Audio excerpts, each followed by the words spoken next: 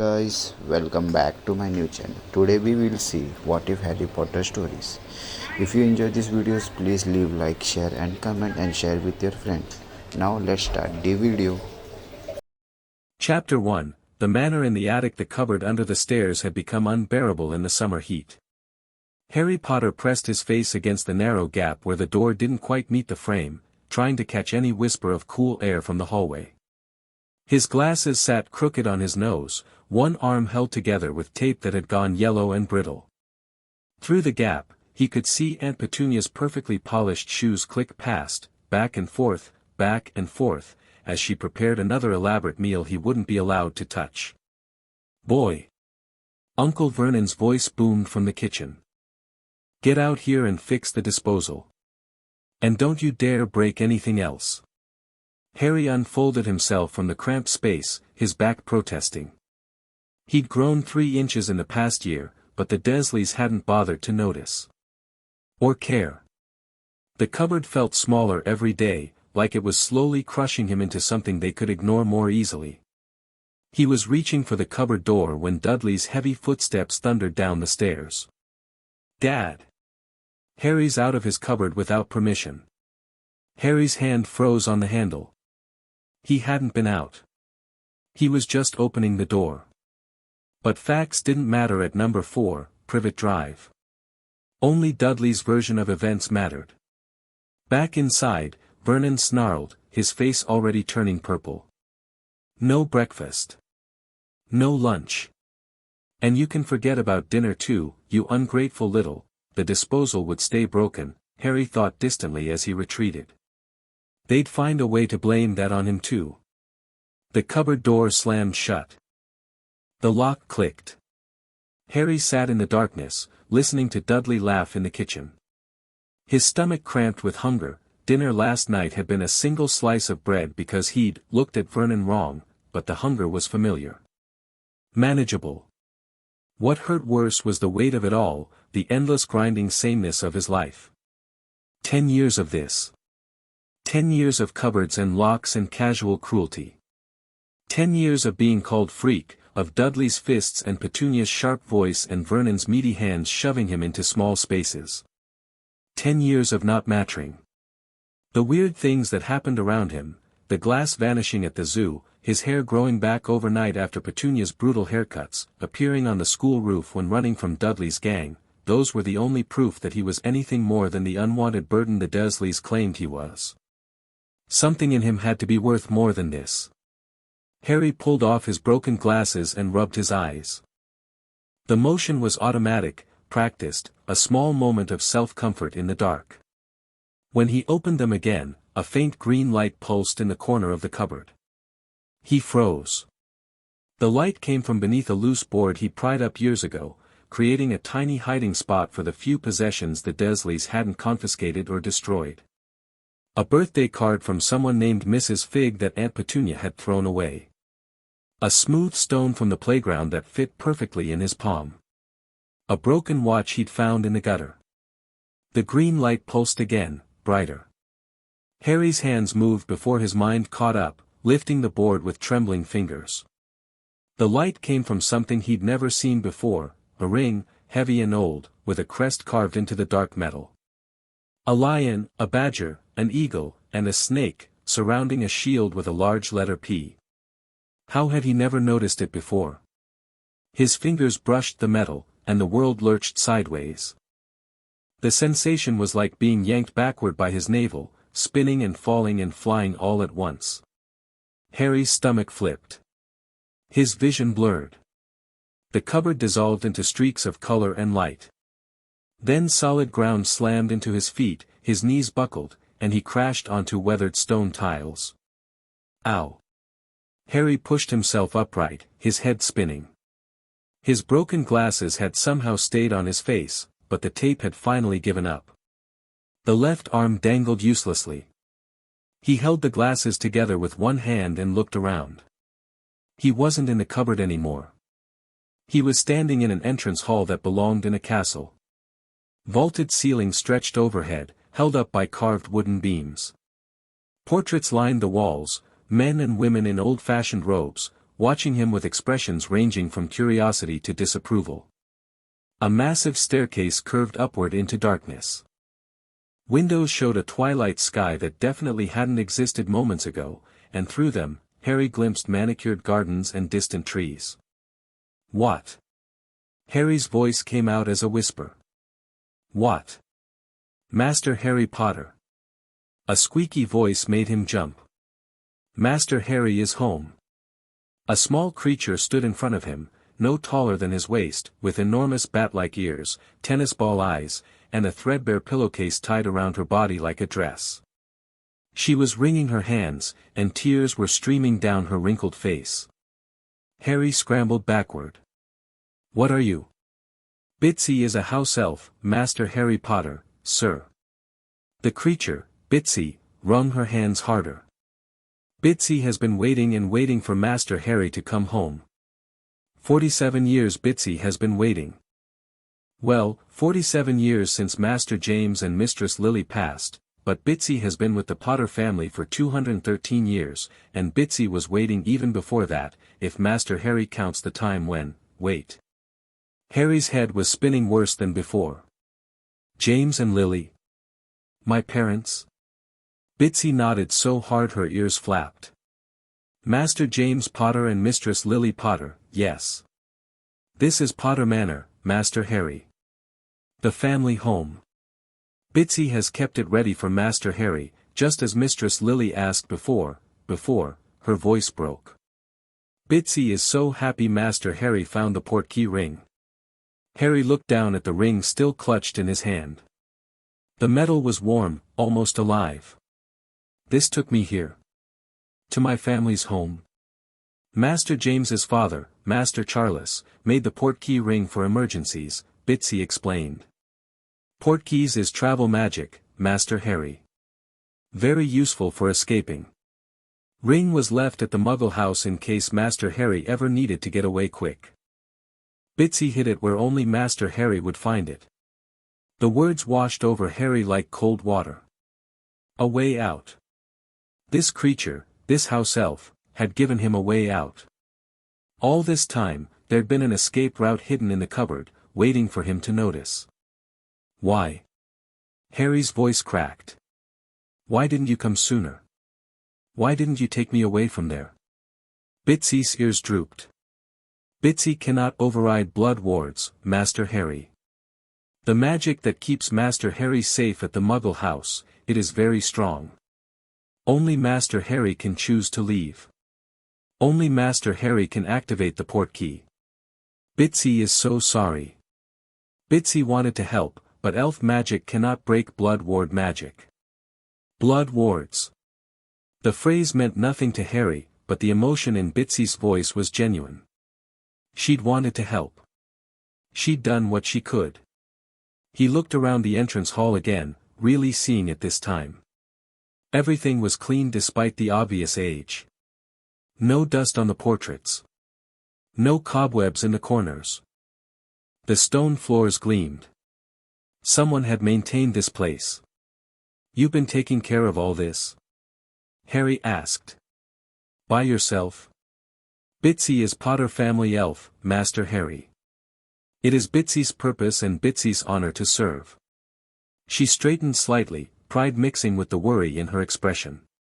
Manor is ready for Master Harry. Bitsy has kept the ward strong, the rooms clean, the library organized. Library? Harry interrupted. His heart kicked into a higher gear. There's a library here. Bitsy's face split into a wide smile. Oh yes, Master Harry.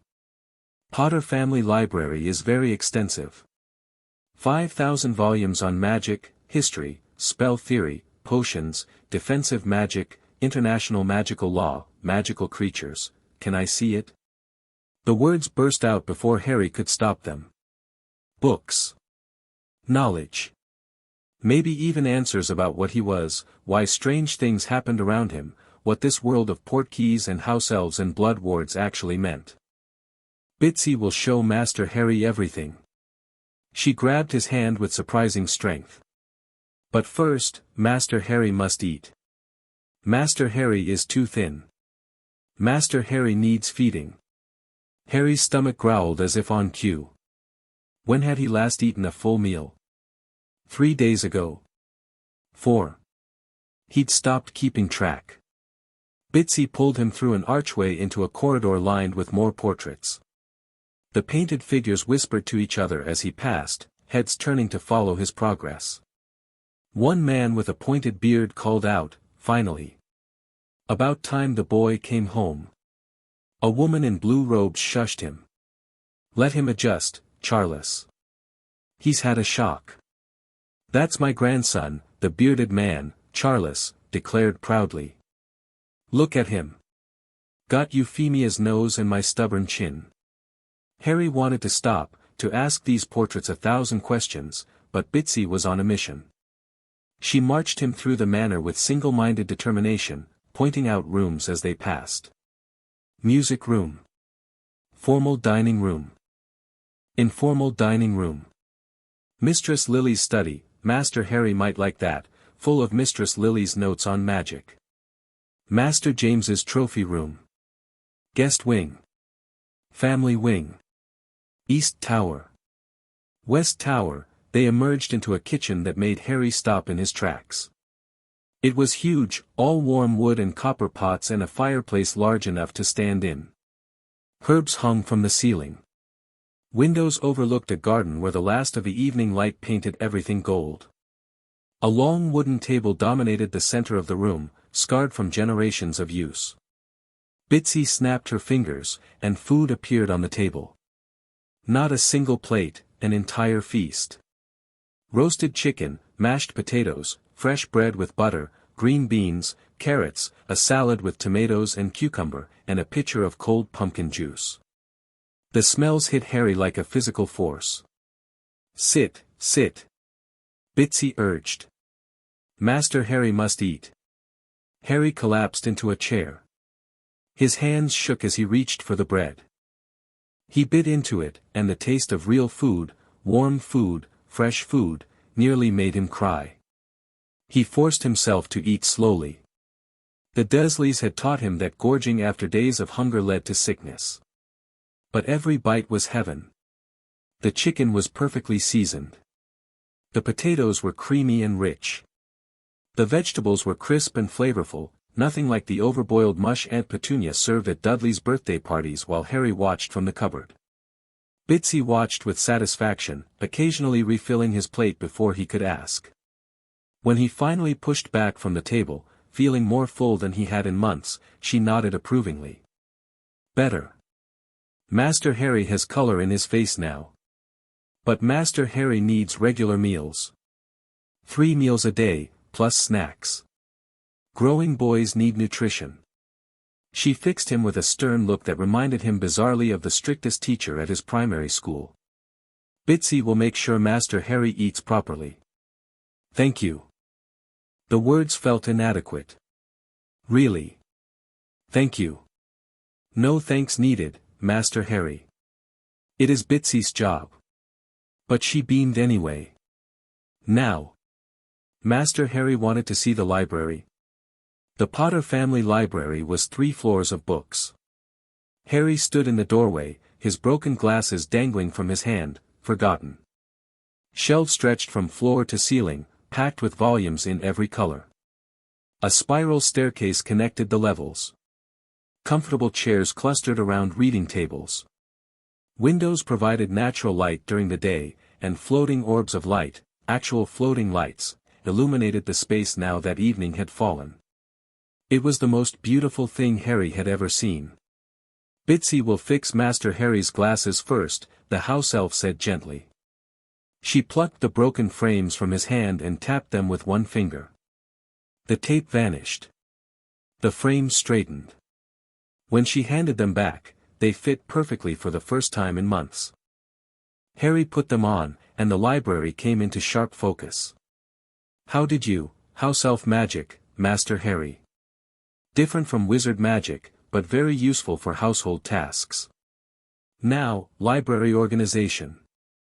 Bitsy pointed to different sections. "History there. Spell theory there. Defense magic there. Potions there. Magical creatures there. International magical law there. Family records there. And there is more in the restricted section upstairs, but Master Harry must learn proper magical safety before accessing those books. Harry barely heard the last part. He was already moving toward the shelves, drawn like a magnet. His fingers brushed the spines. A Beginner's Guide to Magic. Hogwarts, a History. The Standard Book of Spells, Grade 1. Defensive Magic Fundamentals. Understanding Magical Britain. These books could tell him everything. What he was. Where he came from. Why he mattered. He pulled out A Beginner's Guide to Magic and opened it at random. The pages showed diagrams of wand movements and explanations of basic spells. Real magic. Actual magic. This is real, Harry whispered. All of this. It's real. Of course it is real, Master Harry. Bitsy looked confused. Did the Muggles not tell Master Harry about the magical world? The Muggles? Non-magical people, Master Harry. Like Master Harry's aunt and uncle. They didn't tell me anything. Harry sank into the nearest chair, the book heavy in his lap. They called me a freak. They locked me in a cupboard. They acted like I was a problem to be hidden. Bitsy's face darkened, an expression Harry wouldn't have thought possible on the cheerful house elf. That is not right. That is not right at all. Master Harry is not a freak. Master Harry is a wizard from a powerful, ancient family. Master Harry should have been told the truth. A wizard. The word settled into Harry's chest like a key turning in a lock. I'm a wizard, he said aloud, testing the words. I can do magic. Very powerful magic, if Master Harry is anything like Master James and Mistress Lily, Bitsy confirmed. Master Harry should read and learn. Master Harry has much to catch up on. Harry looked at the shelves again, feeling the weight of lost time. 10 years of living in ignorance. 10 years of thinking he was broken, wrong, too strange to exist properly in the world. I want to learn everything, he said. Starting now. Bitsy smiled. Then Bitsy will make Master Harry some tea. It will be a long night. She was right.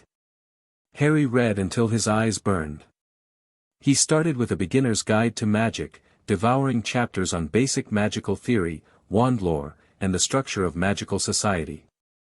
Then he moved to Understanding Magical Britain, which explained the existence of the Ministry of Magic, the Wisengamot, some kind of magical parliament, and the separation between the magical and non-magical worlds. The non-magical world was called the Muggle world. His world. Except it wasn't his world anymore, was it? He was a wizard. He belonged here, in this world of floating lights and house elves and portkeys.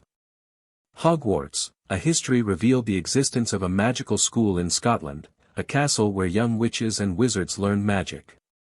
7 years of education, starting at age 11. Harry did the math in his head.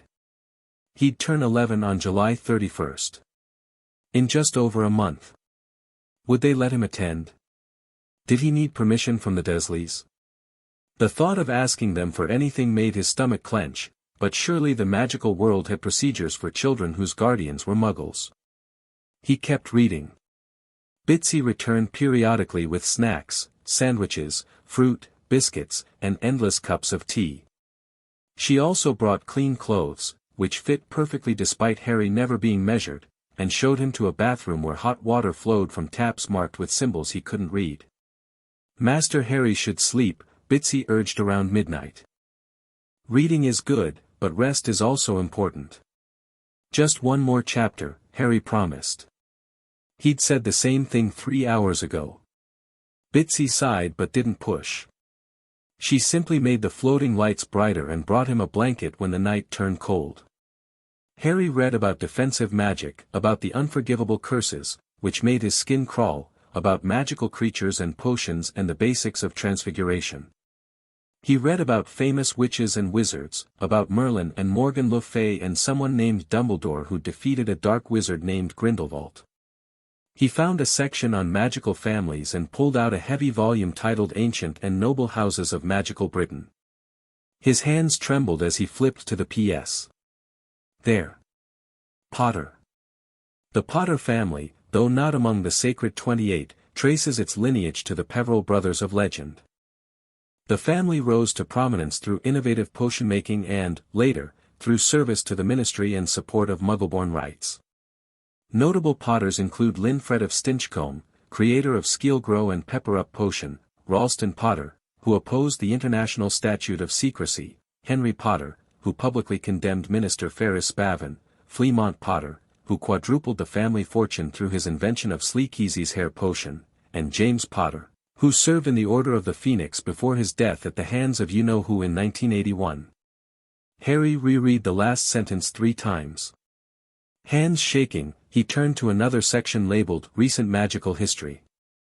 The First Wizarding War, 1970 to 1981, was a period of great darkness in magical Britain. Lord Voldemort, a wizard of extraordinary power and ambition, sought to establish a new world order with pure-blood wizards at the top and Muggleborn stripped of rights or killed. His followers, called Death Eaters, terrorized the magical community for over a decade. The war ended on October 31, 1981, when Voldemort attacked the Potter family in Godric's Hollow. James and Lily Potter were killed, but Voldemort's killing curse mysteriously rebounded when aimed at their infant son, Harry Potter. The Dark Lord was destroyed, and young Harry became known as the boy who lived, the only person to ever survive the killing curse. The book fell from Harry's numb fingers. His parents had been murdered by a dark wizard. He was famous in the magical world for surviving. People called him the boy who lived. And the Dursleys had locked him in a cupboard and called him a freak. Master Harry? Bitsy's voice was gentle.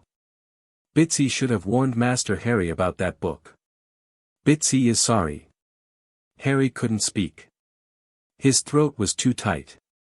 He picked up the book again and forced himself to keep reading. In the aftermath of Voldemort's fall, the wizarding world celebrated. Death Eaters were rounded up and tried. Most were imprisoned in Azkaban, the wizarding prison. Some claimed they had been under the Imperius Curse, one of the unforgivable curses that controls a victim's actions, and were acquitted. Questions remain about how thoroughly the trials were conducted and whether all Death Eaters were brought to justice. Harry Potter himself disappeared from public view after the attack. Albus Dumbledore, chief warlock of the Wizengamot and headmaster of Hogwarts, placed the boy with Muggle relatives for his protection. The location remains secret to this day. Protection. They'd called it protection. Harry thought of the cupboard. Of the locks. Of days without food and Dudley's fists and Vernon's shouting. Of 10 years spent believing he deserved the treatment he received, that he was wrong and broken and too strange to matter. That was protection. Bitsy, Harry said, his voice strange and distant. The blood wards you mentioned. What exactly are they? Blood ward magic uses family blood to create protection, Master Harry. Mistress Lily's sacrifice created powerful magic when she died defending Master Harry. That magic lives in Master Harry's blood and in the blood of Mistress Lily's sister. While Master Harry lives with his aunt, he is protected from you-know-who's followers. So I was safe there. Harry's hands clenched on the book. Safe from Death Eaters. Just not safe from my family. Bitsy does not understand, Master Harry. How much did you see? When you visited the house? Bitsy's ears drooped. Bitsy could not enter the house, Master Harry. Blood wards keep house elves out unless Master Harry is in danger of death. But Bitsy watched from outside sometimes. Bitsy saw Master Harry do chores. Bitsy saw Master Harry treated differently than the large boy. Differently, Harry repeated. Right. He stood abruptly, the chair scraping against the floor. His body felt strange, like it belonged to someone else. Famous. He was famous. And powerful. And important enough that one of the greatest wizards alive had decided where he should live. And nobody had bothered to ask him if he wanted to live in a cupboard. Master Harry should rest, I'm fine. The words came out harsher than he intended. Sorry. I'm fine. I just need air. He walked out of the library without waiting for Bitsy's response, his feet carrying him through unfamiliar corridors. The manor was huge, room after room of furniture covered with dust sheets and portraits that watched him pass with knowing eyes. He found a door that opened onto a garden. The night air was cool and clean. Harry sat on a stone bench and stared at the stars. They were the same stars he'd seen from Privet Drive, but they looked different from here. Brighter. More real. He was a wizard. His parents had died protecting him. He'd survived something impossible. And somewhere out there, people knew his name. But he didn't know theirs. Didn't know his own history. Didn't know anything except what he'd read in a few books over the course of one desperate night. Footsteps crunched on gravel. Harry tensed, but it was just Bitsy, carrying a thick album bound in leather. Master Harry did not see this in the library, she said. Bitsy thought Master Harry might want to look. She set the album on the bench beside him and retreated a respectful distance. Harry opened it with trembling hands. Photographs. But these photographs moved. A young man with messy black hair and glasses grinned at the camera, his arm around a red-haired woman with brilliant green eyes. They waved. They laughed. In another photo, the man was riding a broomstick, actually flying, while the woman watched from the ground, shaking her head with obvious affection. His parents. Harry traced his finger over his mother's face. She looked kind. Happy. Nothing like Aunt Petunia's pinched expression. He turned the page. More photos. His father playing with a large black dog. His mother reading a book, her lips moving with silent words. Both of them standing outside a small cottage, holding a blanket-wrapped bundle. Him. That was him. There was a photo of his mother holding him up to the camera, his baby face scrunched with concentration. His father leaning over both of them, making faces to get the baby to smile. They'd loved him. He could see it in every picture, in the way they held him, in the softness of their expressions. And then they'd died, and he'd ended up in a cupboard. Harry closed the album carefully. Bitsy. Can I ask you something? Anything, Master Harry. If my parents wanted me to be safe, and this Dumbledore person put me with the Dursleys, do you think my parents would have wanted that? If they knew how things would be. Bitsy was quiet for a long moment. Bitsy thinks Mistress Lily and Master James would want Master Harry to be happy and safe. Both happy and safe. Not just one. Then they didn't get what they wanted. Harry stood, the album tucked under his arm. Because I wasn't happy. And I don't think cupboards and starvation count as safe, even if there are magical wards. What will Master Harry do? Good question. What would he do? He couldn't go back to Privet Drive. The thought of returning to that cupboard, to the locks and the hunger and the endless smallness of his existence there, made something in his chest rebel. But he couldn't just disappear either. There were laws, apparently. Rules. And he was famous enough that people would notice if the boy who lived vanished. I'll figure something out, Harry said. But first, I need to learn more.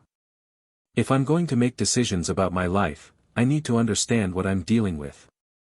That is very wise, Master Harry. And Bitsy? Harry looked at the house elf directly. Thank you for hiding the Portkey ring. Thank you for giving me a way out. Bitsy's eyes filled with tears again. Master Harry is welcome.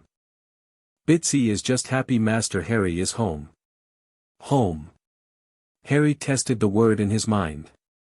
Potter Manor didn't feel like home yet, it was too big, too strange, too full of history he didn't understand. But it felt like possibility.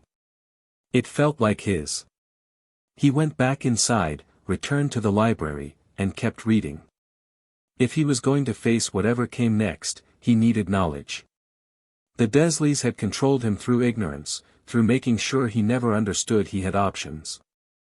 Never again. The next 2 days passed in a blur of books and meals and exploration. Harry read about magical theory until his head spun. He explored the manor, finding rooms full of furniture and memories and the ghosts of people he'd never known. He discovered a trunk in what Bitsy called his father's old room, full of school supplies, a photo album, letters from friends, and a folded piece of parchment that refused to reveal its contents no matter how much Harry glared at it. He also found a wardrobe full of robes in varying sizes, including some that fit him perfectly. Bitsy explained that magical clothing adjusted to the wearer, within reason. Harry changed out of Dudley's cast-offs for the first time in his life and stared at himself in a mirror. He looked different in robes. Older. More real. On the third morning, he was eating breakfast, eggs and toast and fresh fruit, all of which still felt like a miracle, when Bitsy appeared with an envelope. This arrived by owl post, Master Harry. Owl post? Wizards use owls to deliver letters, Master Harry. Very reliable. This owl left the letter on the front step and flew away. It was not a Potter family owl. Harry took the envelope. Heavy parchment, sealed with wax. His name was written in precise script, Mr. H. Potter, The Study, Potter Manor. He broke the seal and unfolded the letter. Dear Mr. Potter, it has come to the attention of the Department of Magical Law Enforcement that unauthorized magic was detected at number 4, Privet Drive, 3 days ago. Specifically, an unregistered Portkey was activated within the bounds of Muggle territory. Additionally, concerned neighbors have reported suspicious circumstances regarding the household, including the observation of a child residing in a cupboard under the stairs. The department is obligated to investigate such reports. An officer will arrive at Potter Manor tomorrow at 10 o'clock in the morning to discuss these matters. Your cooperation is appreciated. Regards, Director Amelia Bones, Department of Magical Law Enforcement. Harry read the letter twice. Then he looked at Bitsy. Did you report the Dursleys? Bitsy tried to look innocent. Bitsy may have mentioned to an old friend who works in the ministry that Master Harry was being kept in a cupboard. Bitsy's friend may have been horrified. Bitsy's friend may have told other people. You reported them, Harry said again, something warm unfurling in his chest. You got me out and then you made sure I couldn't be sent back. Bitsy could not let Master Harry go back to that place, the house elf said firmly. Master Harry deserves better. The law says wizarding children must be treated properly. Even if they live with muggles. Harry looked at the letter again. Tomorrow morning. Someone from the magical government would come here, to Potter Manor, and ask him questions about the Dursleys. Part of him wanted to run.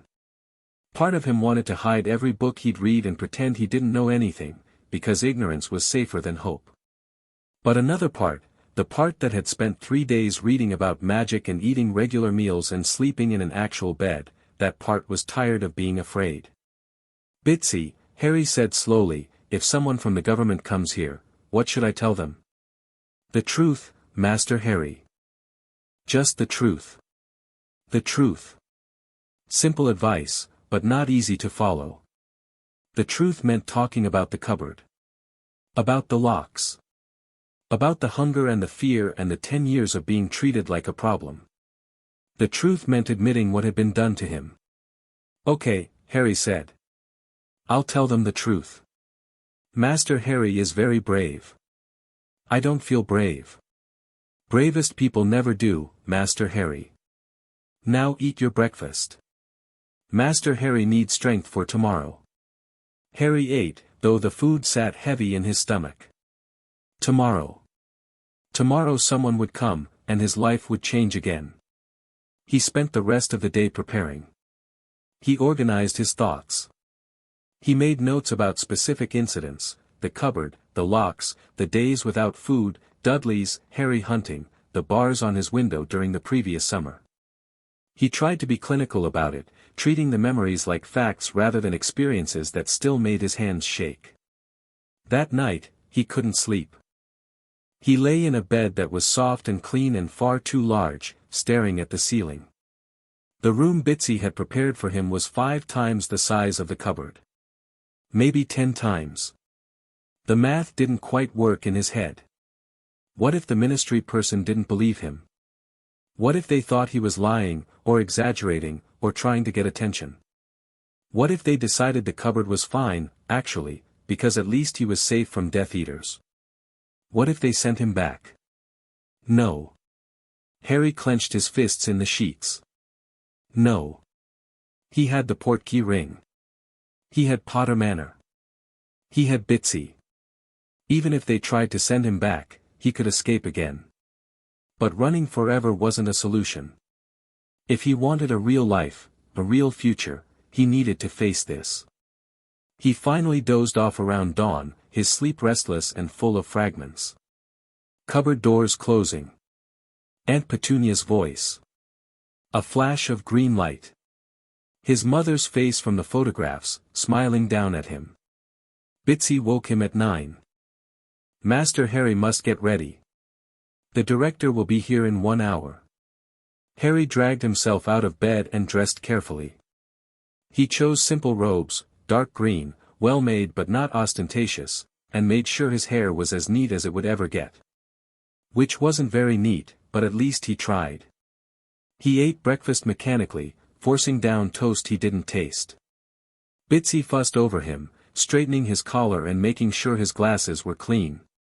At exactly 10 o'clock, the wards around Potter Manor chimed, a soft, musical sound that Bitsy said meant someone had arrived at the gate. "Let them in?" Bitsy asked. Harry nodded, not trusting his voice. A moment later, footsteps echoed in the entrance hall.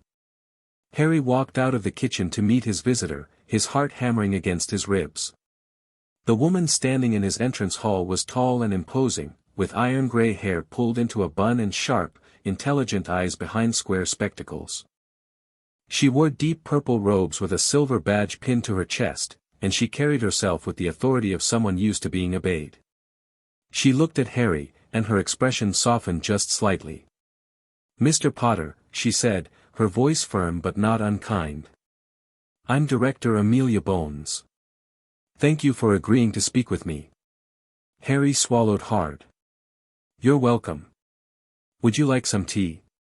It was what Aunt Petunia always offered visitors, though she'd never let Harry prepare it. The words felt automatic, a social script to hide behind. Director Bones studied him for a long moment. "Tea would be lovely. Shall we sit?" They ended up in what Bitsy called the informal sitting room, still grander than anything at number 4, but less intimidating than some of the manor's other spaces. Bitsy served tea in delicate china cups and then disappeared, though Harry suspected she was lurking nearby.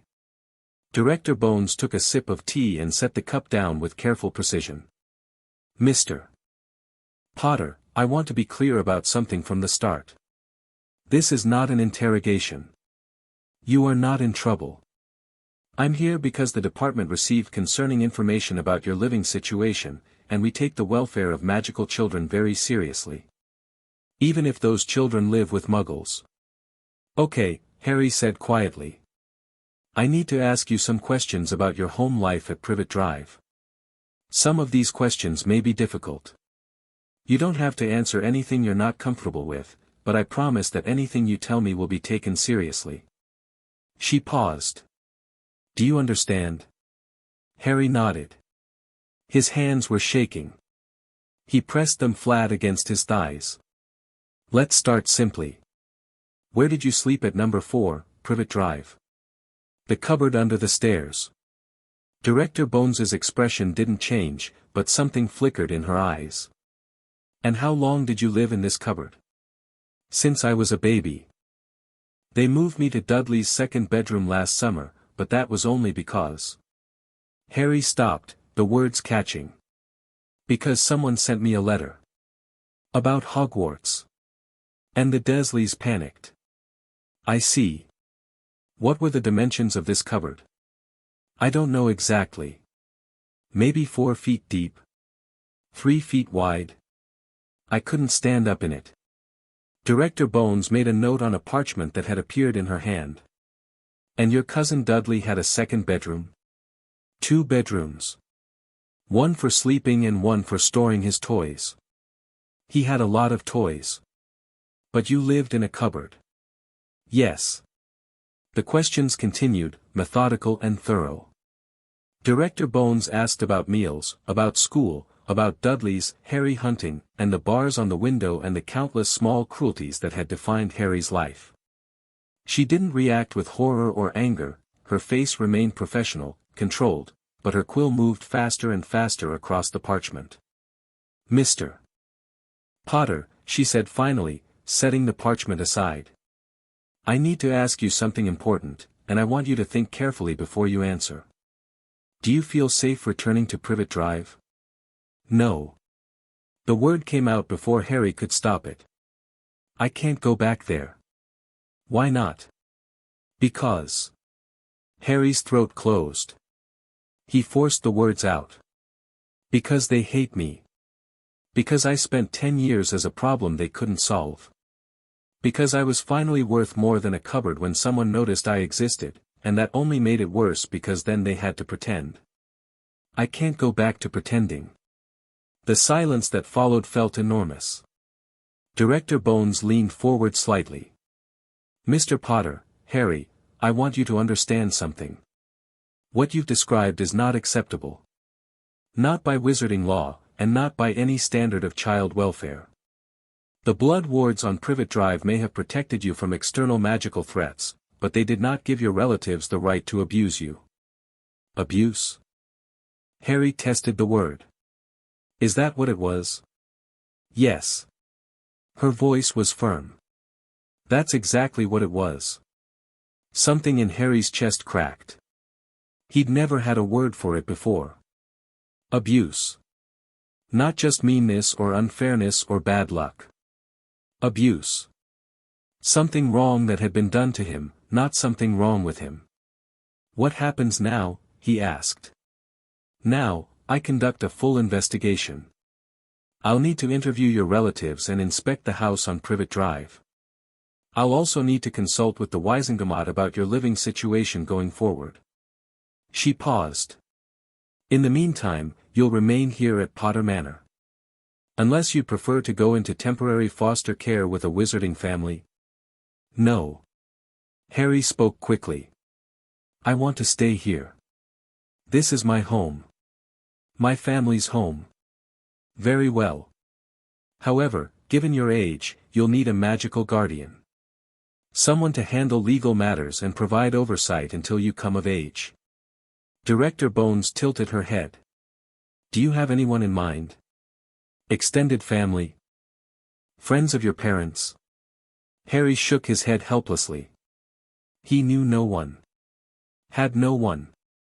I'll look into your options, Director Bones said. In the meantime, you have my word that no one will force you to return to Privet Drive. The wards will be maintained through alternative means, and you'll be safe here. Safe here. At Potter Manor. In his own home. Thank you, Harry whispered. Director Bones stood, and Harry stood with her. She looked at him for a long moment, something almost gentle in her sharp features. You're very brave, Harry. Coming forward about this takes courage. Many children in your situation stay silent because they don't think anyone will believe them or help them. I didn't come forward, Harry said honestly. My house elf did. Then you have a very loyal house elf. She smiled slightly. I'll be in touch within the week. If you need anything in the meantime, you can send an owl to the Department of Magical Law Enforcement, attention Director Bones.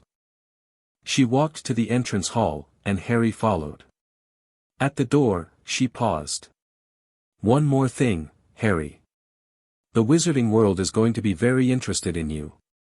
They already are, actually. The boy who lived. You should prepare yourself for attention. I don't want attention, Harry said. I just want to learn magic and go to school and be normal. Normal is overrated. But I understand the sentiment. Director Bones nodded once, sharp and decisive. Take care, Mr. Potter. She walked out into the gardens, and a moment later, there was a soft crack like a whip snapping, the sound of apparition, Bitsy had taught him, and she was gone. Harry stood in the doorway for a long time, staring at the empty space where she'd been. Master Harry did very well, Bitsy said from behind him. I told her everything. Harry's voice sounded strange. About the cupboard.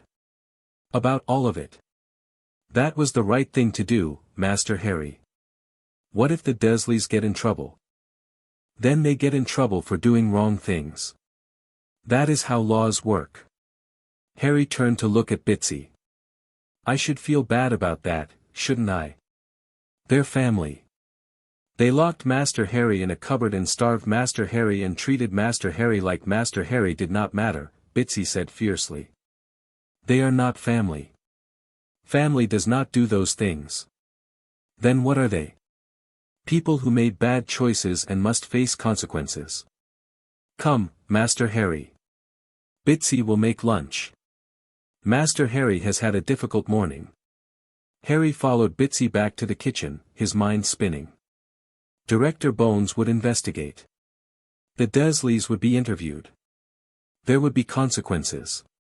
And he would stay here. At Potter Manor. Learning magic. Building a life. It felt too good to be true. But it was true. Director Bones had said so. He was safe here. For the first time in 10 years, Harry Potter was safe. That night, he returned to the library and pulled out a book on basic household spells. If this was really his home, if he was really going to stay, then he wanted to understand how it worked. The wards, the magic, the way the manor seemed to hum with latent power. He found a section on blood wards and read with growing fascination. His mother's sacrifice had created protection, yes. But the wards at Privet Drive were anchored by blood relation and proximity. The wards at Potter Manor were different, anchored by bloodline and inheritance. As long as a Potter lived here, the manor was protected. Ancient magic, the book said. Family magic. His magic. Harry set the book aside and looked around the library. This place held his family's history. Their knowledge. Their legacy. Not just his parents, but generations of Potters stretching back centuries. He wasn't just Harry Potter, the boy who lived. He was Harry Potter, heir to an ancient family. And he had work to do. He pulled out another book and kept reading. 3 days after Director Bones's visit, Bitsy appeared in the library with another letter. This one was also sealed with official-looking wax, but the handwriting was different, elegant, flowing script that reminded Harry of calligraphy. Dear Master Harry, my name is Andromeda Tonks, and I was a friend of your mother's during our school years. I was saddened to hear of Lily's passing and even more saddened to learn that you were placed in circumstances unworthy of her sacrifice. Director Bones has informed me that you are currently residing at Potter Manor and may benefit from guidance regarding your magical education and social integration. If you are amenable, I would be honored to call upon you and offer what assistance I can. Your mother was a brilliant witch and a dear friend. I hope to help her son navigate the world she loved. With warm regards, Andromeda Tonks. Harry read the letter 3 times. A friend of his mother's. Someone who'd known her, talked to her, understood her. Should I say yes? Harry asked Bitsy. Mistress Andromeda is a good witch, Bitsy said. Her family disowned her for marrying a Muggleborn, but she is kind and very smart. Mistress Lily spoke highly of her. Disowned for marrying a Muggleborn. Harry thought of his mother, who'd been Muggleborn herself according to the books he'd read. Thought of the casual mentions of blood purity and prejudice that kept appearing in his reading. The magical world wasn't perfect, then. Wasn't automatically better just because it was magical. But this Andromeda Tonks had defied her family. Had been his mother's friend. And Director Bones trusted her enough to suggest the connection. Tell her yes, Harry said. I'd like to meet her. Bitsy beamed and disappeared with a crack. Harry returned to his books, but his mind was elsewhere. People were entering his life now. Director Bones. Andromeda Tonks. Soon there would be more, teachers, classmates, whoever the ministry assigned as his magical guardian. The isolation of Potter Manor was temporary. Eventually, he'd have to face the wizarding world properly. Face the attention Director Bones had warned him about. Face the expectations that came with being the boy who lived. But not today. Today, he could sit in his library and read about magic and eat regular meals and sleep in a real bed. Today, he could be just Harry, learning what he'd been denied for 10 years. Tomorrow could wait. He pulled another book from the shelf and settled into his chair. Outside, the sun was setting over Potter Manor's gardens, painting the world in shades of gold and amber. Inside, the floating lights cast a warm glow over thousands of books full of knowledge and possibility. Harry Potter was home. And whatever came next, he would face it on his own terms.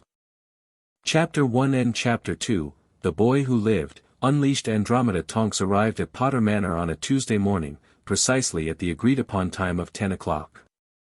Harry watched from the library window as she approached the manor gates, a tall woman with dark hair streaked with silver, wearing deep blue robes and carrying herself with quiet dignity.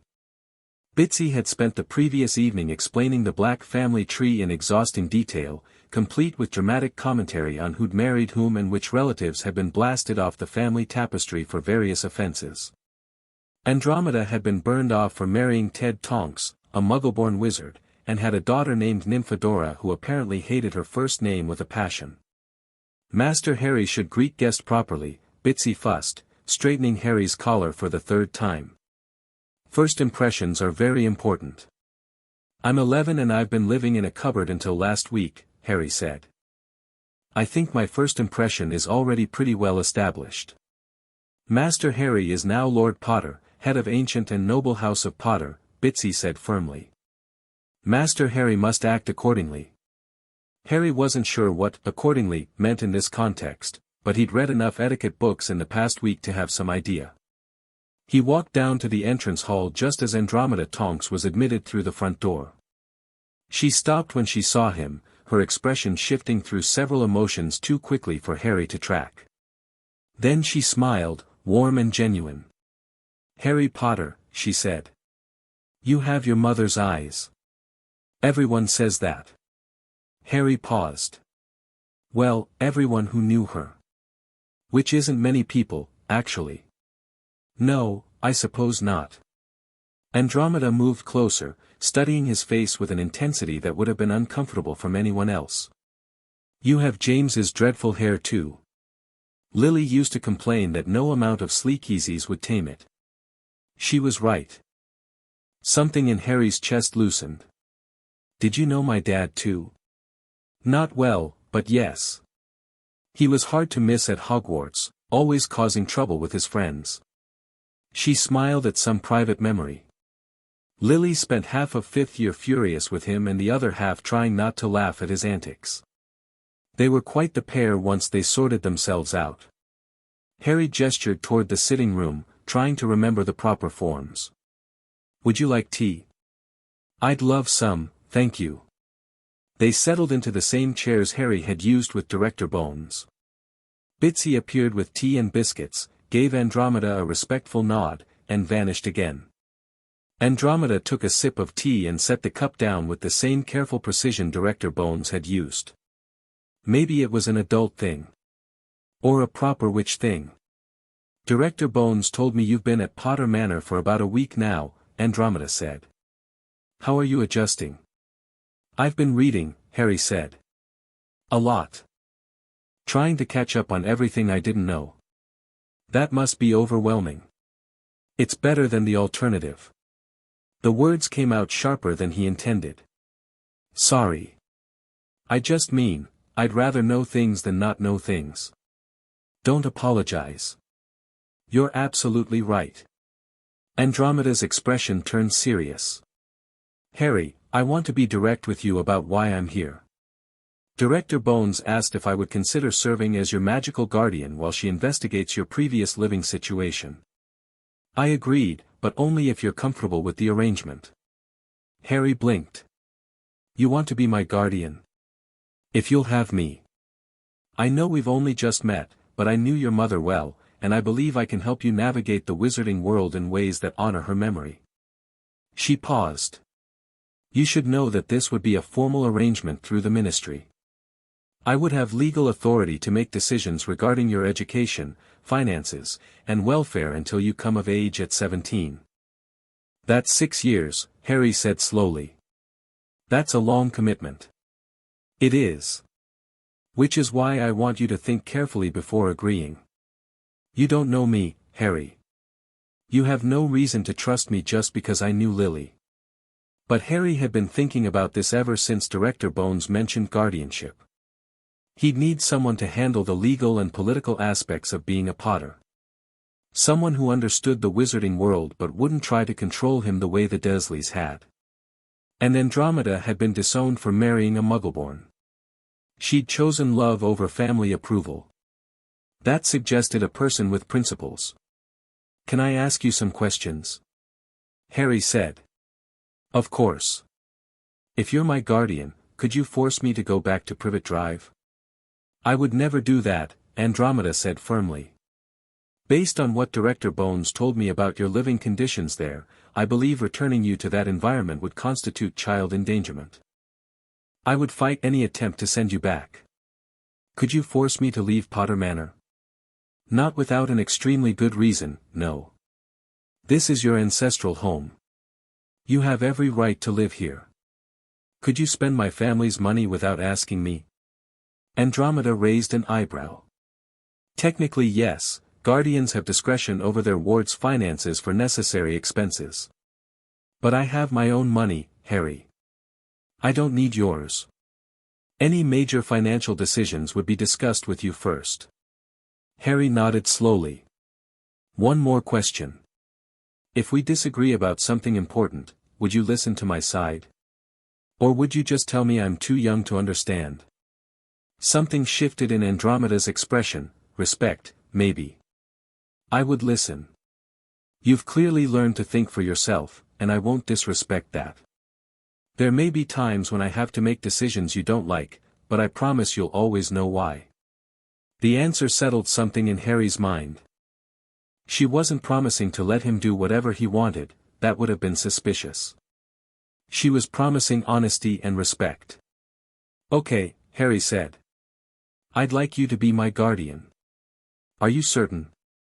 You don't have to decide right now. I'm certain. You knew my mum. You can teach me about the wizarding world. And you're not trying to pretend this is about anything except what it is, someone helping me because I need help. Andromeda's eyes brightened suspiciously. Your mother would be proud of you, Harry. You have her directness. I don't remember her at all, Harry admitted. I was too young. All I have is pictures and stories. Then I'll share every story I can. But Harry, Andromeda leaned forward slightly. You should know that accepting me as your guardian will have political implications. The Black family disowned me, but blood is blood. Some pureblood families will judge you for associating with me. Others will see it as a statement. A statement about what? That you don't care about blood purity politics. That you're willing to ally yourself with someone who married a Muggleborn. She smiled slightly. Your mother married a pureblood from an old family, but she never let anyone forget she was Muggleborn herself. If you follow in her footsteps, you'll make enemies. Harry thought of the cupboard. Of 10 years being treated as less than because of something he couldn't control. The magical world might have different reasons for its prejudices, but prejudice was prejudice. I don't want to make enemies, Harry said honestly. But I'm not going to pretend to believe things I don't believe just to avoid them. Good. Andromeda's smile widened. Then we'll get along very well indeed. They spent the rest of the morning discussing practicalities. Andromeda would file the guardianship papers with the ministry immediately. She would handle correspondence and official matters while Harry focused on preparing for Hogwarts. She would also begin teaching him the social navigation skills he'd need to survive Wizarding Society. "You're famous, Harry," Andromeda said bluntly.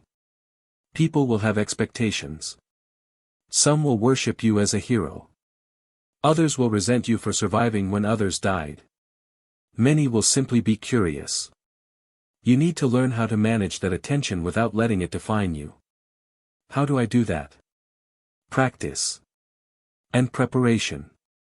Which brings me to an important question, have you received your Hogwarts letter yet?" Harry shook his head. "Director Bones said it should arrive soon, but I haven't seen anything." "Then it will probably come in the next few days. July 31st is the traditional delivery date for letters to Muggleborn students, but children from Wizarding families often receive theirs earlier." She paused. "When it does arrive, we'll need to take you to Diagon Alley for your school supplies." The thought made Harry's stomach clench with anxiety and excitement in equal measure. Diagon Alley. The magical shopping district he'd read about. Full of wizards and witches who might recognize him.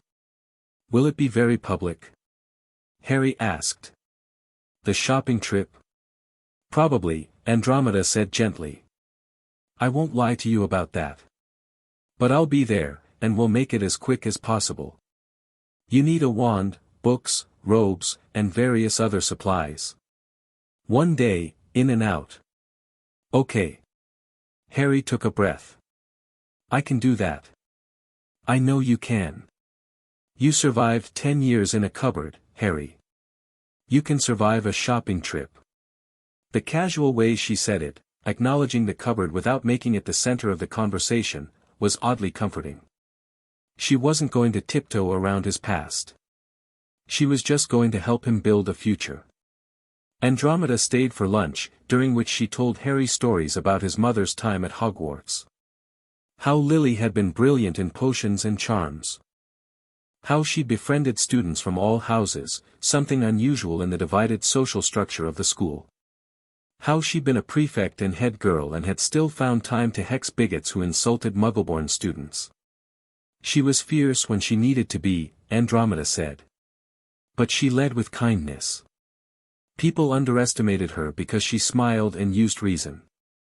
Then she'd demolish them in a duel and they'd realize their mistake. Harry grinned. "I like that. You should. It's a good model for how to handle the world you're entering." Andromeda stood, brushing crumbs from her robes. "I should go. I need to file the guardianship papers and make some arrangements.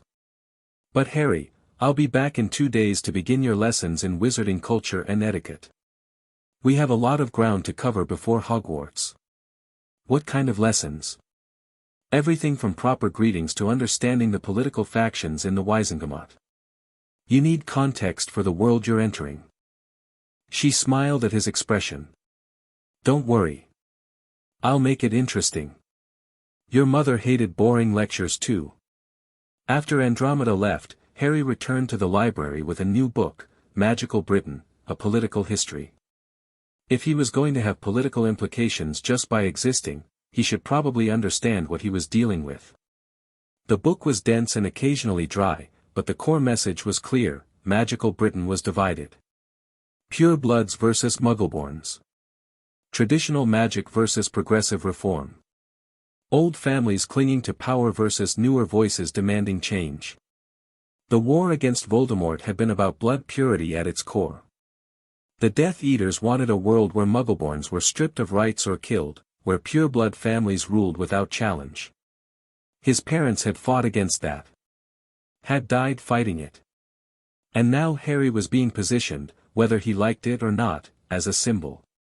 The boy who lived. The child who survived the killing curse and defeated the darkest wizard of the age. No pressure.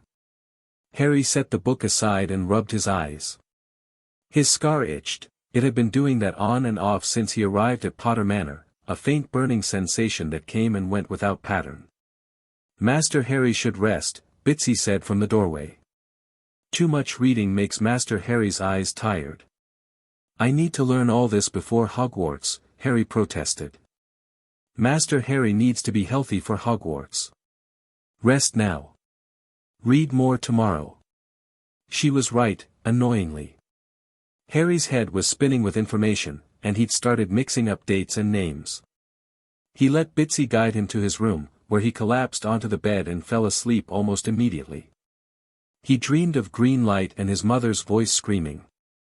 But this time, when he woke, he was in Potter Manor. Safe. Home. The Hogwarts letter arrived 4 days later, delivered by a tawny owl that landed on the breakfast table and stuck out its leg imperiously. Harry untied the parchment with shaking hands. Bitsy hovered nearby, practically vibrating with excitement. The envelope was heavy, addressed in emerald ink, Mr. H. Potter, the master bedroom, Potter Manor. He opened it carefully and pulled out the letter. Hogwarts School of Witchcraft and Wizardry Headmaster, Albus Dumbledore, Order of Merlin, First Class, Grand Source, CHF, Warlock, Supreme Mugwump, International Confeed, of Wizards, Dear Mr. Potter, we are pleased to inform you that you have been accepted at Hogwarts School of Witchcraft and Wizardry. Please find enclosed a list of all necessary books and equipment. Term begins on September 1st. We await your owl by no later than July 31st. Yours sincerely, Minerva McGonagall. Deputy Headmistress Harry read the letter 3 times. Accepted. Of course he was accepted, he was magical. But seeing it in writing, official and real, made something in his chest swell with emotion he couldn't quite name. He was going to Hogwarts. He was going to learn magic properly. He was going to be a wizard. Master Harry must send reply immediately, Bitsy said. Very important to confirm attendance. Can you show me how? I've never used an owl before. Bitsy produced parchment and a quill from somewhere and helped Harry compose a brief acceptance letter. The tawny owl waited patiently, munching on bacon Bitsy provided, and then flew off with the reply tied to its leg. Harry looked at the school supplies list. Books on transfiguration, charms, potions, history of magic, defensive magic, astronomy, and herbology. A wand. Robes. A cauldron. Potion ingredients. One optional pet, owl, cat, or toad. When should we go to Diagon Alley? Harry asked. Bitsy will contact Mistress Andromeda, the house elf said. Shopping trip should be soon. Master Harry needs to be properly equipped. Andromeda arrived that afternoon with a smile and a plan. Tomorrow morning, she said. Early, before the crowds get too thick. I've already contacted Gringotts to arrange vault access. We'll get your money first, then work through the list. Is there much in my vault? Harry asked. He'd read about Gringotts, the goblin-run bank that held wizarding fortunes, but hadn't thought much about his own finances. Your parents left you well provided for, Andromeda said diplomatically. The Potter family has old money, and your father's invention of Sleekeasy's hair potion added considerably to the fortune. You won't want for anything, Harry. The idea of having money, real money, not the handful of coins he'd occasionally found in the street, was bizarre. But then again, everything about the past 2 weeks had been bizarre. That evening, Harry tried on the robes Bitsy had adjusted for him. They fit perfectly, falling in clean lines that made him look older. More official. He stared at himself in the mirror and barely recognized the boy looking back. Not a freak. Not a burden. A wizard. A Potter. He could do this.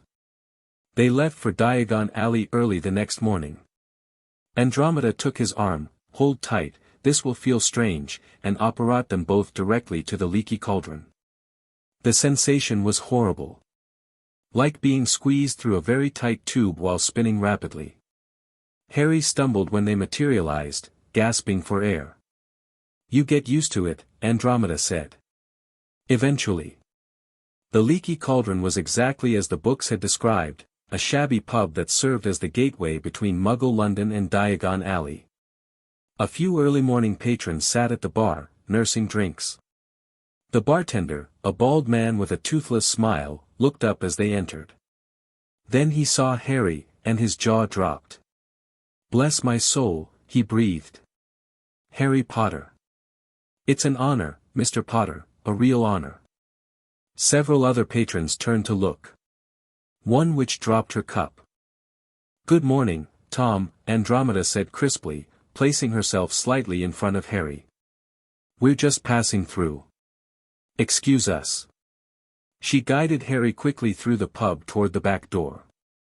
But people were standing now, pressing closer, all wanting to shake his hand or touch him or just stare. Is it really him? The boy who lived? Look at the scar. Harry's hand moved involuntarily to his forehead, covering the lightning bolt scar he'd had for as long as he could remember. The one the Dursleys had told him came from the car crash that killed his parents. Not a car crash. A murder. And now everyone knew it.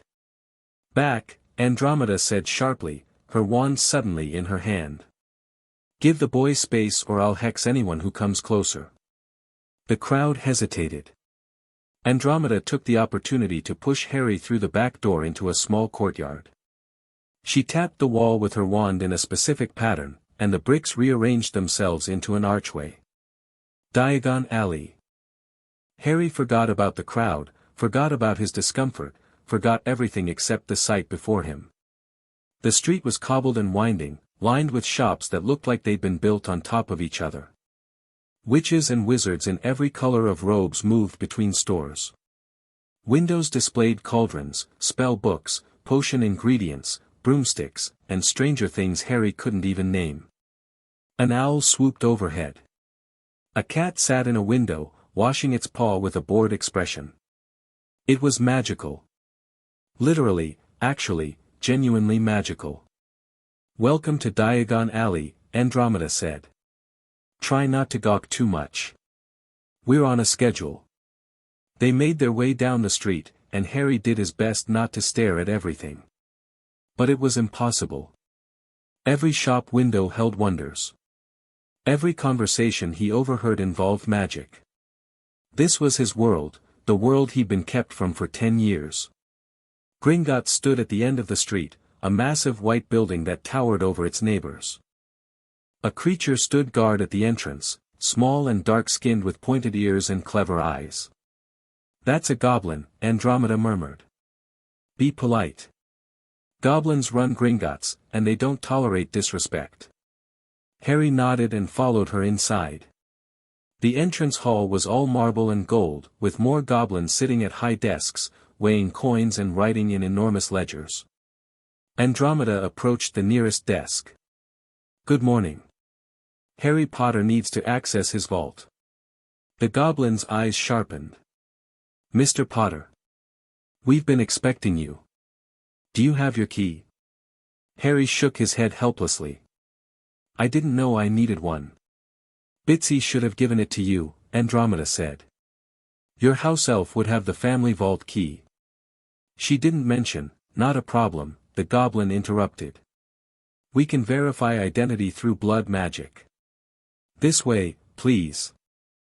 They were led to a private office where a senior goblin, introduced as Goldgrip, performed a series of tests involving a silver knife, a drop of Harry's blood, and a complex spell that made the blood glow green. "Confirmed," Goldgrip said with satisfaction. "Harry James Potter, heir to the Potter family seat. I'll have a new key made immediately. In the meantime, we can proceed with vault access." "How much is in the vault?" Harry asked. "I should probably know." Goldgrip's expression shifted, something that might have been approval. "Direct questions." "Good. The Potter family vault contains approximately 43,000 galleons, 800 sickles, and 200 nuts. At current exchange rates, that's roughly £215,000 sterling. Harry stared. "What? Your parents were wealthy, Mr. Potter. Your grandfather quadrupled the family fortune with Sleekeasy's hair potion sales. Your father invested wisely. And the Potter estate includes properties beyond just the manor. £200,000. That was. Harry couldn't even process it. The Dursleys had scraped by despite Vernon's decent salary, always complaining about expenses. And Harry had more money than they'd see in a lifetime. There are also several high-security vaults containing family heirlooms and artifacts, Goldgrip continued. But those require additional authorization to access. For today, we'll visit the main vault only. The cart ride to the vault was terrifying and exhilarating. They plunged into the depths of Gringotts, whipping around corners, dropping down steep slopes, barely avoiding collision with other carts. Harry's stomach lurched repeatedly, but he couldn't stop grinning. The vault itself was enormous, piled high with gold galleons and silver sickles and bronze nuts. Stacks of coins gleamed in the torchlight. "Take what you need," Andromeda said. "I'd suggest filling a bag for immediate expenses and leaving the rest." Harry scooped coins into the bag the goblins provided, his hands shaking slightly. This was his. All of this was his. Not because he'd earned it, but because his parents had died and left it to him. The thought sobered him. He closed the bag and nodded to Goldgrip. "Thank you. Gringotts is always at your service, Mr. Potter. When you're ready to discuss your full financial holdings, I would be happy to arrange a comprehensive meeting." They rode the cart back up, Harry's stomach protesting the entire way, and emerged into the entrance hall. Several goblins nodded respectfully as they passed. "That was intense," Harry said once they were back on the street. "That was the easy part," Andromeda replied. "Now comes the actual shopping." She wasn't wrong. The next few hours were a blur of shops and purchases and constant attention. Madame Malkin's for robes, where Harry stood on a stool while a witch with measuring tapes pinned and adjusted fabric. The apothecary for potion ingredients, where the shelves held jars of things Harry didn't want to identify. Flourish and blots for books, where he grabbed the required texts and then added several more that looked interesting. At every shop, people stared. Whispered. A few approached to shake his hand or thank him for defeating Voldemort. One woman cried and said his parents were heroes. A photographer from the Daily Prophet tried to take his picture until Andromeda chased him off with creative hexes. By the time they reached Ollivander's, the wand shop, a narrow building with peeling gold letters above the door, Harry was exhausted. "Last stop," Andromeda promised. "Then we'll go home." The shop was quiet and cramped, every inch of wall space covered with narrow boxes. A single chair sat in the corner. No customers, no sound except the faint creak of old wood. "Good afternoon," a soft voice said. An old man appeared from the back of the shop, his wide, pale eyes gleaming in the dim light. He looked ancient and strange, and he studied Harry with an intensity that made the hair on the back of Harry's neck stand up. "Ah yes," Mr. Ollivander said. "Yes, yes. I thought I'd be seeing you soon. Harry Potter." He moved closer, still staring. "You have your mother's eyes. It seems only yesterday she was in here herself, buying her first wand. 10¼ inches long, swishy, made of willow. Nice wand for charm work. You remember everyone's wand?" Harry asked. "Every wand I've ever sold, Mr. Potter. Every single one." Ollivander smiled, and it wasn't entirely comforting. "Now then, let's see what we can find for you." The next hour was one of the strangest of Harry's life. Ollivander pulled box after box from the shelves, handing Harry wands that didn't work. Some did nothing. Some sparked. One exploded a vase. Another caught fire. "Tricky customer, eh?" Ollivander murmured. "Not to worry, we'll find the perfect match." More boxes. More wands. Harry was starting to think he might actually be wand-resistant when Ollivander paused, a strange expression crossing his face. "I wonder," the wand maker said slowly. "Yes, I wonder." He disappeared into the back and returned with a single box, dust-covered and obviously old. He opened it with careful hands. "Holly and phoenix feather. 11 inches. Nice and supple. Give it a try. Harry took the wand, and warmth flooded his hand. It felt right immediately, like picking up something that had always belonged to him. He gave a small wave, and golden sparks showered from the tip. Oh, bravo! Ollivander clapped his hands. Yes, indeed. Very good. Is that normal? Harry asked. The sparks.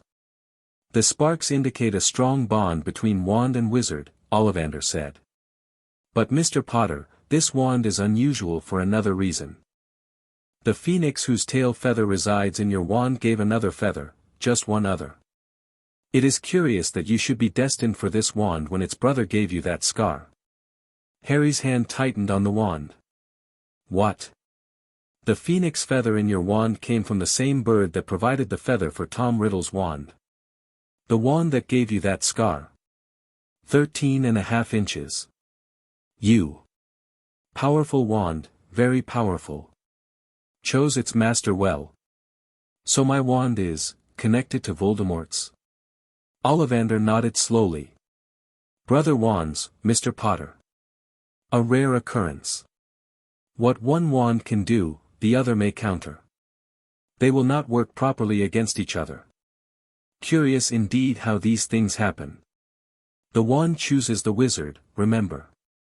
I think we must expect great things from you, Mr. Potter. After all, he who must not be named did great things, terrible, yes, but great. Harry swallowed hard. Can I have a different wand? No wand will work better for you than this one, Mr. Potter. The wand has chosen. To deny it would be to deny your own magic. Ollivander wrapped the wand carefully. 7 galleons, please. Harry paid in a daze and followed Andromeda out of the shop. The afternoon sun felt too bright after the dimness of Ollivander's. Are you all right? Andromeda asked quietly. My wand is connected to the wand that killed my parents. Harry's voice sounded flat. That's not exactly comforting. No, it's not. But Ollivander is never wrong about wand matches. If that wand chose you, it's because you need it. She took his arm. Come on. Let's go home. You've had enough for one day. They apparat back to Potter Manor, and Harry immediately collapsed into a chair in the sitting room. His bag of school supplies sat at his feet, books and robes and potion ingredients and one holly wand with a phoenix feather core. Brother to Voldemort's wand. Destined to expect great things. The boy who lived. I didn't ask for any of this, Harry said to the empty room. No one asks for their destiny, Andromeda said from the doorway. But we can choose what we do with it. Your parents chose to fight. You survived because of their choices. Now you get to make your own. Harry looked at his wand, still wrapped in Ollivander's paper. Great things. The wand maker had said to expect great things. But Voldemort had done great things too, according to Ollivander. Terrible things, but great. Harry didn't want to be terrible. He just wanted to learn magic and go to school and maybe, possibly, eventually feel like he belonged somewhere. Was that too much to ask? Master Harry should eat dinner, Bitsy announced, appearing with a tray. Master Harry had a very long day. Food will help. Harry took the plate gratefully. Roast chicken and potatoes and vegetables. Normal food. Normal things. He could do this. He could be Harry Potter, wizard, student, person. He didn't have to be the boy who lived every second of every day. That night, lying in bed, Harry thought about the crowds at the Leaky Cauldron. The stairs. The whispers. The photograph in the Prophet the next morning, Andromeda showed it to him with a grimace. I'm sorry, I couldn't stop them all. The headline read, The Boy Who Lived, Alive and Well. The article speculated about where he'd been, why he hadn't appeared in public before, what his presence meant for the future of magical Britain. It mentioned the investigation into the Dursleys, now public knowledge, and the controversy over blood ward placements. Harry was news. His life was news. His choices would be analyzed and debated by strangers who thought they knew him. He pulled the covers over his head and tried not to think about it. The next few weeks passed in a strange rhythm. Andromeda came every other day to teach him about wizarding culture, how to address different social classes, which families aligned with which political factions, the basics of proper etiquette in formal settings. Harry soaked up the information, recognizing that knowledge was armor in a world that would judge him constantly. Director Bones visited twice more. The first time, she brought news that the Dursleys were being charged with child endangerment and violation of the statute of secrecy. Apparently Aunt Petunia had told several neighbors that Harry was a dangerous delinquent attending St. Brutus's secure center for incurably criminal boys. They'll face trial in August, Bones said. You may be called to testify. I'll do it, Harry said immediately. Whatever you need. The second visit was more complicated. Bones arrived with a thin woman in brown robes who introduced herself as Arabella Figg. Mrs. Figg has something to tell you, Harry, Bones said. I think you should hear her out. Mrs. Figg twisted her hands nervously.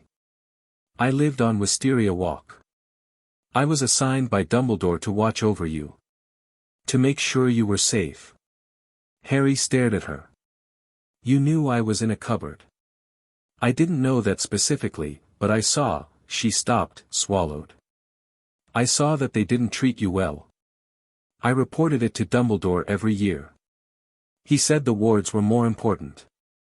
That as long as you survived to age 11, the protection was worth temporary discomfort. Temporary discomfort. Harry's voice was very quiet. 10 years. I'm so sorry, Mrs. Figg whispered. I should have done more.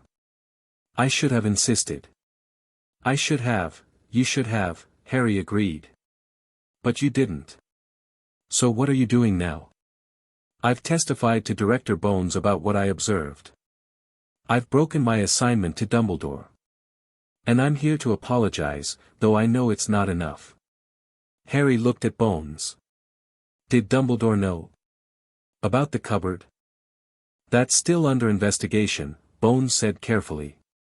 But Mrs. Figg's testimony suggests he knew you weren't being treated well and chose not to intervene. The betrayal stung worse than Harry expected. Dumbledore was supposed to be the greatest wizard alive. The hero who defeated Grindelwald. And he'd known Harry was suffering and done nothing. Thank you for telling me, Harry said to Mrs. Figg. His voice came out cold. You can go now. Mrs. Figg left, and Bones lingered. Harry, I know this is difficult. But you need to understand that Dumbledore genuinely believed he was protecting you.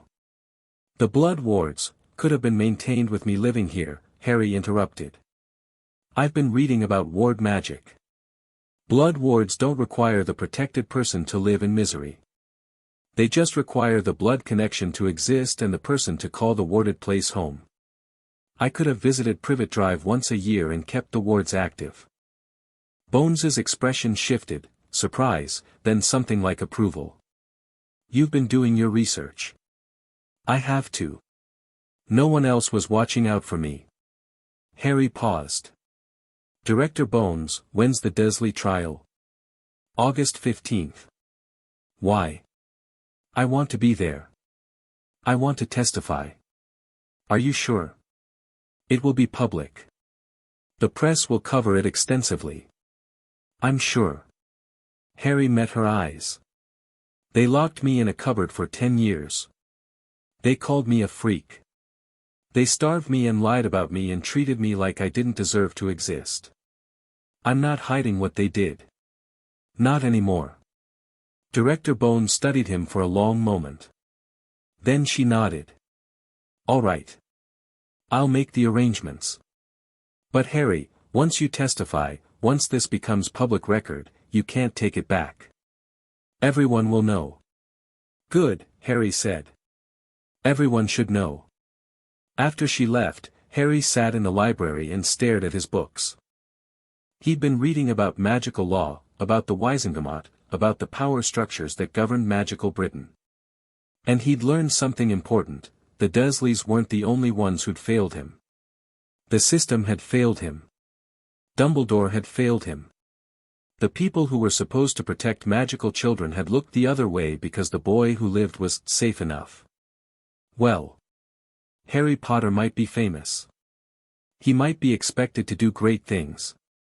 But he was done being passive. Done letting other people make decisions about his life. If he was going to be the boy who lived, he was going to live on his own terms. August 15th arrived with brutal summer heat. Harry dressed in his best robes, formal ones Andromeda had insisted he needed, and met her at the manor entrance. "Are you ready?" she asked. "No," Harry said honestly. "But I'm doing it anyway." They apparat to the Ministry of Magic, and Harry's first glimpse of the magical government was overwhelming. The atrium was enormous, with a fountain in the center and a high ceiling enchanted to show the sky. Witches and wizards hurried past, some carrying briefcases, others arguing over clipboards. Golden gates led to elevators. Everything gleamed with polished marble and brass. "This way," Andromeda said, guiding him toward the elevators. "Courtroom 10 is in the Department of Magical Law Enforcement." They descended in an elevator packed with ministry workers who all stared at Harry. He kept his eyes forward and tried to ignore them. Courtroom 10 was smaller than Harry expected but more intimidating. Rows of seats rose in tiers around a central floor where a single chair sat, chains attached, though they weren't currently binding anyone. The Wizengamot members filed in, wearing plum-colored robes, taking their seats with solemn expressions. Director Bones stood near the front, conferring with a severe-looking wizard. She caught Harry's eye and nodded. The Dursleys were brought in, and Harry's breath caught. Uncle Vernon looked smaller somehow, his face red and blustering but his eyes darting nervously. Aunt Petunia was pale and rigid. Dudley clung to his mother, looking terrified. They sat in a separate section, guarded by wizards in aura robes. "All rise for Chief Warlock Dumbledore," someone announced. An old man entered, his silver beard tucked into his belt, his blue eyes twinkling behind half-moon spectacles. He wore flowing robes covered in stars and moons, and he moved with the kind of authority that made everyone in the room sit straighter. Albus Dumbledore. The man who'd placed Harry with the Dursleys. The man who'd known Harry was suffering and done nothing. Harry's hands clenched into fists. "This session of the Wizengamot is now in order," Dumbledore said, his voice carrying effortlessly. "We are here to address charges brought by the Department of Magical Law Enforcement against Vernon Dursley, Petunia Dursley, and Dudley Dursley regarding the treatment of Harry James Potter, a minor wizard placed in their care under the protection of blood wards." Vernon stood, his face purple. "This is ridiculous. We gave the boy a roof over his head. Fed him. Clothed him. And this is the thanks we get?" "You will speak when addressed, Mr. Dursley," Dumbledore said mildly. "Director Bones, please present your evidence." What followed was methodical and brutal. Bones presented testimony from Mrs. Figg about Harry's treatment. She showed photographs of the cupboard, complete with the cot and the spider webs and the evidence of a child living in a space meant for cleaning supplies. She documented the bars on the window, the locks on the door, the cat flap through which food had been passed. She called Harry to testify. Harry walked to the center of the courtroom, his legs shaking. The chair didn't chain him, this wasn't a trial for him, but he felt trapped anyway. Every eye in the room was on him. "Mr. Potter," Bones said gently. "Please tell the Wizengamot about your living conditions at number 4, Privet Drive." Harry took a breath. Then he told them everything. The cupboard. The locks. The hunger. Dudley's hunting games. The lies about St. Brutus's. The way they'd pretended he didn't exist except when they needed someone to blame. 10 years of systematic cruelty delivered in calm, factual sentences. He didn't cry. Didn't dramatize. Just stated the facts and let them speak for themselves. When he finished, the courtroom was silent. Mr. Potter, a witch in the front row said, her voice tight. How old were you when you were placed in the cupboard?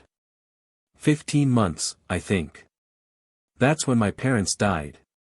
And you lived there until last month? Until I was almost 11, yes. Another wizard stood. Did your relatives ever explain why you were being treated this way?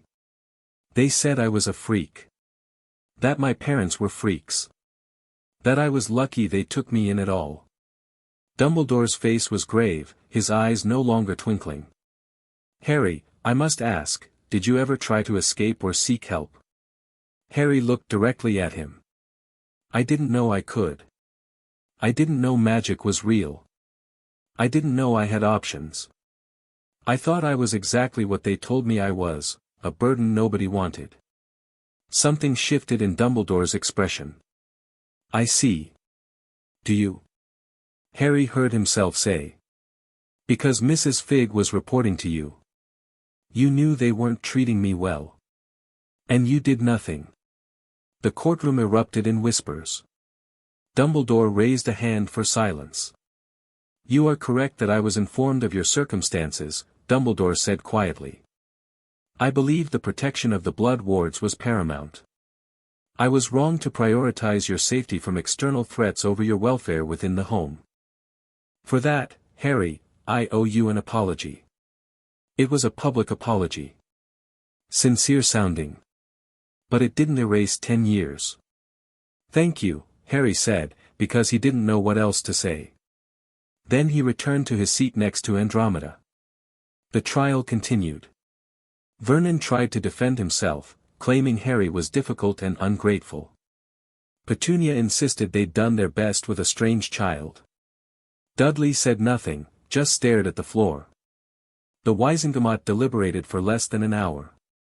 Vernon Dursley, Petunia Dursley, you are found guilty of child endangerment and violation of the Statute of Secrecy, Dumbledore announced. You are hereby sentenced to 2 years in Muggle prison, followed by permanent magical monitoring. Dudley Dursley, given your age and limited culpability, you will be placed on probation with mandatory counseling. Vernon shouted something about injustice. Petunia started crying. Dudley looked like he might be sick. Harry felt nothing. Not satisfaction. Not anger. Just a strange, hollow relief that it was over. They were led away, and the courtroom began to empty. Harry stood on shaking legs. You did well, Andromeda said softly. That took courage. It took honesty, Harry corrected. I just told the truth. Sometimes that's the hardest thing to do. They were heading toward the exit when a commotion near the entrance made them stop. A crowd had gathered, and camera flashes were going off. Mr. Potter. Mr. Potter, do you have a comment on the verdict? How do you feel about your relatives being imprisoned? What's next for the boy who lived? Rita Skeeter pushed to the front, a blonde witch in garish green robes, her quick quotes quill hovering beside her. Harry. Rita Skeeter, Daily Prophet. Our readers are dying to know, will you pursue further legal action against Albus Dumbledore for his role in your placement? Harry stared at her. I don't have a comment. But surely you must feel betrayed, I said I don't have a comment. Harry pushed past her, Andromeda running interference. The reporters followed them all the way to the apparition point, shouting questions. They apparat directly to Potter Manor, and Harry collapsed onto the nearest chair. His whole body was shaking now, adrenaline finally catching up. It's over, Andromeda said. The trial is over. They're going to prison. You never have to see them again. Good, Harry whispered. Then, louder, good. Bitsy appeared with tea and biscuits, fussing over Harry until he ate something. Slowly, the shaking stopped. The hollow feeling remained, but Harry could breathe again. He'd done it. He'd stood in front of the magical government and told them what the Dursleys had done. He'd ensured there would be consequences. And he'd publicly called out Dumbledore for his failure. That last part might cause problems. But Harry didn't care. He was tired of powerful people making decisions about his life without facing any accountability. The Daily Prophet the next morning had the trial on the front page, complete with a photograph of Harry testifying. The headline read, "Boy who lived testifies against abusive relatives, questions raised about Dumbledore's placement decision." The article was surprisingly balanced, laying out the facts without too much editorializing. But the editorial page was full of opinions, some defending Dumbledore's difficult choice, others demanding investigation into the placement protocols for Muggleborn and orphaned magical children. Harry read them all, his tea going cold. "You've started something," Andromeda said, looking over his shoulder. "People are paying attention now. Is that good or bad?" "Both. Always both." She sat across from him. "Harry, you should know that Dumbledore asked to meet with you.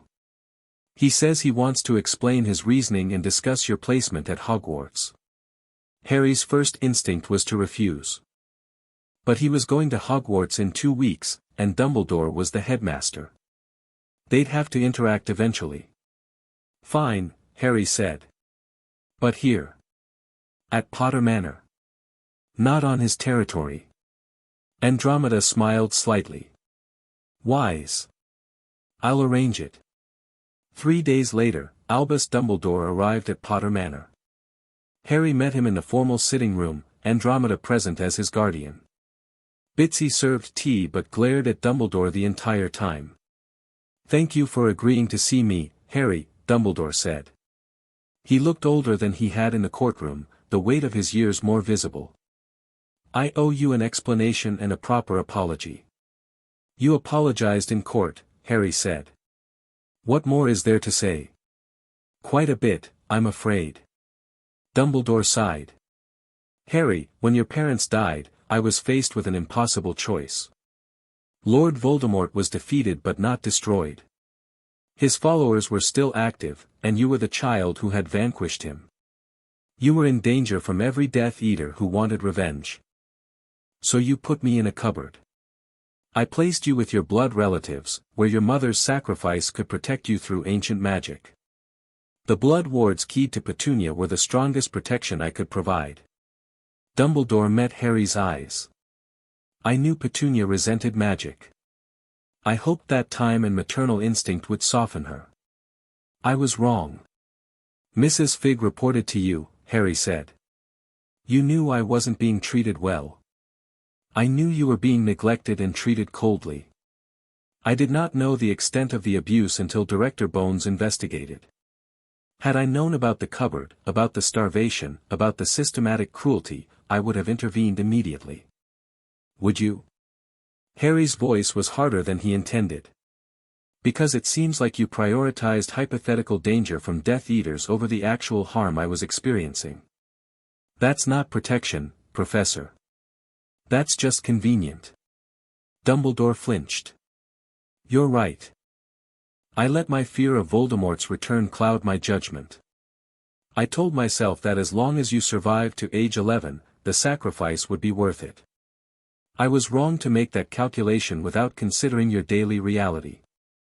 I spent 10 years thinking I was worthless," Harry said quietly. "That I deserved what I got because I was strange and wrong. Do you understand what that does to a person? I can only imagine, and I am deeply sorry. I failed you, Harry. I failed to protect you from the very people who should have cared for you most." The apology sounded genuine. But it didn't change the past. "What do you want from me?" Harry asked. "Nothing. I simply wanted you to know that I take full responsibility for my failure. And I wanted to assure you that at Hogwarts, you will be protected, cared for, and given every opportunity to thrive. No more sacrificing your welfare for abstract security." Harry studied him. Dumbledore looked sincere, tired and regretful and honest. But trust wasn't something Harry could offer easily. "Not anymore. I'm going to Hogwarts because I want to learn magic," Harry said finally. "Not because you think I should. And if I ever feel like you're making decisions about my life without asking me, I'll leave. I have Potter Manor. I have options now. Understood. Dumbledore stood.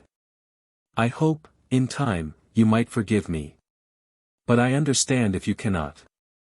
Thank you for hearing me out, Harry. After he left, Harry sat in silence. Andromeda waited, letting him process. Do you believe him? Harry asked eventually. I believe he's sorry, Andromeda said. I believe he made a terrible mistake. Whether that's enough is for you to decide. Harry nodded slowly. Maybe someday he'd forgive Dumbledore. But not today. Today, he was just tired. The last 2 weeks before Hogwarts passed quickly. Harry finished reading every first-year textbook twice. He practiced basic spells with Andromeda's supervision, Lumos, Nox, Wingardium Leviosa, basic summoning charms. His wand felt natural in his hand, like an extension of his own arm. He also received a letter from a girl named Hermione Granger, who'd apparently gotten his address from Andromeda. The letter was enthusiastic and slightly overwhelming, full of questions about Hogwarts and magic and his experiences. Harry wrote back carefully, answering what he could without getting too personal. It was nice, actually. Talking to someone his own age who didn't know him as the boy who lived. Just as Harry. On the morning of September 1st, Harry stood in front of his mirror and adjusted his Hogwarts robes. His trunk was packed. His wand was in his pocket. His owl, a snowy white bird he'd named Hedwig, was in her cage. He looked like a proper wizard. He felt like an imposter. Master Harry will do wonderfully at Hogwarts, Bitsy said, tears streaming down her face. Master Harry is so smart and brave and kind. I'm terrified, Harry admitted. That is normal. New things are scary. But Master Harry survived much worse than school. True. Harry had survived the Dursleys. He could survive Hogwarts. Andromeda brought him to King's Cross Station, where they navigated the Muggle side before finding the barrier between platforms 9 and 10. Run straight at it, Andromeda instructed. Don't stop, don't hesitate. Trust the magic. Harry pushed his trolley forward, faster, faster, and then he was through, standing on platform 9 3/4. The Hogwarts Express gleamed scarlet in the morning sun. Steam hissed from the engine. Students crowded the platform, saying goodbye to parents, hauling trunks, chasing after escaped pets. This was it. This was real. Have a wonderful term, Harry, Andromeda said, pulling him into a brief hug. Write often. Learn everything. Make friends. Be yourself. I will, Harry promised. Thank you. For everything. No thanks needed. Now go. Before you miss the train. Harry boarded the train and found an empty compartment. He stored his trunk, settled Hedwig's cage on the seat, and sat down just as the whistle blew. The train lurched forward. Platform 9 3/4 slipped away. Potter Manor and Privet Drive and the whole complicated mess of his past receded into the distance. Ahead lay Hogwarts. Magic. The future. Harry Potter was going to school. Chapter 2 and Chapter 3, The Price of Freedom. The compartment door slid open just as the countryside began to blur past the window. Excuse me, is anyone sitting here? Harry looked up to find a girl about his age standing in the doorway. She had bushy brown hair, large front teeth, and brown eyes that darted nervously between him and the empty seats. Her Hogwarts robes looked brand new, and she held a book titled Hogwarts, a history like it was a lifeline. No, it's empty, Harry said. Come in. She smiled with obvious relief and dragged her trunk inside. Once settled across from him, she stuck out her hand. I'm Hermione Granger. I sent you a letter a few weeks ago. You wrote back about spell theory and the differences between charms and transfiguration. Right. Harry shook her hand, remembering the enthusiastic letters. Good to meet you properly. I can't believe I'm actually going to Hogwarts, Hermione said, her words tumbling out fast. I've read all the course books, of course, and several supplementary texts. I've even practiced a few simple spells, just to make sure my wand was working properly. Are you nervous? I'm nervous. Well, not nervous exactly, more excited. But also nervous because what if I'm not good enough? My parents are dentists, muggles, so I didn't even know magic existed until I got my letter, and now I have so much to catch up on. She stopped abruptly, her face flushing. Sorry. I'm rambling. I do that when I'm nervous. It's fine, Harry said, and found he meant it. Her nervous energy was oddly comforting, proof that he wasn't the only one feeling overwhelmed. I didn't know about magic until a month ago either. Hermione's eyes widened. Really? But you're Harry Potter. Everyone knows about you. Everyone except me, apparently. Harry kept his tone light. The people I lived with didn't tell me anything about the magical world. I thought I was just, strange. That's horrible. Hermione looked genuinely distressed. My parents were shocked when Professor McGonagall came to explain, but they were excited for me. I can't imagine if they'd hidden it. Harry decided not to mention the cupboard. Not yet. Maybe not ever. Hermione seemed nice, but he didn't know her well enough to share that particular nightmare. So you've read all the textbooks? Harry asked, deliberately changing the subject. What do you think of them? Hermione brightened immediately, launching into detailed opinions about each course book. She thought the Standard Book of Spells, Grade 1 was clear but perhaps too basic, A History of Magic was fascinating but poorly organized, and magical drafts and potions needed better diagrams. Harry found himself relaxing as she talked. Hermione's enthusiasm was infectious, and she asked intelligent questions about his own reading without pushing when he didn't want to elaborate. They were debating the theoretical limits of transfiguration when the compartment door opened again. A boy with red hair and freckles stood there, looking harassed. Mind if I sit? Everywhere else is full. Sure, Harry said, gesturing to the seat next to Hermione. The boy collapsed with a sigh of relief. Thanks. I'm Ron Weasley. Harry Potter. Hermione Granger. Ron's eyes went straight to Harry's forehead, searching for the scar. Harry resisted the urge to cover it. Blimey, Ron said. Are you really, do you really have, the scar? Yes. Harry pushed his hair back briefly, revealing the lightning bolt. And before you ask, no, I don't remember what happened. I was a baby. That's still wicked, Ron said with obvious awe. You defeated you-know-who. That makes you famous. It makes me lucky, Harry corrected. My mum's magic saved me. I didn't do anything except survive. Still. That's something. Ron pulled out a sandwich wrapped in paper. Want some? Mum always packs too much food. I'm fine, thanks. Harry had eaten a large breakfast at Potter Manor, with Bitsy fussing over him the entire time. Hermione was watching Ron with barely concealed disapproval. You should probably change into your robes soon. We'll be arriving in a few hours. Already done it, Ron said through a mouthful of sandwich. These are my robes. Hermione looked at Harry's robes, clearly new and well-tailored, then at Ron's, which were slightly too short and had obviously been worn by someone else first. Her expression shifted to something more sympathetic. Large family? Harry asked, recognizing hand-me-downs when he saw them. 6 brothers, Ron said. I'm the youngest. Well, youngest boy. My sister Ginny starts next year. He didn't sound bitter about the hand-me-downs, just resigned. Everyone expects me to do as well as my brothers, but I'm not Charlie or Percy or Bill. I'm just Ron. I'm just Harry, Harry said.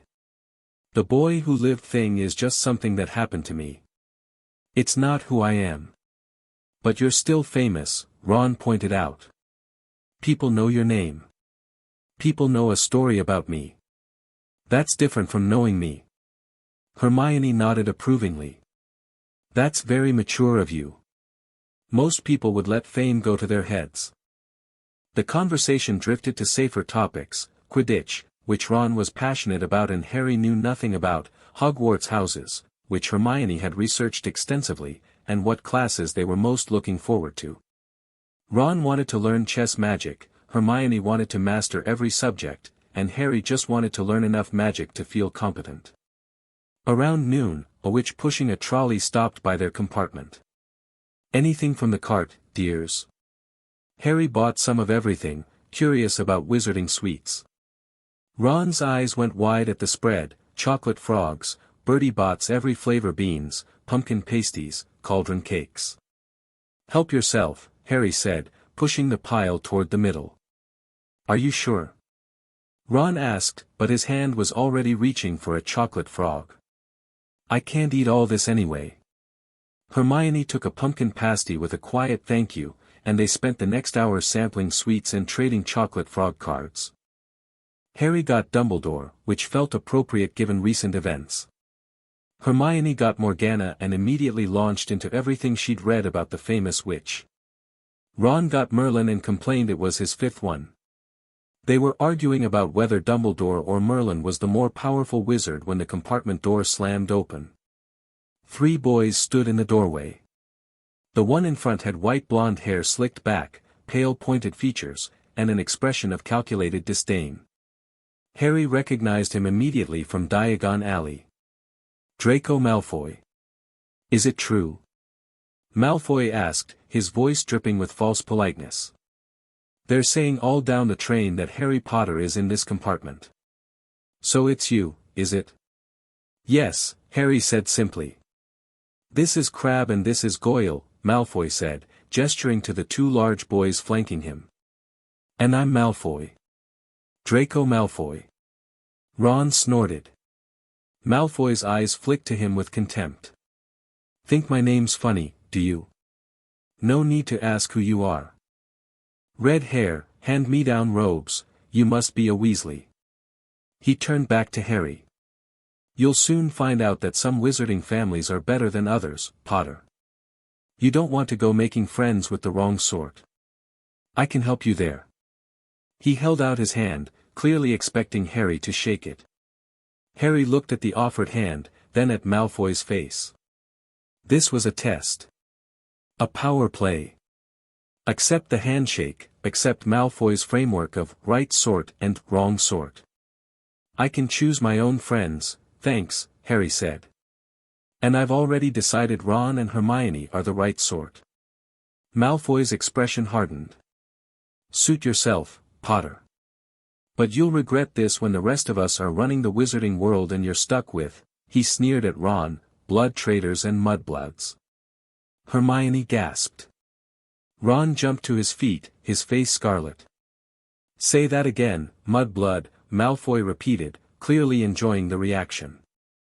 That's what you are, isn't it, Granger? Dirty blood. Magic you don't deserve. Something cold and sharp crystallized in Harry's chest. He stood slowly, keeping his voice level. Get out. Or what? Malfoy smirked. You'll tell a professor. I'm terrified. Or I'll remember this moment, Harry said quietly.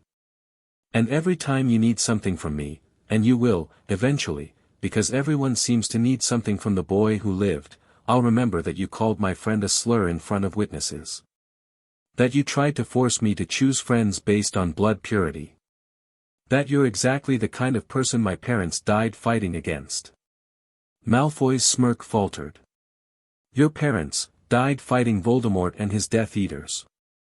The ones who believed blood purity mattered more than human decency. Harry's voice stayed calm, but his hands were clenched. So yes, Malfoy. I'll remember this. Now get out of my compartment. For a moment, Malfoy looked like he might argue. Then something shifted in his calculation, and he backed toward the door. You'll regret this, Potter. My father will hear about your attitude. I'm sure he will, Harry said. Your father's opinion matters as much to me as yours does. Which is to say, not at all. Malfoy left, Crabbe and Goyle lumbering after him. Ron slammed the door behind them. That was brilliant. Ron said. Did you see his face when you mentioned you-know-who? But Harry was watching Hermione, who had tears in her eyes and was trying very hard to pretend she didn't. Are you okay? Harry asked gently. I'm fine. Her voice was too bright. That's the first time anyone's called me that. I've read about the term, obviously. I knew some wizards were prejudiced against Muggleborns. But hearing it, it's worse when it's real, Harry finished. I know. Hermione looked at him sharply. The Dursleys called you things, didn't they? That's why you reacted like that. Harry sat back down. They had their own slurs. Different words, same hate. I'm sorry, Hermione said quietly. I shouldn't have made it about me. You didn't. Malfoy did. Harry met her eyes. And I meant what I said. You're my friend. Anyone who has a problem with that has a problem with me. Mine too, Ron added firmly. My whole family believes blood purity is rubbish. Mum would hex Malfoy into next week if she heard him talking like that. Hermione wiped her eyes quickly. Thank you. Both of you. The rest of the journey was quieter. They changed into their robes properly as the sun began to set. Hermione read while Ron taught Harry the basics of wizard chess using a small travel set. The pieces were aggressive and loud, and Harry lost spectacularly, but it was fun anyway. When the train finally began to slow, announcing their arrival at Hogsmeade Station, Harry felt his stomach flip with nerves. This was it. Hogwarts. They filed off the train onto a tiny, dark platform. A lamp bobbed over the heads of the students, and a booming voice called out, "Furs years. Furs years over here." A massive man emerged from the darkness, easily twice as tall as a normal person, with wild hair and a beard that covered most of his face. He held a lamp in one enormous hand. "Come on, follow me," the giant said. "Any more Furs years? Mind your step, now. Furs years, follow me." They followed him down a steep, narrow path. It was so dark Harry could barely see where he was going. Then the path opened up, and, "Y'all get your furs sight Hogwarts in a sec," the giant called back. "Just round this bend here." They turned the corner, and there it was. Hogwarts Castle rose against the night sky, its windows glowing with warm light, its towers stretching toward the stars. It sat on a high mountain across a vast black lake, majestic and impossible and more beautiful than any building Harry had ever seen. "No more N4 to a boat," the giant called. Harry, Ron, and Hermione climbed into a boat together. A small boy with round face and terrified eyes, Neville, Harry remembered from the platform, joined them. "Everyone in." Right then, forward. The fleet of boats moved across the lake in formation, gliding through the dark water. The castle grew larger with every moment, more detailed, more real. Harry could see individual windows, could make out the shapes of towers and turrets. "Heads down," the giant yelled as they reached the cliff where the castle sat. They ducked as the boats carried them through a curtain of ivy into a dark tunnel, and then they were inside, climbing out onto rocks and pebbles. The giant led them up a flight of stone steps to an enormous oak door. He knocked 3 times with his giant fist. The door swung open immediately. A tall, black-haired witch in emerald green robes stood there, her expression severe but not unkind. She had the kind of face that suggested she didn't tolerate nonsense but would be fair if you followed the rules. "The Furs years, Professor McGonagall," the giant said. "Thank you, Hagrid. I'll take them from here." She pulled the door wider, revealing an entrance hall so large you could fit the entire Dursley house inside it. The stone walls were lit with flaming torches, the ceiling so high Harry had to crane his neck to see it, and a magnificent marble staircase led to the upper floors. Professor McGonagall led them across the flagged stone floor to a small empty chamber. The first years crowded inside, pressing close together. "Welcome to Hogwarts," Professor McGonagall said. "The start of term banquet will begin shortly, but before you take your seats in the Great Hall, you will be sorted into your houses. The sorting is a very important ceremony because, while you are here, your house will be something like your family within Hogwarts." She explained the 4 houses: Gryffindor, Hufflepuff, Ravenclaw, Slytherin, and the House Cup competition. Her voice was brisk and professional, brooking no interruption. "The sorting ceremony will take place in a few minutes in front of the rest of the school. I suggest you smarten yourselves up as much as you can while you are waiting." Her eyes lingered on a boy whose cloak was fastened under his ear and another whose robes were crooked. "I shall return when we are ready for you. Please wait quietly." She left. The first years stood in uncomfortable silence. "How exactly do they sort us?" Ron asked nervously. "Some sort of test, I think," Hermione said.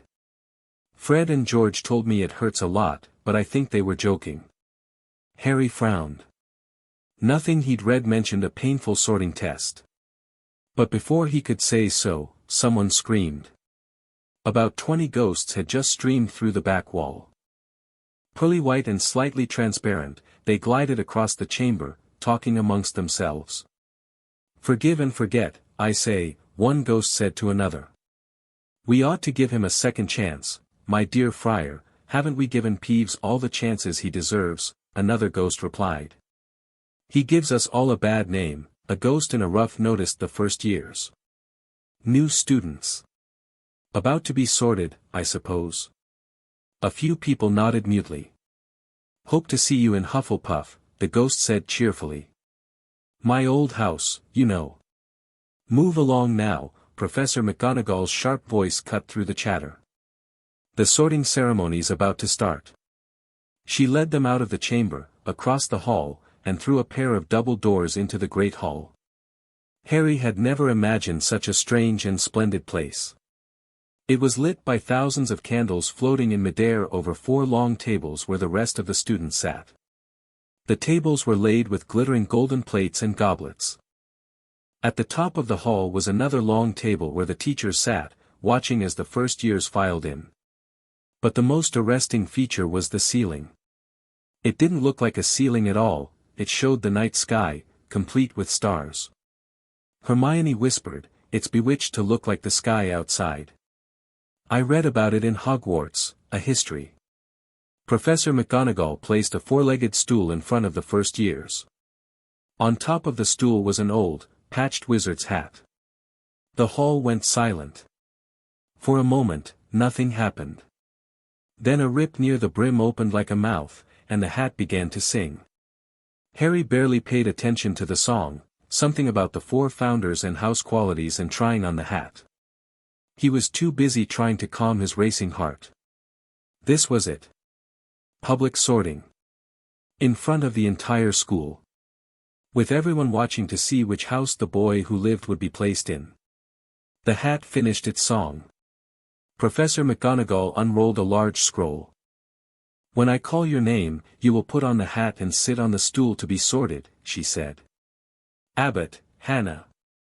A pink-faced girl with blonde pigtails stumbled forward, put on the hat, which fell right down over her eyes, and sat down. After a moment's pause, "Hufflepuff," the hat shouted. The table on the right cheered and clapped as Hannah ran to sit down. Harry saw the ghost in the ruff waving merrily at her. "Bones, Susan." Another Hufflepuff. Then, Boot, Terry, became a Ravenclaw. Brocklehurst, Mandy, went to Ravenclaw as well. Brown, Lavender, was the first new Gryffindor, and the table on the far left exploded with cheers. Then, Bulstrode, Millicent, became a Slytherin, and Harry noticed that the table second from the left clapped, but without the same enthusiasm as Gryffindor had shown. The sorting continued. Harry's nerves wound tighter with each name. Granger, Hermione. Hermione practically ran to the stool and jammed the hat onto her head. There was a long pause, nearly a full minute, before the hat called out, "Gryffindor." Hermione caught Harry's eye as she hurried to the Gryffindor table, her smile bright with relief. More names. Longbottom, Neville, took nearly 5 minutes, the hat deliberating visibly, before finally shouting, "Gryffindor."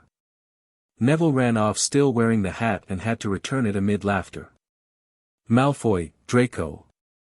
The hat barely touched Malfoy's head before screaming, "Slytherin." Malfoy swaggered to the table, where he was welcomed enthusiastically. More names. Moon, Nott, Parkinson, all Slytherin. Patil, again, twins, one to Gryffindor and one to Ravenclaw. Then, Potter, Harry. The great hall exploded with whispers. Every head turned. Harry walked forward on wooden legs, his face burning. The whispers grew louder. "Potter, did she say? The Harry Potter?" Harry sat on the stool, and Professor McGonagall placed the hat on his head. It fell over his eyes, and suddenly a small voice spoke in his ear, "Difficult. Very difficult. Plenty of courage, I see. Not a bad mind either. There's talent, oh my goodness, yes, and a nice thirst to prove yourself, now that's interesting. So where shall I put you?" Harry gripped the edges of the stool. "Not Slytherin, not Slytherin. Not Slytherin, the hat said thoughtfully. "Are you sure? You could be great, you know, it's all here in your head, and Slytherin will help you on the way to greatness, no doubt about that, please. Anywhere but Slytherin." "Anywhere, You have the cleverness for Ravenclaw, the loyalty for Hufflepuff, the courage for Gryffindor. But Slytherin could give you the tools to protect yourself. I sense you've learned the value of cunning. I've learned the value of choosing my own path. My mum was Gryffindor. My dad was Gryffindor. I want to be where I can be brave enough to be myself." The hat chuckled.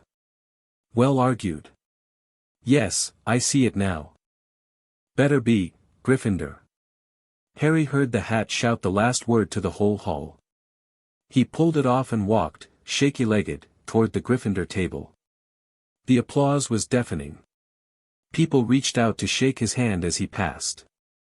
He caught Hermione's eye and saw her grinning widely. He sat down quickly, trying to ignore the stares. The sorting continued. Thomas, Dean, another Gryffindor. Turpin, Lisa, a Ravenclaw. Then, Weasley, Ronald. Another long deliberation before, Gryffindor. Ron collapsed next to Harry with obvious relief. That was mental. The hat was trying to put me in Hufflepuff. Nothing wrong with Hufflepuff, Harry said, thinking of Hannah Abbott's friendly smile. I know. Just, all my family's been in Gryffindor. It would have been weird. Zabini, Blaise, became the last Slytherin, and the sorting was complete. Professor McGonagall rolled up her scroll and removed the hat and stool. Harry could finally focus on the staff table, where, his breath caught.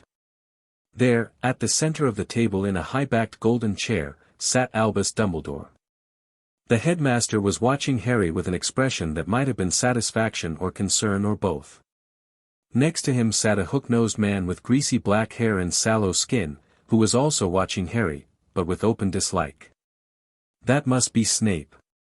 Harry remembered Andromeda's warnings about the potions professor.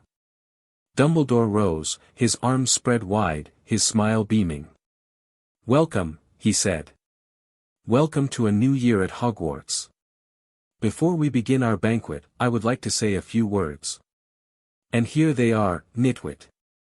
Blubber. Oddment. Tweak. Thank you." He sat back down. Everybody clapped and cheered. Harry wasn't sure whether to laugh or worry about the headmaster's sanity.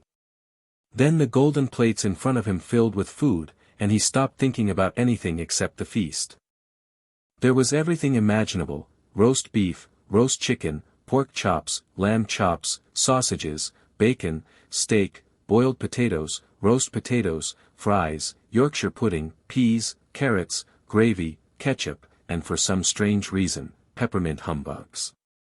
Harry filled his plate. The Dursleys had given him plenty of reasons to appreciate good food, and Bitsy had spent weeks making sure he ate properly, but this was still overwhelming. He ate until he was pleasantly full, talking with Ron and Hermione and the other Gryffindor first years.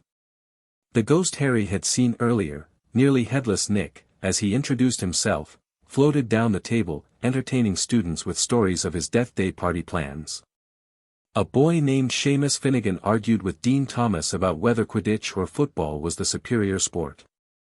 Hermione debated class schedules with a girl named Parvati Patil. It felt normal. More normal than anything had felt in weeks. Just students eating and talking and being kids. Then the main course disappeared, replaced by desserts. Ice cream, apple pie, treacle tart, chocolate eclairs, jam donuts. Harry tried a bit of everything. When the desserts finally vanished as well, Dumbledore stood again. The hall fell silent. Just a few more words now that we are all fed and watered. I have a few start-of-term notices to give you. First years should note that the forest on the grounds is forbidden to all pupils. And a few of our older students would do well to remember that as well. His twinkling eyes flashed toward Fred and George Weasley, who grinned unrepentantly. I have also been asked by Mr. Filch, the caretaker, to remind you all that no magic should be used between classes in the corridors. Quidditch trials will be held in the second week of the term.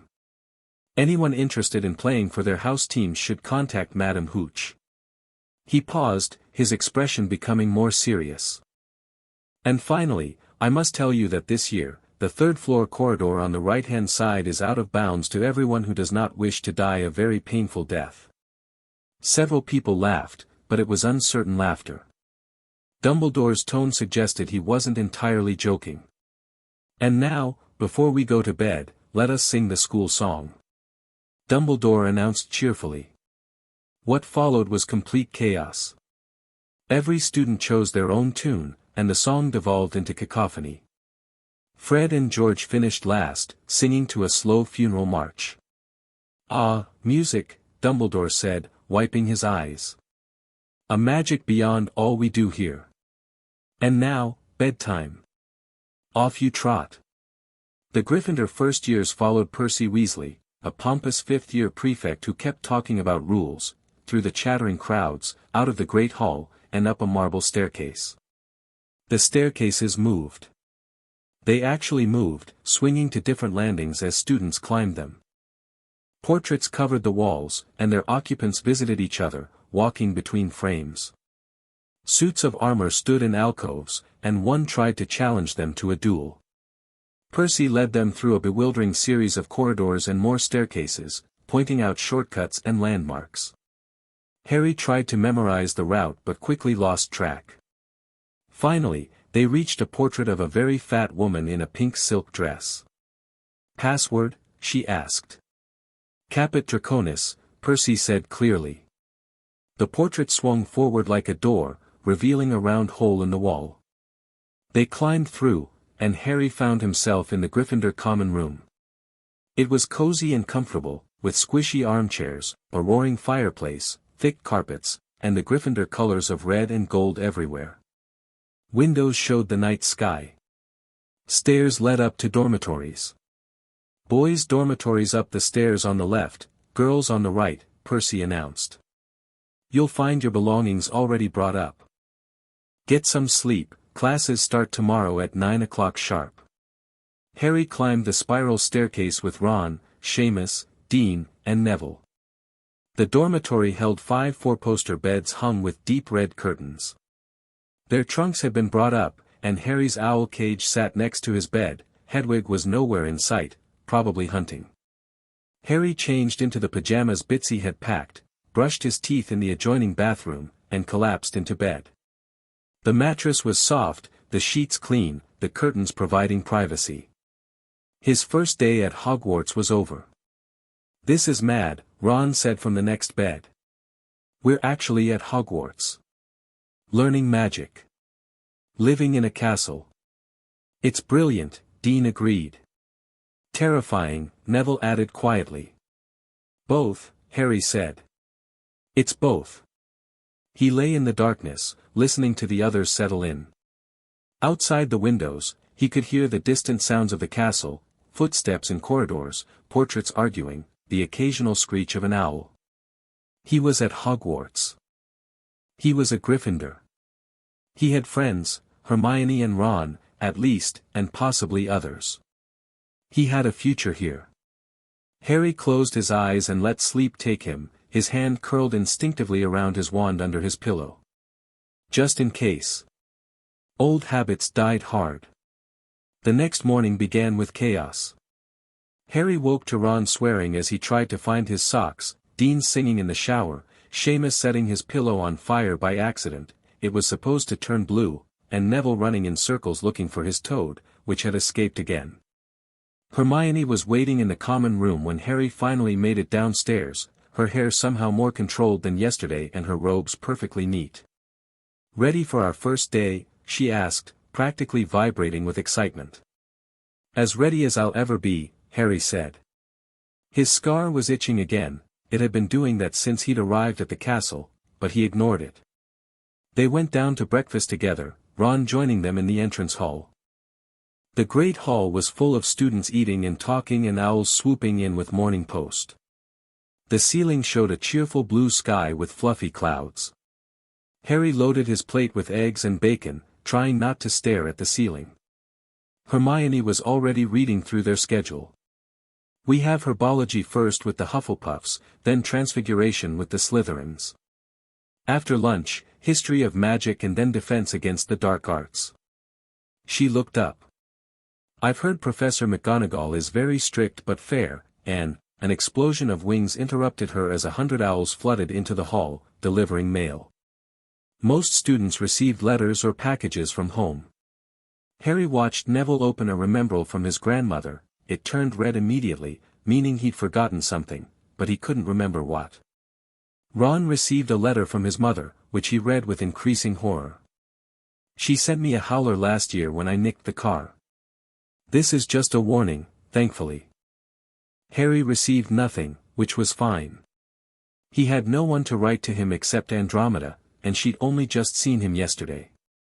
But a large tawny owl landed in front of Hermione, carrying a newspaper. "I subscribe to the Daily Prophet," Hermione explained, untying it. "I want to keep up with magical current events." She unfolded the paper, scanned the front page, and her face went pale. "Harry. You need to see this." She turned the paper around. The headline read, "Mysterious Attack in Diagon Alley, Ancient Magic Signature Detected." Below it, a grainy photograph showed Ollivander's shop with its windows shattered, Auror standing guard. The article detailed an attempted break-in 2 nights ago, the same night Harry had arrived at Hogwarts. Someone had tried to force their way into Ollivander's, apparently seeking something specific. Auror's reported an unusual magical signature that didn't match any known wizards on file. The article speculated about dark wizards, Death Eaters, and the possibility that Voldemort's followers were becoming active again. "That's where we got your wand," Ron said, reading over Hermione's shoulder. "Just a few weeks ago." "Do you think they were after your wand?" Hermione asked quietly. "The one with the phoenix feather?" Harry's hand went automatically to his pocket, where his wand rested. "I don't know. Why would anyone want my wand specifically?" "Because it's connected to you-know-whose wand," Ron said. "Ollivander told you they're brothers. Maybe someone thinks that's important. Or maybe someone wanted to study the connection. Or destroy it. Or use it for something Harry couldn't even imagine." "We should tell someone," Hermione said. "Professor McGonagall, or, tell her what?" Harry interrupted. "That my wand might be important. She already knows about the phoenix feather connection, Ollivander's records are probably on file. And we don't know if the break-in is even related to me. But, Hermione, I can't go running to the teachers every time something strange happens. Especially not in my first week." Harry folded the paper carefully. If there's another incident, or if something happens that's clearly targeted at me, then I'll talk to someone. But right now, this is just speculation. Hermione looked unhappy but nodded. At least be careful. And keep your wand with you at all times. I wasn't planning on leaving it behind, Harry said dryly. They finished breakfast and headed to their first class, herbology with Professor Sprout. The greenhouses were outside, behind the castle, and filled with the most extraordinary plants Harry had ever seen. Some of them wriggled. Others snapped. One appeared to be trying to escape its pot. Professor Sprout was a squat witch with flyaway gray hair and a no-nonsense attitude. She taught them about basic magical plants, how to handle them, what they were used for, and which ones would bite if provoked. Harry found he enjoyed it. The work was straightforward and practical, and Professor Sprout didn't make a fuss about him being famous. She treated all her students equally, with firm instruction and occasional exasperation when someone, usually Neville, did something wrong. Transfiguration with Professor McGonagall was more intimidating. She sat at her desk as an angry-looking tabby cat, and only revealed herself once all the students were seated. Several people jumped. Transfiguration is some of the most complex and dangerous magic you will learn at Hogwarts, she said severely. Anyone messing around in my class will leave and not come back. You have been warned. She demonstrated the transformation of her desk into a pig and back again. Then she gave them each a match and told them to turn it into a needle. It was much harder than it looked. Harry stared at his match, waved his wand in the prescribed pattern, and murmured the incantation. The match twitched. That was all. By the end of class, only Hermione had made any progress. Her match had gone silver and pointed at one end. McGonagall showed the class with obvious approval, and Hermione practically glowed. Harry's match remained stubbornly wooden. History of magic was taught by Professor Binns, the only ghost teacher at Hogwarts. He droned on about goblin rebellions in the most boring voice imaginable. Half the class fell asleep. Harry took notes mechanically, trying to stay awake. Then came lunch, followed by defense against the dark arts. The classroom smelled strongly of garlic. Professor Quirrell was a nervous, stammering man who wore a large purple turban and flinched at sudden movements. He spent the entire lesson explaining why he wore the turban, a gift from an African prince for defending him against a zombie, supposedly, and jumping at shadows. Harry found the whole thing bizarre. This was their defense teacher. This trembling man who could barely finish a sentence. There was a vampire in the back row, Quirrell insisted when a student asked why he kept looking over his shoulder. I swear I saw one during my travels. They're everywhere, you know. C can never be too careful. By the end of the day, Harry's head was spinning with information. The castle was enormous and confusing. The staircases moved without warning. Portraits gave contradicting directions. Peeves the poltergeist had dropped a walking stick on Neville's head. And Harry's scar wouldn't stop itching. He rubbed it upsetly during dinner, trying to focus on Hermione's excited summary of their first day.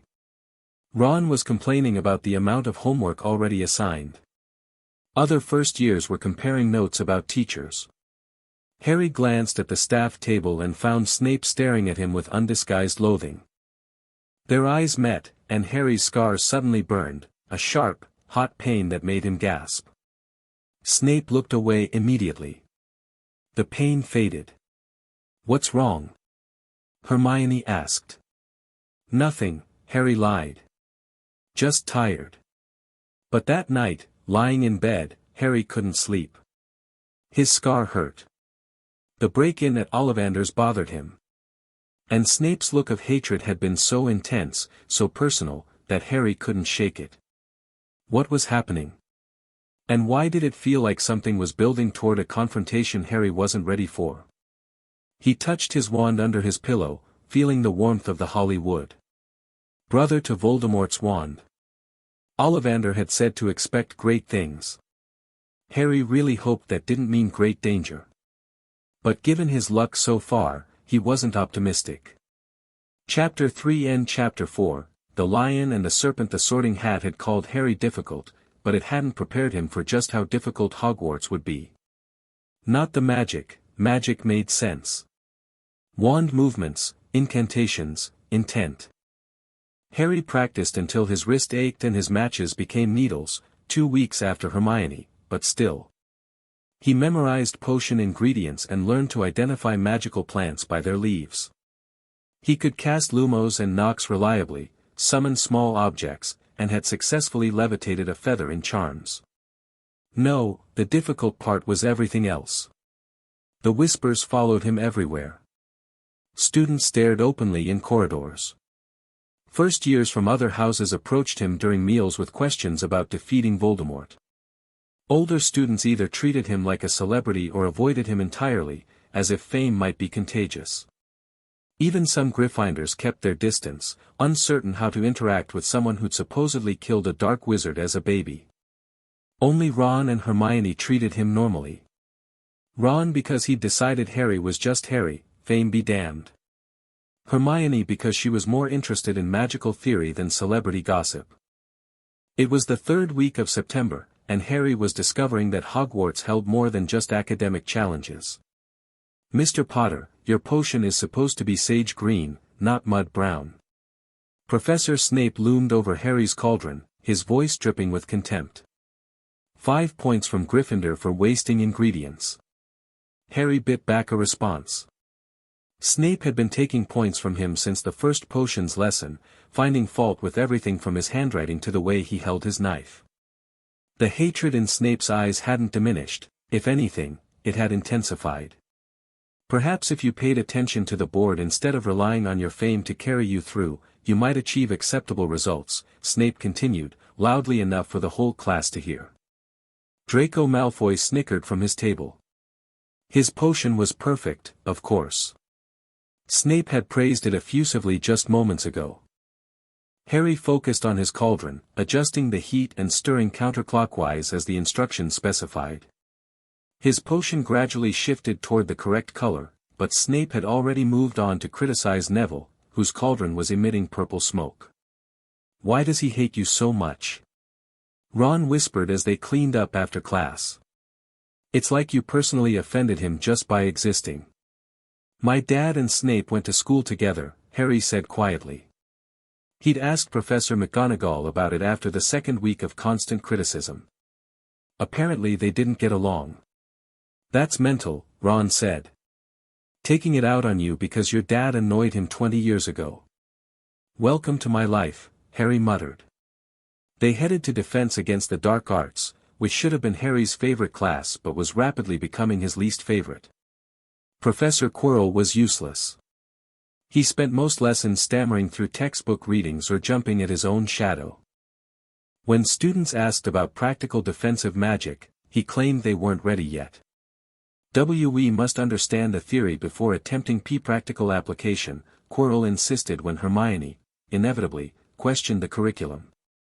Dark creatures are dangerous, Miss Granger. We cannot simply wave our wands and expect, he broke off, staring at the back of the classroom. Everyone turned to look. There was nothing there. Professor? Dean Thomas asked. Are you all right? Fine. Fine. Quirrell tugged at his turban nervously. Now, where were we? Ah yes, the theoretical basis for defensive charms. Please read Chapter 3 and write a 12-inch essay on common methods for identifying dark objects. More reading. More theory. No practical magic. Harry copied down the assignment with growing frustration. Defense Against the Dark Arts should be teaching them how to protect themselves. Instead, they were learning to write essays about protection without actually learning any protective spells. This is ridiculous, Hermione said as they left class. We should be practicing the shield charm, or basic stunning spells, or at least learning proper dueling form. But all Quirrell does is assign reading. Maybe he's afraid of accidentally teaching us something useful, Ron said. Can't have students actually defending themselves, can we? Harry didn't respond. He'd noticed something during class. Whenever Quirrell looked toward the back of the room, which was often, Harry's scar prickled. Not the burning pain from the first night, but a persistent, uncomfortable itch. It was probably nothing. Quirrell was jumpy and paranoid, always seeing threats that weren't there. The scar thing was just coincidence. Right? Flying lessons began that afternoon, taught by Madame Hooch, a strict witch with yellow eyes like a hawk. The Gryffindors shared the lesson with the Slytherins, which meant Malfoy was there, smirking and bragging about his flying experience. "I've been flying since I was 6, Malfoy announced loudly. "My father bought me a Nimbus 2000 for my birthday. Best broom on the market." "My brother Charlie could fly before he could walk," Ron countered. "And he played Seeker for Gryffindor." "Weasley, nobody cares about your blood traitor family," Malfoy sneered. Harry stepped between them before Ron could throw a punch. "Let it go. He's trying to get us in trouble." "Smart, Potter," Malfoy said. "Hide behind your fame. That's all you're good for anyway." "Enough." Madame Hooch barked. She demonstrated the correct way to mount a broom, had them all practice the grip, and then told them to kick off on her whistle. Harry mounted his broom, feeling the smooth wood beneath his hands. Something in him recognized this, the balance, the potential energy, the way the broom wanted to fly. The whistle blew. He kicked off hard, and the ground fell away. Flying felt like coming home. Harry soared upward, the wind whipping through his hair, the castle spreading below him in breathtaking detail. He could see the forbidden forest stretching to the horizon, the lake glittering in the sun, the Quidditch pitch's goal posts gleaming gold. "Mr. Potter. Get down here this instant." Madame Hooch's voice was distant, almost irrelevant. Harry executed a perfect turn, diving and pulling up smoothly. The broom responded to his thoughts as much as his movements. He could feel its magic, could sense how to coax it into doing exactly what he wanted. He descended slowly, landing with barely a jolt. The entire class was staring at him. "Mr. Potter," Madame Hooch said, and her voice was strange, not angry, but almost awed. "Where did you learn to fly like that?" "I didn't," Harry said honestly. "I just knew how. Natural talent." Madame Hooch's hawk-like eyes were bright. Raw instinct combined with excellent reflexes. "Mr. Potter, I'm recommending you for the Gryffindor Quidditch team. First years aren't usually allowed, but I think Professor McGonagall will make an exception." "Quidditch?" Harry repeated blankly. "The school sport. 7 players per team, flying on brooms. You'd be perfect as a seeker, the position requires speed, reflexes, and excellent spatial awareness. All of which you just demonstrated." Harry glanced at Ron, who looked torn between excitement and envy. Then at Hermione, who was beaming proudly. Then at Malfoy, whose face had gone bright red. "I'd like to try," Harry said. 20 minutes later, he was standing in Professor McGonagall's office while she wrote a note to the Gryffindor Quidditch captain. "Madame Hooch is rarely wrong about natural talent," McGonagall said. "And we haven't won the Quidditch Cup in 7 years. If you're as good as she claims, Mr. Potter, you could change that." "I've never even seen a Quidditch match," Harry admitted. "I don't know the rules. Mr. Weasley can explain them. His brother Charlie was one of our best seekers." McGonagall sealed the note and handed it to him. "Give this to Oliver Wood. He'll arrange a tryout. But Mr. Potter, this opportunity comes with responsibility. You must maintain your grades and stay out of trouble. House team members are role models." "I understand, Professor." "Good. Now go, you'll be late for astronomy." Harry left, the note clutched in his hand, his mind spinning. Quidditch. An actual sport played on flying broomsticks. With balls and goals and apparently a position called Seeker that required catching something small and fast. Ron's explanation over dinner was enthusiastic but confusing. So there's 3 chasers who try to score with the quaffle through the goal hoops, that's worth 10 points. 2 beaters who hit the bludgers, these balls that fly around trying to knock people off their brooms, at the other team. A keeper who guards the goals. And a seeker who catches the golden snitch, this tiny ball with wings that's almost impossible to see. Catch the snitch and the game ends, plus your team gets 150 points. So the seeker basically decides who wins, Harry said. Usually, yeah. Unless the score difference is more than 150 points before the snitch is caught, which almost never happens. Ron grinned. Harry, this is brilliant. First years never make the house teams. You'll be the youngest player in a century. If I pass the tryout, Harry cautioned. You will. I saw you flying. You're mental good. Hermione was less enthusiastic. You need to focus on your studies, Harry. Quidditch is just a game. Just a game. Ron looked personally offended. Hermione, Quidditch is life. They bickered good-naturedly while Harry tried to process it all. Flying had felt natural, instinctive. But playing an actual sport in front of the whole school. That was different. That was pressure. Still. He'd survived worse than sports pressure. The tryout was scheduled for Saturday morning. Oliver Wood, a burly 5th year with an intense gaze, met Harry on the Quidditch pitch at dawn. McGonagall says you're a natural flyer, Wood said without preamble. Show me. He released the golden snitch, a walnut-sized ball with delicate silver wings, and it immediately darted away. Catch it. Harry mounted the school broom Wood provided and kicked off. The snitch was fast, zigging and zagging unpredictably. But Harry could track it, could anticipate its movements. He followed it through a series of aerial acrobatics, getting closer with each pass. The snitch dove toward the ground. Harry dove after it, pulling up at the last possible second with the snitch clutched triumphantly in his fist. Wood was grinning when Harry landed. You're on the team. Practice is Tuesday and Friday evenings. First match is against Slytherin in November. Don't tell anyone you made the team, I want it to be a surprise. Harry floated through the rest of the weekend. He had friends. He was learning magic. He was on the Quidditch team. Life at Hogwarts was starting to feel good. Then Monday arrived, and everything went sideways. It started with the mail. Another owl brought the Daily Prophet to Hermione, and this time the headline made her gasp out loud. Gringotts break-in attempt, ancient vault targeted. The article detailed a break-in attempt at Gringotts 2 weeks ago, the same day Harry had visited the bank. Someone had tried to force their way into a high-security vault, but the goblins had stopped them. The vault had been emptied earlier that same day, its contents removed to a secure location. That's the day we went to Diagon Alley, Hermione said quietly.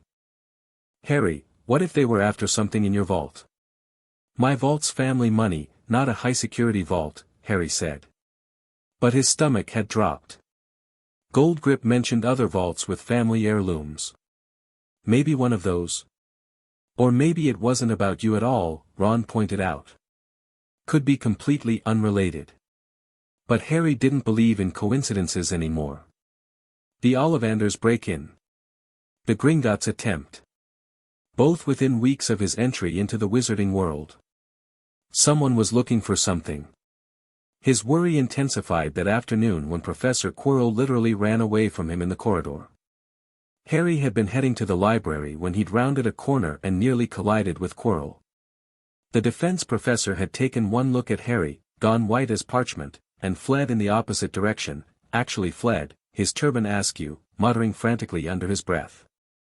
That was odd, Hermione said. That was mental, Ron corrected. Why would Quirrell run from Harry? Harry's scar was burning. Not just itching, actually burning, like someone was pressing a hot iron to his forehead. He pressed his hand against it, trying to appear casual. Maybe he thought I was a vampire, Harry joked weakly. But it wasn't funny. Something was wrong with Quirrell. Something that made Harry's scar hurt and made the professor avoid him entirely. That night, Harry pulled out the letter Andromeda had sent that morning. She'd written weekly since term started, updating him on ministry politics and checking that he was adjusting well. This letter mentioned increased Death Eater activity. Several known followers of Voldemort had been spotted in suspicious locations. The ministry was investigating but had made no arrests. Harry stared at the letter, pieces clicking together in his mind. Break-ins. Death Eater activity. Quirrell's strange behavior. His scar burning. What if it was all connected? "You're overthinking," Ron said, noticing Harry's expression. "You always get that look when you're overthinking." "I'm not." "Yes you are. Harry, not everything is about you. Sometimes things just happen." Maybe Ron was right. Maybe Harry was seeing patterns that didn't exist, paranoid from years of having to watch his own back. Or maybe his instincts were trying to tell him something. The next morning brought another complication. Harry was heading to Transfiguration when he passed Malfoy in the corridor, surrounded by his usual cronies, Crabbe, Goyle, and Pansy Parkinson. "Potter!" Malfoy called out. "Heard you made the Quidditch team. First year on the team in a century. Must be nice having special treatment because you're famous." "Must be nice having your father buy you everything because you're useless," Harry replied without thinking. Malfoy's face went red. "You take that back. Make me." It was stupid. Harry knew it was stupid even as the words left his mouth. But weeks of Malfoy's constant sneering had worn down his patience. "Fine." Malfoy pulled out his wand. "Wizard's duel. Tonight, trophy room, midnight. Unless you're too scared." Harry should have walked away. Should have been the bigger person. But the other students were watching, and Malfoy's smirk was unbearable, and Harry's pride wouldn't let him back down. "I'll be there." Malfoy swept away, his cronies laughing. Hermione appeared at Harry's elbow immediately. "Are you insane?" she hissed. "Dueling is forbidden. If you're caught out of bounds after hours, you'll get detention or worse." "I know," Harry said. "But I couldn't let him." "Yes, you could have. You could have walked away. You could have reported him to a professor. You could have done literally anything except agree to an illegal duel." "Hermione's right," Ron said reluctantly. "This is mental. Malfoy's probably planning to get you expelled." Harry took a breath, forcing himself to think past his anger. They were right. Malfoy had baited him perfectly, and Harry had fallen for it. "So what do I do?" "Don't go," Hermione said immediately. "If I don't go, Malfoy will tell everyone I was too scared. It'll be the Dursleys all over again, rumors and reputation and everyone believing I'm weak. Who cares what Malfoy thinks? I care what everyone thinks." The words burst out louder than Harry intended. "I spent 10 years being called a freak and a coward and worthless. I'm not doing that again. Not here." Silence. Hermione's expression softened. "Then we'll go with you," she said quietly. "All three of us. That way if it's a trap, you won't face it alone." "Hermione, you don't have to, we're your friends, Harry. We're not letting you walk into something stupid by yourself. We'll walk into it with you and all get detention together." "That's actually kind of sweet in a really dumb way," Ron said. So that night, at 11:45, 3 Gryffindor first years crept out of their common room and made their way through the dark castle toward the trophy room. The corridors were pitch black except for the occasional torch. Portraits snored in their frames. Suits of armor creaked ominously. Every sound seemed amplified, footsteps echoing, breathing too loud, hearts pounding. "We're going to get caught," Hermione whispered for the 5th time. "We're going to get expelled." "Then why did you come?" Ron whispered back. "Because someone needs to make sure you two survive." They reached the trophy room without incident. The door was ajar. Inside, silver cups and shields gleamed in the moonlight from the windows. Plaques lined the walls listing names of past students who'd achieved various honors. There was no sign of Malfoy. "Where is he?" Ron muttered, checking his watch. "It's past midnight." "It's a trap," Harry said, realization dawning. "He never intended to show up. He probably tipped off Filch or a professor." Footsteps in the corridor. Fast, heavy footsteps accompanied by a wheezing breath and the jingle of chains. "Students out of bed." Filch's voice echoed through the corridor. "Students out of bed in the Charms corridor. Run!" Ron hissed. They fled. Out of the trophy room, down one corridor, up a staircase that suddenly decided to move, through a tapestry that concealed a shortcut. Filch's voice pursued them, growing closer, Mrs. Norris's eyes glowing red in the darkness. They burst through a door and slammed it shut, pressing against it as Filch's footsteps approached, passed, and finally faded. "I think we lost him," Ron panted. "Where are we?" Hermione asked. Harry looked around. They were in a corridor he didn't recognize. Older part of the castle, judging by the stonework. Dark. Silent. And at the end of the corridor, a door stood slightly ajar. "Wait," Hermione said. "This is the third floor. The forbidden corridor. The one Dumbledore said would kill us." Ron's voice went up an octave. "We should leave," Hermione said. "Right now." But Harry was staring at the door. It was vibrating slightly, as if something behind it was breathing. And his scar was burning again, that same hot, sharp pain. "What's behind that door?" Harry wondered aloud. "Death," Hermione said flatly. "Dumbledore said death. Let's go." A growl came from behind the door. Low, rumbling, clearly from something very large. "Definitely leaving," Ron said. They crept back the way they'd come, moving slowly to avoid making noise. The growling faded. Harry's scar stopped burning. By the time they reached Gryffindor Tower, they were all shaking. "Password?" the fat lady asked sleepily. "Pig snout," Hermione whispered. The portrait swung open. They tumbled through into the common room, and found Neville Longbottom standing there in his pajamas, looking terrified.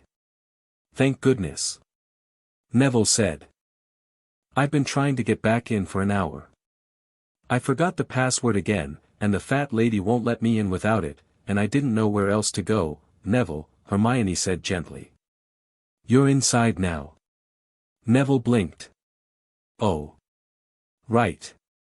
Then, noticing their disheveled state, "Were you out of bed? Did something happen?" "Long story," Harry said. "We'll tell you tomorrow. Right now, we need sleep." They made their way to their respective dormitories. Harry collapsed into bed, his mind racing.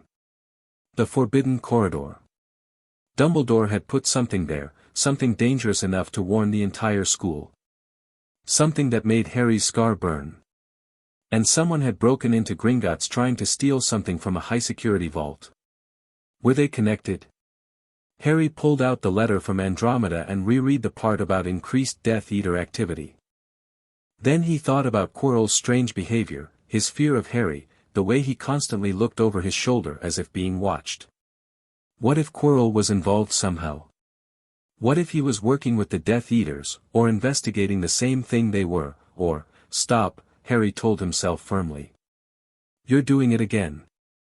Connecting dots that might not be connected. Making up conspiracies because you're used to having to figure everything out yourself."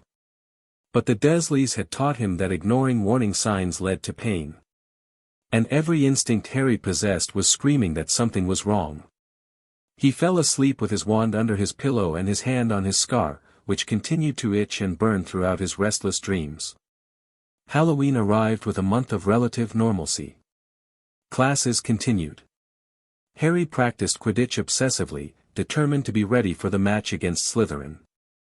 His friendship with Ron and Hermione deepened through shared homework sessions and weekend trips to Hogsmeade.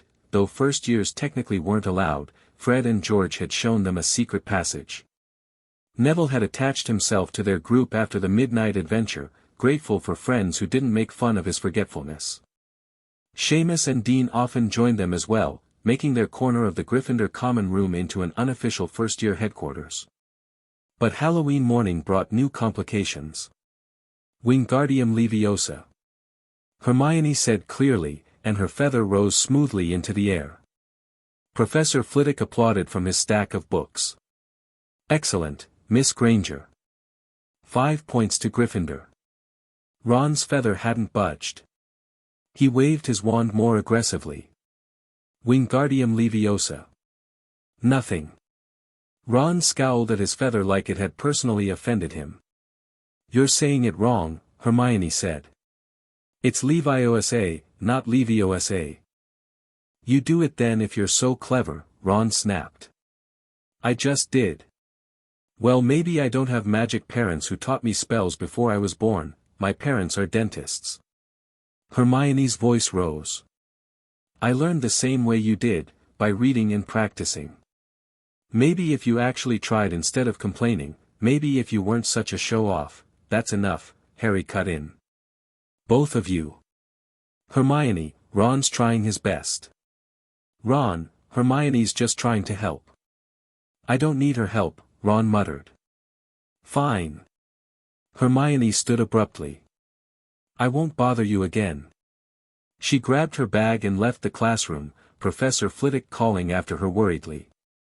That was harsh, Harry said to Ron. She's so bossy, Ron complained. Always correcting everyone, always acting like she knows everything. She does know everything.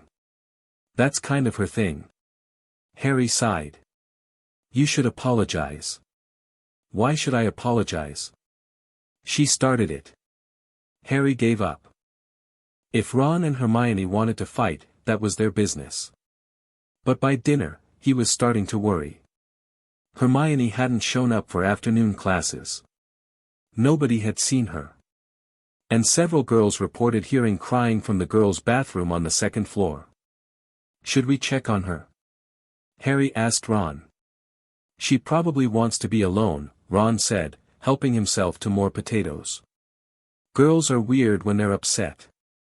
That's not, Harry stopped. There was no point arguing with Ron when he was in this mood. The Halloween feast was spectacular. The Great Hall was decorated with live bats, giant pumpkins carved with faces, and orange and black streamers that moved on their own. The ceiling showed a stormy night sky with lightning flashing dramatically. Mountains of food covered the tables, roast turkey, mashed potatoes, various pies, and every sweet imaginable. Harry was reaching for a pumpkin pasty when Professor Quirrell burst into the hall. His turban was askew, his face white with terror. He ran straight to the staff table and collapsed in front of Dumbledore. Troll, he gasped. In the dungeons. Thought you ought to know. Then he fainted onto the floor. The hall erupted in screams. Students jumped to their feet. Several people started running for the doors. Silence. Dumbledore's voice thundered through the hall, magically amplified. Everyone froze. Prefects, lead your houses back to the dormitories immediately. Teachers, follow me to the dungeons. The prefects started organizing their houses. Percy Weasley was shouting orders at the Gryffindors, trying to maintain order as they filed toward the door. Harry's mind was racing. Troll in the dungeons. The Slytherin dormitories were in the dungeons. But that wasn't what made his stomach drop. Ron, Harry grabbed his friend's arm. Hermione doesn't know about the troll. She's still in the bathroom. Ron's face went pale. We have to find her. They slipped away from the crowd, running through corridors while everyone else headed upward. Harry's scar was burning again, that same sharp pain that seemed to accompany every crisis. The second-floor bathroom was just ahead. They burst through the door, and came face to face with 12 feet of solid muscle and stupidity. The troll was huge, gray-skinned, with a tiny head on massive shoulders and a club the size of a tree trunk. It was standing in the corner, sniffing the air. And cowering in the opposite corner, white-faced and trembling, was Hermione. "Hermione, run!" Harry shouted. The troll turned toward his voice. Its tiny eyes fixed on Harry and Ron. It raised the club. "Move!" Ron pushed Harry sideways. The club smashed into the floor where they'd been standing, cracking the tiles. "Help!" Hermione screamed. The troll advanced on her, club raised. Without thinking, Harry ran at it, jumping onto its back and wrapping his arms around its neck. The troll roared and thrashed, trying to shake him off. "Let go, Harry!" Ron yelled. He was waving his wand frantically. "Wingardium Leviosa! Wingardium Leviosa!" The troll's club rose into the air, floating out of its grip. Ron flicked his wand, and the club flew across the room, smashing into the troll's head with a sickening crack. The troll swayed, confused. Harry lost his grip and fell, rolling away just as the troll toppled forward and crashed to the floor, unconscious. Silence except for their heavy breathing. "Is it dead?" Hermione whispered. "Just knocked out, I think," Harry said. His hands were shaking. "Are you okay?" Before Hermione could answer, the door burst open again. Professor McGonagall rushed in, followed by Snape and Quirrell. McGonagall looked at the unconscious troll, then at the 3 first years, her expression cycling through horror, relief, and anger. "What on earth were you thinking?" she demanded. "You could have been killed. Why aren't you in your dormitory?" "It's my fault, Professor," Hermione said quickly. "I went looking for the troll." Harry stared at her. McGonagall's eyebrows rose. "Miss Granger. I thought I could handle it because I've read all about trolls." Hermione's voice was steady despite her terror. "Harry and Ron came looking for me to warn me, and they saved my life. If they hadn't found me, I'd be dead." McGonagall looked at the 3 of them, her expression unreadable. 5 points will be taken from Gryffindor for your serious lack of judgment, Miss Granger. As for you two, she turned to Harry and Ron, you are very lucky. Not many first years could take on a fully grown mountain troll and survive. 5 points each for sheer dumb luck. She ushered them out. As they passed Snape, Harry noticed the potions professor limping slightly, his robes torn near the leg. Their eyes met briefly, and Snape's expression was complex. Not quite hatred. Something closer to assessment. Then they were in the corridor, and McGonagall was directing them firmly back to Gryffindor Tower. "Miss Granger, I suggest you choose your research projects more wisely in future. Mr. Potter, Mr. Weasley, while I don't condone your actions, I recognize that you likely saved a fellow student's life. 10 points each for exceptional bravery." She left them at the portrait hole. The fat lady looked them up and down, sniffed disapprovingly, and swung open. The common room erupted when they entered. Everyone had heard about the troll, and now here were 3 first years who'd apparently fought it. "You fought a troll?" Fred Weasley demanded. "A mountain troll?" George added. "Are you mental?" several people asked simultaneously. But Harry was looking at Hermione, who was crying again, not from fear this time, but relief. "Thank you," she whispered. "You came for me even after I was horrible to Ron." "You weren't horrible," Ron said awkwardly. "I was a git. I'm sorry. I'm sorry too. Can we all agree to stop being sorry and just be friends?" Harry asked. "Because I'm exhausted and my scar hurts and I really don't want to analyze this anymore tonight." They laughed. The crowd gradually dispersed, leaving the 3 of them sitting by the fire. "Your scar hurts?" Hermione asked. "Harry, that's the 3rd time you've mentioned that. When does it hurt?" When Quirrell's around," Harry admitted slowly. "And when we were near the forbidden corridor." And just now, with the troll. So whenever there's danger, Ron said. Or whenever there's dark magic, Hermione added thoughtfully. Harry, what if your scar is reacting to Voldemort's presence somehow? Or to Death Eaters? Voldemort's dead, Harry said. Is he? Hermione pulled out a book, because of course she had a book nearby. I've been reading about the night your parents died. Voldemort was destroyed, but nobody knows if he was actually killed. Dark wizards have ways of surviving death. What if he's still out there somehow? That's terrifying, Ron said. That's impossible, Harry said.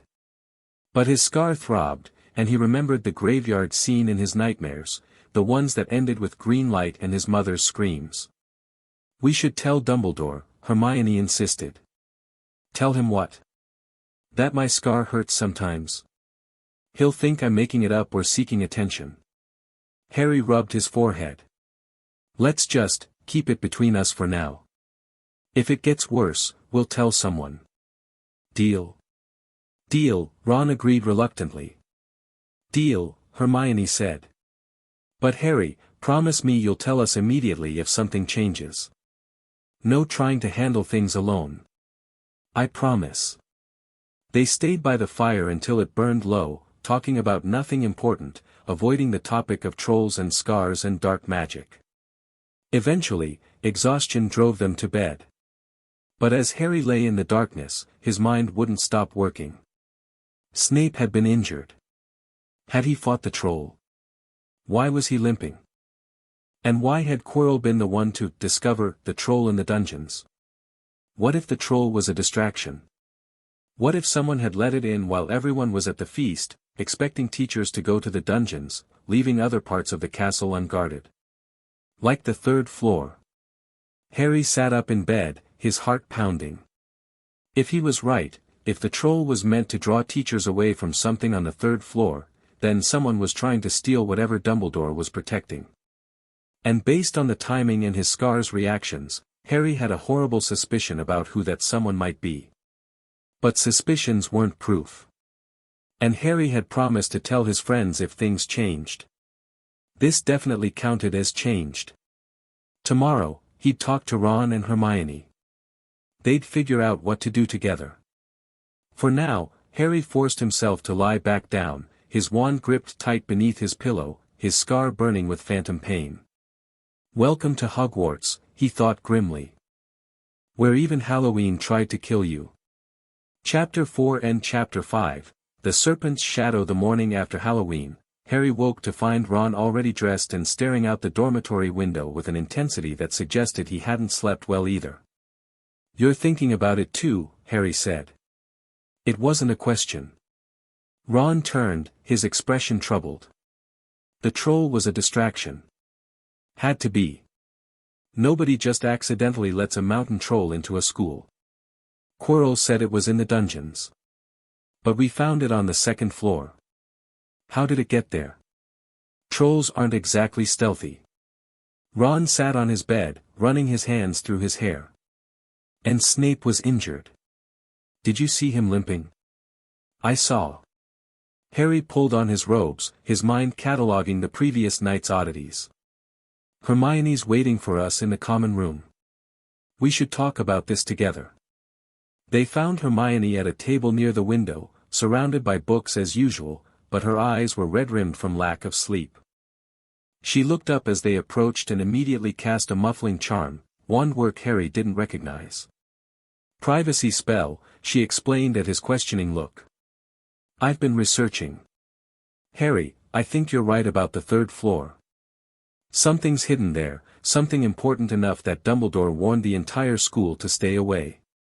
Important enough to die for, Ron added grimly. Hermione opened one of her books, Modern Magical Security, Theory and Practice. High-value items are typically protected by layers of magical defenses. Based on Dumbledore's warning and what we heard through that door, the growling, I think there's a guardian creature. Probably a Cerberus or similar multi-headed beast. A what now? Ron asked. Three-headed dog from Greek mythology. Guards the entrance to the underworld. But in the magical world, they're bred specifically as guardians. Extremely loyal, extremely dangerous, and nearly impossible to bypass without the right knowledge. Harry thought about the growling, the way the door had vibrated. How do you get past one? Music, Hermione said. According to legend, Cerberus falls asleep to music.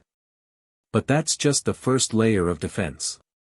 Whatever's being protected would have additional safeguards, probably puzzles or challenges designed by different professors. So someone's trying to steal whatever's being guarded, Ron said. And they used the troll to distract the teachers on Halloween. Exactly. Hermione pulled out another book, this one showing a photograph of Gringotts. Remember the break-in attempt at Gringotts? The vault that was emptied the same day we visited? What if whatever was in that vault is now at Hogwarts? What if that's what someone's trying to steal? The pieces clicked together in Harry's mind with horrible clarity. The Philosopher's Stone. Both of them stared at him. How did you? Hermione started. I've been reading too. Harry pulled out his own book, Alchemical Achievements of the Modern Age, which he'd borrowed from the library 2 weeks ago. Nicholas Flamel created the Philosopher's Stone. It produces the elixir of life and turns any metal into pure gold. He's the only known alchemist to succeed, and he's been alive for over 600 years. And you think the stone is at Hogwarts? Ron's eyes were wide. It makes sense. Flamel is Dumbledore's friend, it says so right here in the book.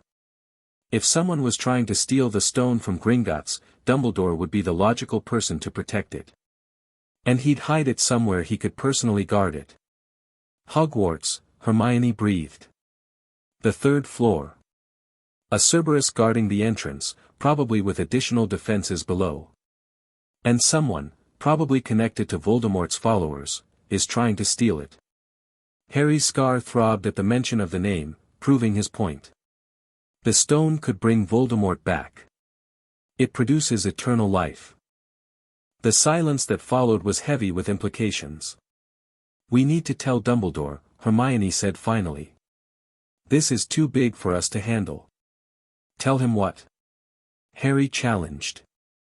That we think someone's trying to steal something we're not supposed to know about, based on breaking into a forbidden corridor and making wild guesses.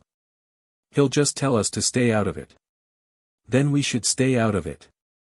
Hermione's voice rose slightly. Harry, this is Voldemort we're talking about.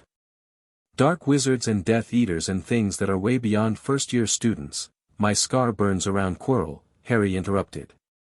Every single time I'm near him, it burns. And it burned on the 3rd floor. And when the troll appeared. Ron's face went pale. You think Quirrell's working for you-know-who? I think something's wrong with him. He wasn't always this scared and stammering, I read about him. He was a brilliant scholar who traveled the world studying dark creatures. Then he came back from Albania changed, and now he can barely teach a class without jumping at shadows. Albania, Hermione said slowly. That's where rumors placed Voldemort after his fall. The forest there is supposed to be full of dark magic. What if Voldemort possessed him? The words felt ridiculous coming out of Harry's mouth, but they also felt true. What if Quirrell brought something back from Albania? What if that's why my scar hurts, because Voldemort is literally in the castle? That's... Ron trailed off. That's mental. That's possible, Hermione corrected, flipping through another book, Possession and Parasitic Magic, a warning. Certain forms of dark magic allow a wizard's soul or consciousness to attach to another person. It's incredibly dangerous and usually results in the death of the host, but for a powerful wizard like Voldemort. She didn't need to finish. They all understood. So what do we do? Ron asked. Harry looked at his friends, Hermione with her books and brilliant mind, Ron with his chess player's strategic thinking and unwavering loyalty. They'd fought a troll together. They'd saved each other. They were in this together, whether it was wise or not. We watch, Harry said. We pay attention to Quirrell. We research the stone and its defenses. And if things escalate, if it looks like someone's actually going to try to steal it, then we tell Dumbledore everything and let the adults handle it. And if the adults don't believe us? Hermione asked. Then we handle it ourselves. Harry, I know it's dangerous. I know we're 11. But I'm not going to sit back and let Voldemort return because I was too scared to act. Harry met her eyes. You don't have to help. Either of you. This isn't your fight. Of course it's our fight, Ron said immediately. You're our friend. We're in this together. Gryffindor loyalty, Hermione muttered. Then, sighing, fine. But we do this smart. Research, planning, and absolutely no heroics without backup. Agreed? Agreed, Harry and Ron said in unison. Hermione cancelled the privacy charm with a flick of her wand. Then we have work to do. I'll research the stone and protective enchantments. Ron, you should look into chess strategy. If one of the defenses is a magical chess set, you'd be best equipped to handle it. Harry, you research Quirrell. Find out everything you can about his background and his time in Albania. Since when are you in charge? Ron asked, but he was smiling. Since you two clearly need someone to keep you organized. Hermione started gathering her books. Now come on. We have Transfiguration in 20 minutes, and we can't afford to fall behind in our actual studies while investigating dark wizard conspiracies. They headed to breakfast, and Harry felt the weight of their decision settle over him like a cloak. They were 11 years old, investigating what might be a plot to resurrect the darkest wizard in history. This was insane. But it was also necessary. Because if they were right, if Voldemort was at Hogwarts, working through Quirrell to steal the Philosopher's Stone, then someone needed to stop him. And if that someone had to be 3 first-year students, then so be it. The next few weeks fell into a rhythm of classes, Quidditch practice, and investigation. Harry's first Quidditch match against Slytherin was scheduled for mid-November, and Oliver Wood was pushing the team hard. Practice sessions ran long into the evening, with Wood drilling them on formations and plays until everyone was exhausted. Slytherin hasn't won the cup in 7 years, Wood said during one particularly brutal practice. They're desperate. They'll play dirty. Harry, you're our secret weapon, they don't know you're on the team yet. We announce you right before the match. But that means you need to be perfect. Harry threw himself into training with single-minded focus. Flying was the one thing that came naturally, that didn't require study or practice or effort. Up in the air, he could forget about Quirrell and Voldemort and the stone. He could just be Harry, chasing the snitch, losing himself in the pure joy of flight. But on the ground, reality reasserted itself. Quirrell was avoiding Harry more blatantly now. In defense against the dark arts, he arranged the classroom so Harry's seat was as far from the front as possible. He never called on Harry for questions. And if they passed in the corridors, Quirrell would actually change direction, his hand going to his turban as if checking it was secure. Harry's scar burned during every defense lesson. Sometimes the pain was mild, just an itch. Other times it was sharp enough to make his eyes water. He learned to hide it, pressing his hand casually to his forehead or adjusting his hair. But Hermione noticed. She always noticed. It's getting worse, she said one evening in the library, where they'd set up a study area away from prying eyes. Harry, your scar is reacting more strongly. That suggests whatever's causing it is getting stronger or closer. Or more desperate, Ron added. He was studying a book on magical chess, making notes about strategy. If you know who wants the stone, he's running out of time. Flamel might move it, or Dumbledore might add more defenses. He'd need to act soon. Harry rubbed his scar absently. Have you found anything about the defenses? Not specifics, Hermione said. But I've been watching the teachers. Snape, Flitwick, McGonagall, Sprout, and Quirrell all visit the 3rd floor regularly. My guess is they each contributed a protection. Snape's involved. Harry's stomach dropped. The potions professor hated him. What if Snape was working with Quirrell? Snape's head of Slytherin House and a former Death Eater, Hermione said carefully. But Dumbledore trusts him, which suggests he switched sides during the war. Still, his involvement is concerning. You think he's helping protect the stone or helping steal it? Ron asked. I don't know. Hermione worried at her bottom lip. His injury on Halloween suggests he was doing something dangerous that night. Either he was fighting the troll, or he was trying to get past the third-floor defenses and got bitten by the Cerberus. Or he was trying to stop someone else from getting past, Harry said slowly. What if Snape knows about Quirrell? What if he's trying to prevent the theft? That would explain why he watches you so closely in class, Hermione mused. If he knows Quirrell is possessed and that Voldemort wants you dead, he might be trying to protect you despite hating your father. It was a lot of speculation based on very little evidence.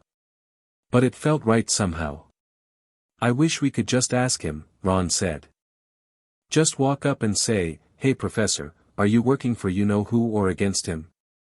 That would go well, Harry said dryly. They returned to their research. Harry had found several articles about Quirrell's travels. The man had been everywhere from Egypt to Romania to Albania.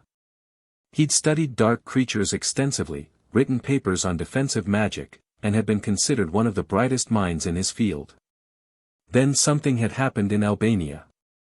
The articles after his return were different, shorter, more cautious. Quirrell had stopped publishing research. He'd taken the defense position at Hogwarts almost reluctantly, and colleagues noted his changed demeanor. He came back wrong, Harry said aloud. Something in Albania changed him. Or someone possessed him, Hermione said grimly. The question is, what do we do about it? That question haunted Harry as November progressed. They had suspicions but no proof. They couldn't go to Dumbledore without evidence, and they couldn't get evidence without taking risks that might get them expelled, or worse. The solution, when it came, was unexpected. It started with Neville. Neville had become a regular fixture in their study group, his herbology knowledge proving invaluable when they needed to research magical plants. He was also surprisingly good at remembering details others missed, a useful trait when investigating conspiracies. I saw Professor Snape cornering Quirrell yesterday, Neville said during lunch one day. Outside the staff room. Snape was asking him about his loyalties, and Quirrell looked terrified. Harry, Ron, and Hermione exchanged glances.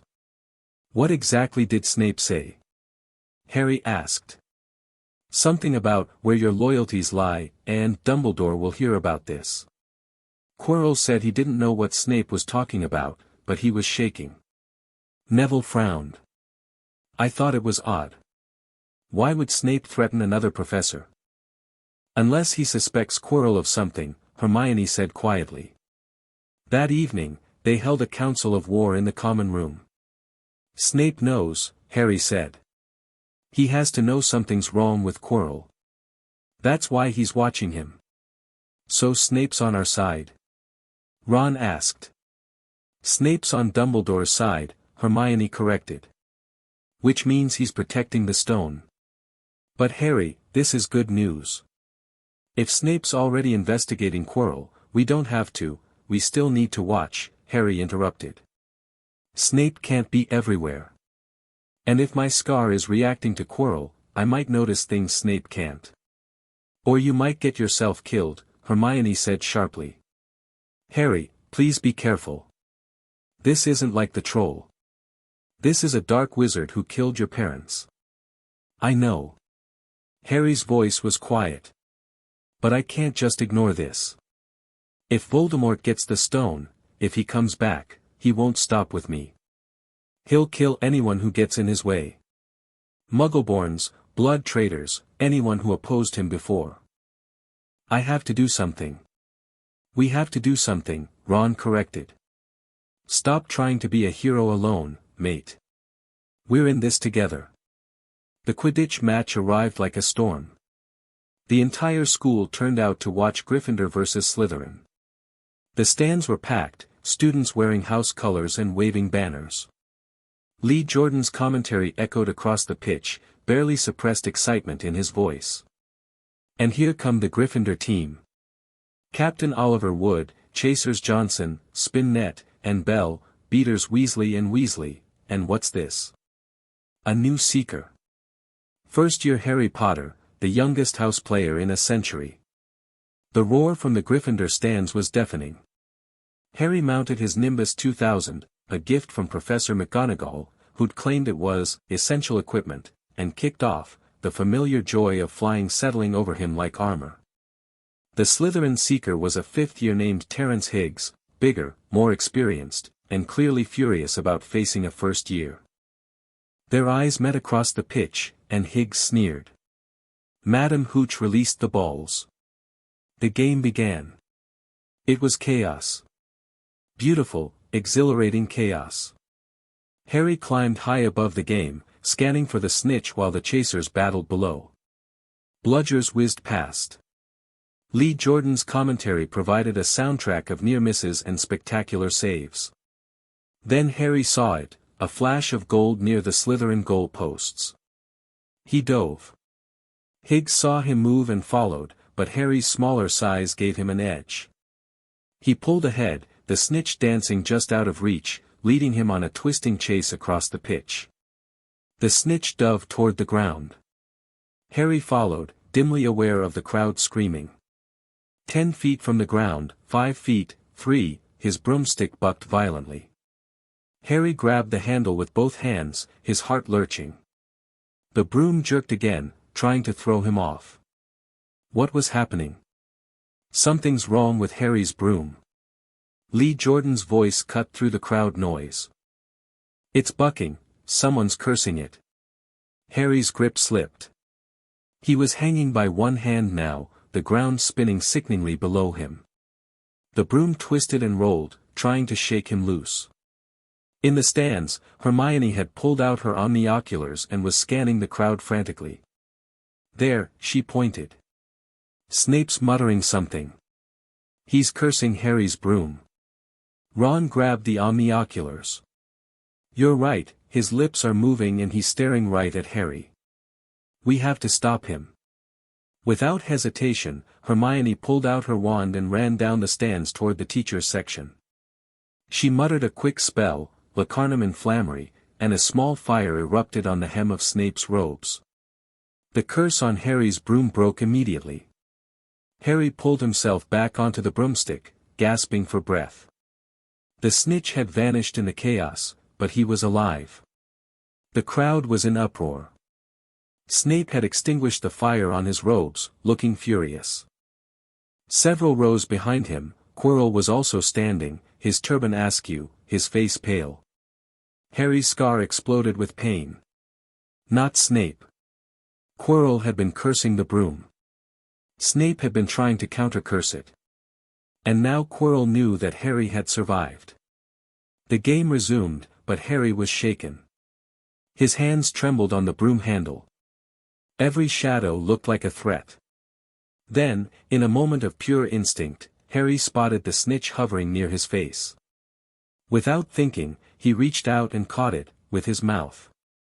He nearly swallowed it before realizing what he'd done. He spat it into his hand, holding it aloft as Madam Hooch's whistle blew. Harry Potter has caught the snitch. Gryffindor wins, 170-60. The Gryffindor section exploded. Students poured onto the pitch, lifting Harry onto their shoulders despite his protests.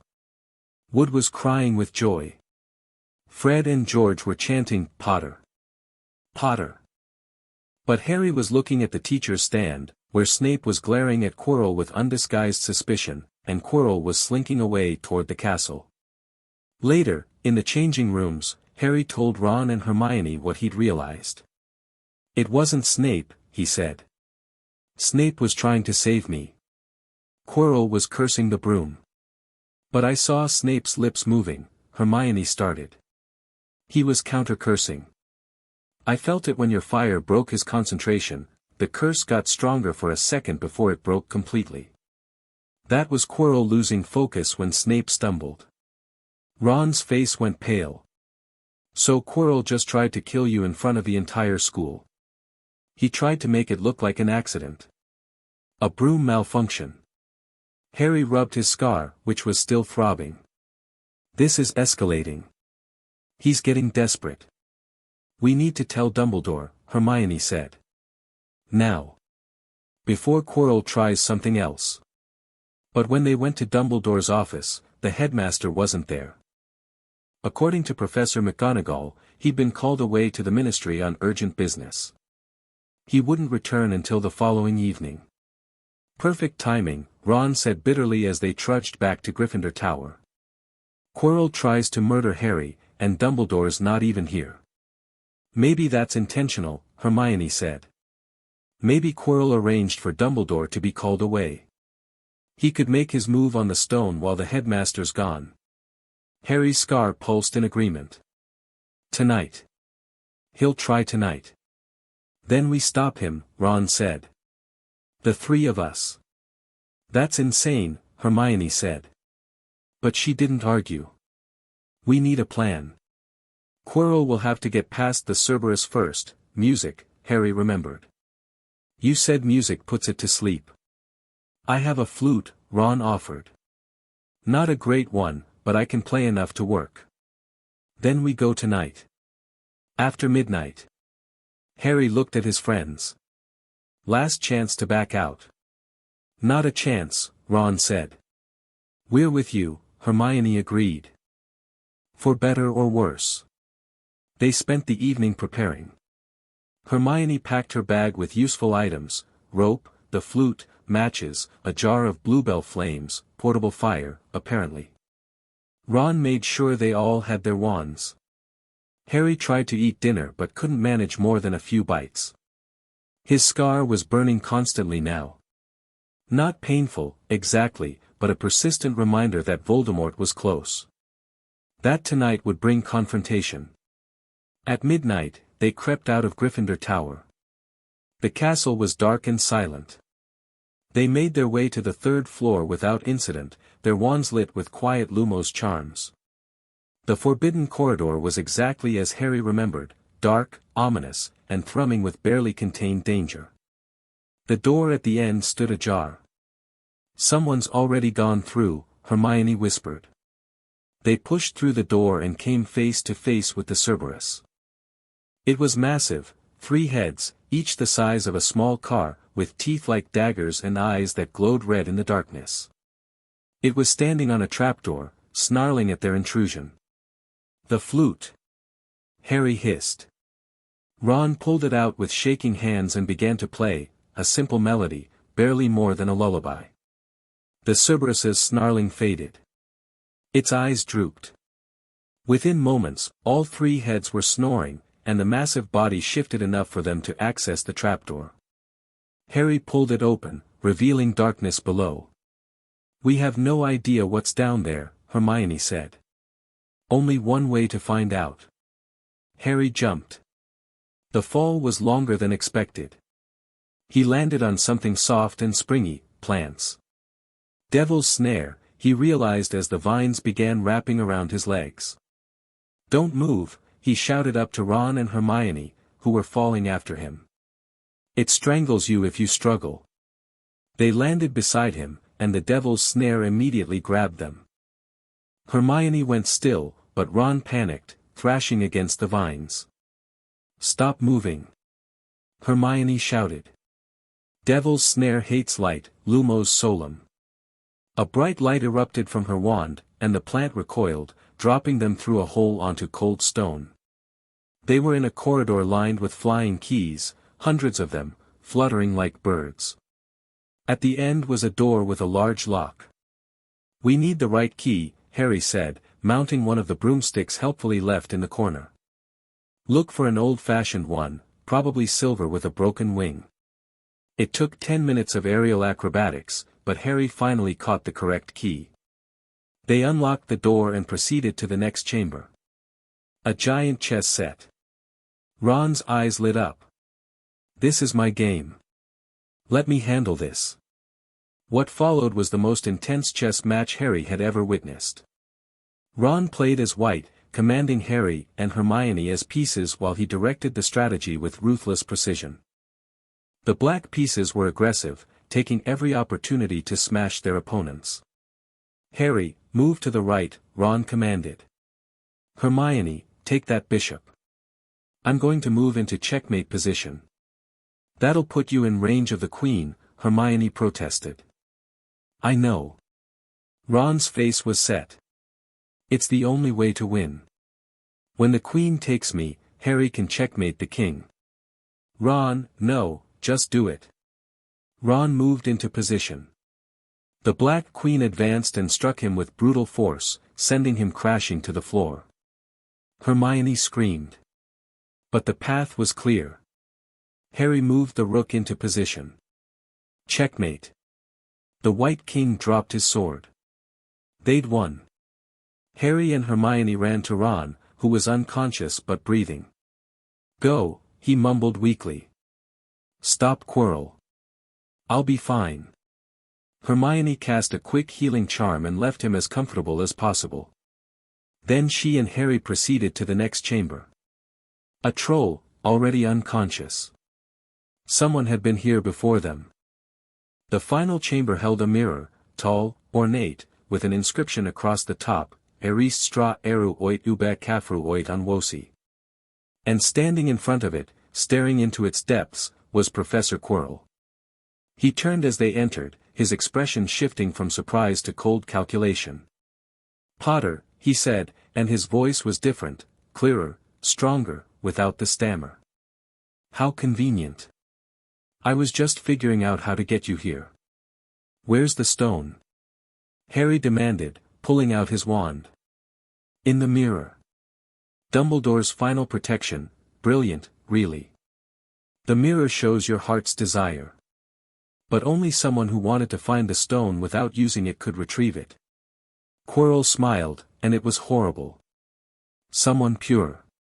Someone like you, Potter. I'm not helping you. You don't have a choice. Quirrell raised his wand. Come here, or your little mudblood friend dies.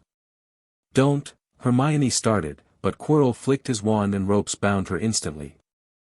Harry walked forward slowly, his mind racing. The mirror showed heart's desire. He needed to want the stone without wanting to use it. He needed to want to protect it. He looked into the mirror. His reflection stared back, but not alone. His parents stood beside him, smiling.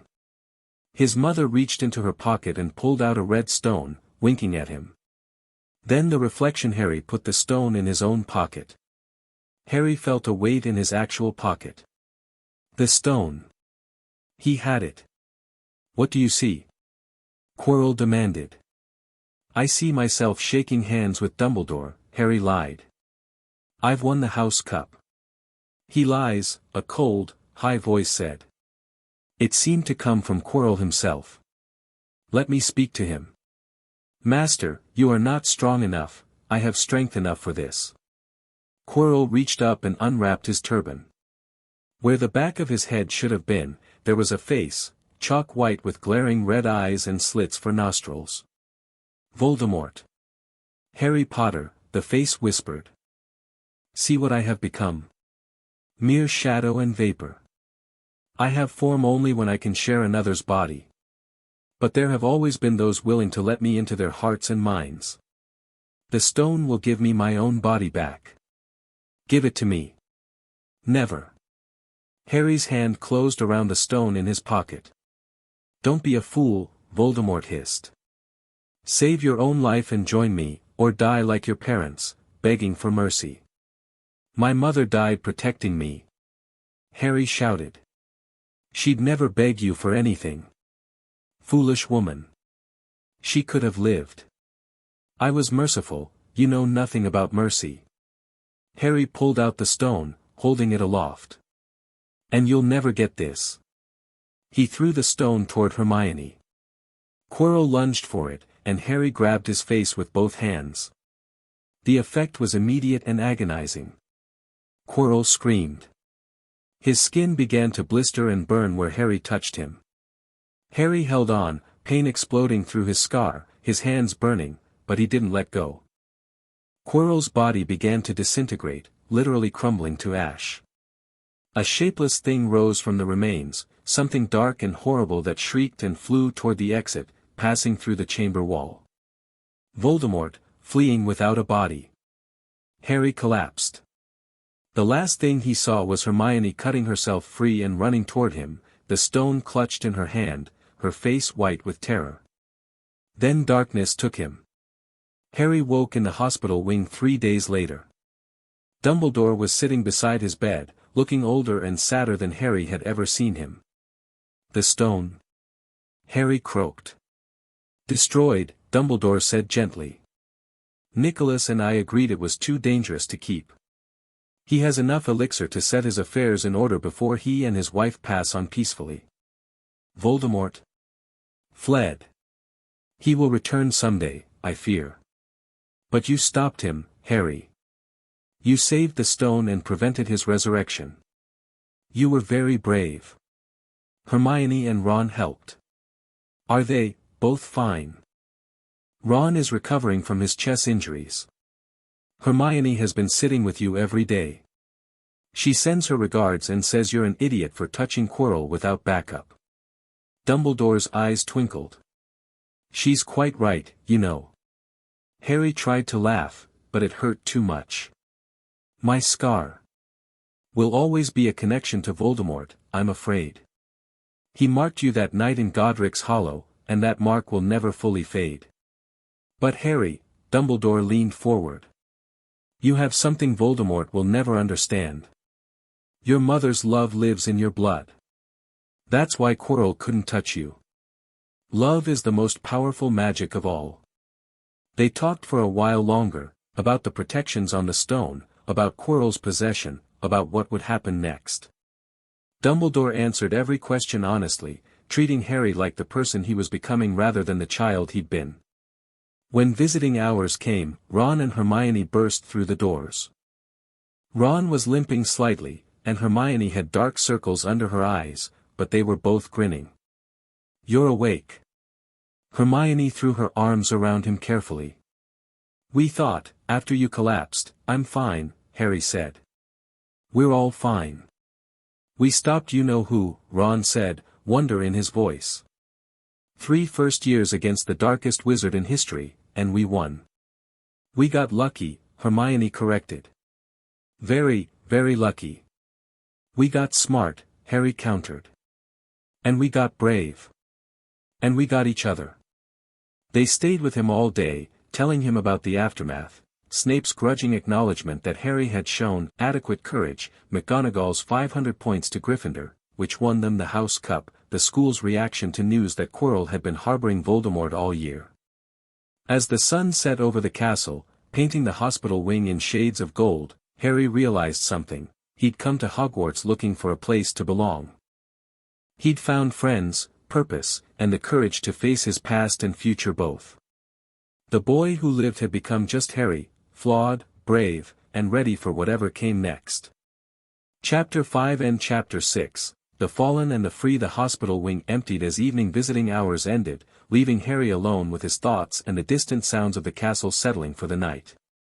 Madame Pomfrey had finally stopped hovering, satisfied that his burns from touching Quirrell were healing properly and that the stress on his magical core from channeling his mother's protection was stabilizing. Harry stared at the ceiling, his mind refusing to quiet. Voldemort had escaped. Weakened, bodiless, but alive. Somewhere out there, the Dark Lord was plotting his return, and Harry's scar would always connect them, a reminder that their confrontation was far from over. The ward door opened. Harry tensed instinctively before recognizing the tall figure of Professor Dumbledore, followed by an unexpected companion, Director Amelia Bones. Forgive the late intrusion, Harry, Dumbledore said, conjuring chairs for both of them. But Director Bones has information that cannot wait until morning. Bones looked grimmer than Harry had ever seen her. Mr. Potter, what I'm about to tell you is classified ministry information. However, given your involvement in recent events, you have a right to know. Harry pushed himself upright, ignoring Madame Pomfrey's disapproving cluck from her office. What's happened? The attack on you during the Quidditch match triggered several investigations, Bones began. We've been monitoring dark magical signatures across Britain since the Gringotts incident. 3 days ago, while you were unconscious, we detected an enormous surge of ancient magic near the Forbidden Forest. Something powerful entered the castle grounds. Voldemort left through the castle, Harry said. I saw him, flee after Quirrell died. Yes. But what's concerning is that something else arrived just hours later. Bones pulled out a folder filled with photographs and documents. We believe it's connected to the earlier break-ins at Ollivanders and Gringotts. Harry, have you heard of the Fallen Court? The name meant nothing to him. Harry shook his head. Dumbledore's expression grew grave. The Fallen Court is a legend from the time of the Peverell brothers, roughly 700 years ago. They were beings of immense magical power who served the Peverells as advisors, warriors, and researchers. When the Peverell line ended, the court was said to have gone into exile, waiting for someone worthy of their service to emerge. Beings? Harry repeated. What kind of beings? That's the question, Bones said. Historical accounts are vague and contradictory. Some describe them as ancient wizards who achieved near immortality through dark rituals. Others claim they were magical creatures, perhaps fae or spirits, bound by blood oaths to the Peverell bloodline. What's consistent across all accounts is their power and their obsession with the Peverell artifacts. Harry's hand went automatically to his pocket, where the invisibility cloak, one of the 3 Deathly Hallows, usually rested. It was currently in his trunk in Gryffindor Tower, but he felt its absence keenly. The cloak, he said quietly. They're after my cloak. Among other things. Dumbledore's blue eyes were serious behind his half-moon spectacles. Harry, the invisibility cloak you possess isn't simply a family heirloom. It's one of 3 legendary artifacts created by Death himself, according to the story, though I suspect the Peverell brothers crafted them using extraordinarily advanced magic. The cloak, the Elder Wand, and the Resurrection Stone. The stone. Harry's mind raced. The stone I pulled from the mirror, was that? No, that was the Philosopher's Stone, an entirely different artifact. The Resurrection Stone was set into a ring and lost centuries ago. Dumbledore paused. Though I confess I've been searching for it. The Hallows together are said to make one the Master of Death, a prize many have sought and died pursuing. And the Fallen Court wants them, Harry said. We believe so, Bones confirmed. The Ollivanders break-in makes sense now. Your wand contains a phoenix feather from the same phoenix that gave the feather in the Elder Wand. They may have been searching for information about wand connections or trying to track the wand's location through magical resonance. The Gringotts' attempt was more straightforward, Dumbledore added. They were seeking the Philosopher's Stone, which they apparently believed was a Peverell artifact, understandable given Nicholas Flamel's age and the stone's legendary status. When they discovered it had been moved to Hogwarts, they needed a new approach. Voldemort, Harry said. They knew Voldemort would try to steal the stone. They were using him as a distraction, or maybe they were working together. That's our concern, Bones said grimly. If the Fallen Court and Voldemort's supporters are cooperating, we're facing 2 existential threats instead of 1. Harry absorbed this in silence. He'd thought defeating Quirrell would bring peace, at least for a while. Instead, he'd apparently attracted the attention of ancient magical beings who believed he had no right to his family's artifacts. What do they want from me? Harry asked. Just the cloak.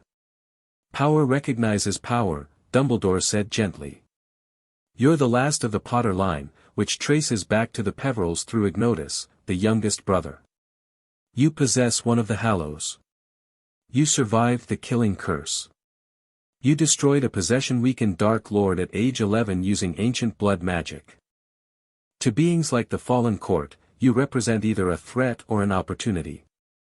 Or both, Bones added. Mr. Potter, I'm here officially to inform you that the Ministry is increasing security around you. We'll have Aurors monitoring Hogwarts, discreetly, and watching your movements during holidays. I'm a prisoner again. Harry's voice came out sharper than intended. Just in a bigger cage this time. You're a target, Bones corrected firmly. There's a difference. These protections are for your safety and the safety of everyone around you. The Fallen Court won't care about collateral damage if they decide to take what they want by force. Harry wanted to argue, but the logic was sound. He'd dragged Ron and Hermione into danger once already. If these new enemies were as powerful as Dumbledore suggested, more people could get hurt. What should I do? He asked finally. Continue your studies, Dumbledore said. Learn everything you can about magic, history, and the legacy you've inherited. The Fallen Court respects power, but they respect knowledge and worthiness even more. If you can prove yourself deserving of your heritage, they may choose negotiation over confrontation. And if they don't? Then we fight, Bones said simply. But we fight smart. Which brings me to the second reason for this visit. I'd like to propose advanced defensive training for you over the summer. Private tutoring with a specialist in ancient magic and combat. Interested? Harry thought of Quirrell disintegrating under his hands, of the pain in his scar, of Voldemort's promise to return. Very interested. Good. Bones stood. I'll make the arrangements. In the meantime, Professor Dumbledore has something for you. The headmaster reached into his robes and pulled out a familiar silvery fabric, the invisibility cloak. I believe this belongs to you, Harry. Your father lent it to me years ago, and I should have returned it sooner. Perhaps now you understand why I hesitated. I feared drawing attention to it might make you a target. But circumstances have rendered that concern moot. Harry took the cloak, feeling its weightless silk slide through his fingers. Thank you, Professor. Use it wisely. And Harry, Dumbledore's expression softened. You asked me once what you should do. Let me give you advice I wish I'd followed at your age. Trust your friends. Share your burdens. The Fallen Court may respect individual power, but there's strength in unity that even immortal beings cannot match. After they left, Harry lay back in his hospital bed, the cloak folded on his lap. The year had started with him escaping a cupboard, desperate for freedom. Now he'd saved a legendary artifact, fought a Dark Lord, and discovered he was being hunted by ancient magical beings. Freedom, it turned out, came with a price. The last week of term passed in a strange blur. Harry was released from the hospital wing to a hero's welcome. Gryffindor had won both the Quidditch Cup and the House Cup, and everyone credited Harry's role in stopping Voldemort. People who'd avoided him all year suddenly wanted to be friends. Only Ron and Hermione treated him the same. You're brooding, Hermione announced one afternoon in the library. They were supposedly studying for end-of-year exams, but Harry hadn't turned a page in 20 minutes. I'm thinking, Harry corrected. You're catastrophizing, Ron said. I can tell because you get this look like you're planning for the apocalypse. Harry set down his book. What if I lead them here? The Fallen Court. What if they attack Hogwarts looking for me? Then we'll fight them, Hermione said simply. Harry, you can't control what ancient magical beings choose to do. You can only control how you prepare and respond. She's right, Ron added. Besides, you heard Dumbledore, they respect power and knowledge. So we get more powerful and more knowledgeable. That's what we're doing here anyway. It was pragmatic advice, and it helped. Harry threw himself into exam preparation with renewed focus, discovering that the academic work helped quiet his racing thoughts. The exams themselves were intense but manageable. Harry performed well in most subjects, Transfiguration and Charms especially. Potions was still difficult with Snape glaring at him throughout the practical, but Harry managed a passing grade. Defense against the dark arts was cancelled entirely, given Quirrell's fate. The results were posted on the last full day of term. Harry Potter Transfiguration, exceeds expectations charms, exceeds expectations potions, acceptable herbology, exceeds expectations history of magic, acceptable astronomy, exceeds expectations, not bad for someone who didn't know magic existed 6 months ago, Ron said, studying his own results. Mostly acceptables with a surprising outstanding in defense. The theoretical exam had focused on strategy. Hermione, predictably, had outstandings in everything. That evening, the end-of-year feast transformed the Great Hall. Gryffindor colors dominated, red and gold banners, celebrating their House Cup victory. Dumbledore's speech acknowledged the extraordinary courage of our youngest students, without explicitly naming Harry, Ron, and Hermione, but everyone knew who he meant. Harry caught Snape's eye across the hall. The potions master nodded once, not quite approval, but acknowledgement. They'd never be friends, but perhaps they'd reached an understanding. As dessert appeared, Dumbledore stood again. Before we depart for the summer, I have one final announcement. Due to this year's events, Hogwarts will be implementing new security measures for the coming term. Additionally, we're pleased to welcome a new defense against the dark arts professor. Details will be provided in your start-of-term letters. Whispers rippled through the hall. A new defense professor, hopefully one who wasn't harboring dark lords. After the feast, Gryffindor House retired to their common room for an impromptu party. Harry found himself cornered by Fred and George Weasley. "So, Harry," Fred began. "We've been thinking," George continued, "about your little adventure with the stone. And we've decided you need to share your secrets. How did you get past McGonagall's chess set? And Sprout's devil's snare? And Flitwick's flying keys?" Harry laughed despite himself. "Maybe next year. If I'm still alive." Always with the dark humor, Fred sighed. "We like him," George declared. "He can stay." The twins wandered off to terrorize other first-years, leaving Harry with Ron and Hermione by the fireplace. "I'm going to miss this," Hermione said quietly. "Not the mortal danger, obviously. But the three of us, working together, figuring things out. We'll write," Ron promised. "And we'll see each other again in September." "Will we?" Harry heard himself ask. "What if something happens over the summer? What if the Fallen Court, then we'll handle it," Hermione interrupted firmly. "Harry, stop trying to predict every disaster. Enjoy tonight. We won. We survived. That's enough for now." She was right. Harry forced himself to relax, to laugh at Ron's terrible jokes and Hermione's exasperated responses, to appreciate this moment of peace before the summer's uncertainty. Later, in the dormitory, Harry packed his trunk with mixed feelings. He'd grown to love Hogwarts, the magic, the challenges, the sense of belonging. Leaving felt wrong, even though he'd be returning in a few months. "You okay, mate?" Ron asked, folding his own clothes with significantly less care than Harry. "Just thinking about going back to Potter Manor. It'll be quiet without you two around." "You've got Andromeda," Ron pointed out. "And Tonks visits sometimes, right? Her stories are brilliant." "True." Harry closed his trunk. "What about you? Excited to go home?" "Always." Ron grinned. "The Burrow's mad, but it's home. Mum's already planning a huge welcome dinner.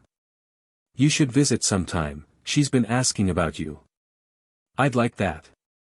They fell into comfortable silence, both processing the year's events in their own ways.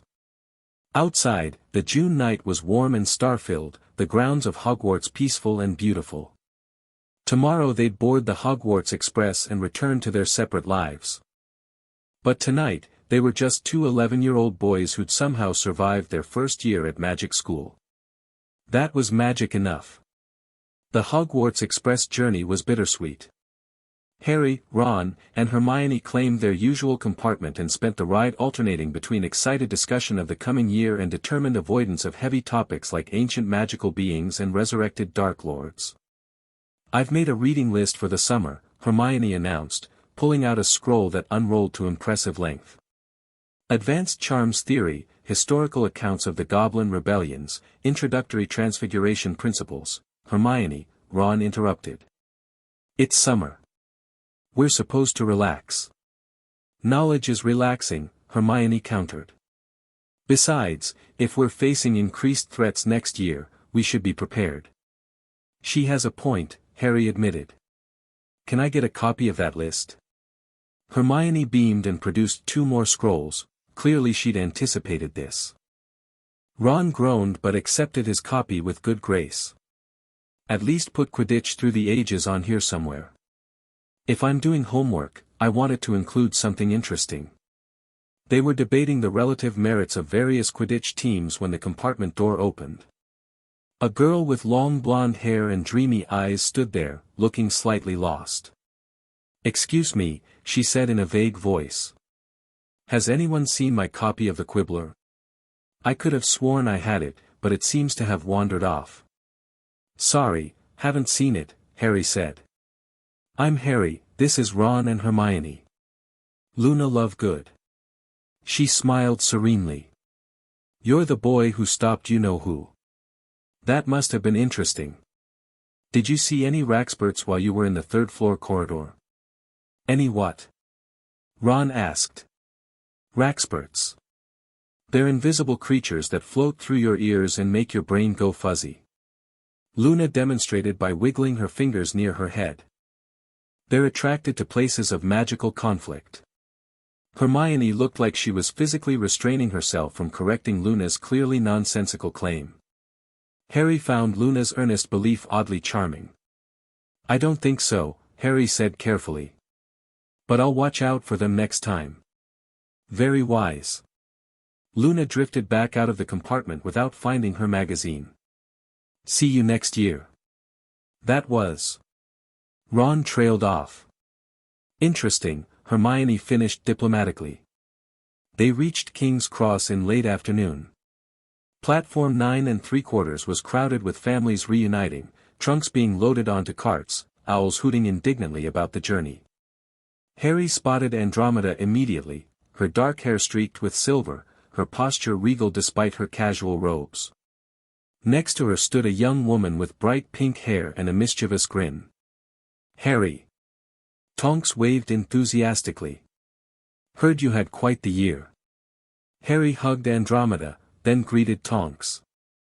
That's one way to put it. Mum wants all the details, Tonks said. Especially the part where you touched a Dark Lord's face and made him explode. That's metal. Nymphadora, language, Andromeda chided gently. She turned to Harry. Are these your friends? Harry introduced Ron and Hermione, watching with amusement as Hermione immediately launched into questions about Tonks's metamorphmagus abilities and Ron's ears turned red at Tonks's friendly attention. We should get together this summer, Hermione said. If that's allowed with the increased security. I'll make it happen, Harry promised. Even if I have to ask Director Bones personally. They said their goodbyes, Ron extracted by his numerous siblings, Hermione collected by her parents, and Harry followed Andromeda and Tonks through the barrier to the Muggle side of the station. The apparition to Potter Manor was as disorienting as always. Harry stumbled on arrival, caught by Tonks's quick reflexes. Getting better at it, Tonks said encouragingly. Soon you'll barely throw up. I've never thrown up, Harry protested. Yet, Tonks said darkly. The key word is yet. Potter Manor looked exactly as Harry had left it, beautiful, ancient, and somehow more welcoming than it had been at the start of summer. Bitsy appeared with a crack, tears already streaming down her face. Master Harry is home, she wailed joyfully. Bitsy has been so worried. Bitsy heard about the Dark Lord and the stone and the terrible danger. I'm fine, Bitsy, Harry said, allowing the house elf to check him over thoroughly. See? All limbs attached, no extra holes. Master Harry should not joke about such things, Bitsy sniffed. Come, Bitsy has prepared Master Harry's favorite dinner. Master Harry needs feeding after such a traumatic year. Dinner was indeed Harry's favorites, roast chicken, mashed potatoes with gravy, fresh vegetables, and treacle tart for dessert.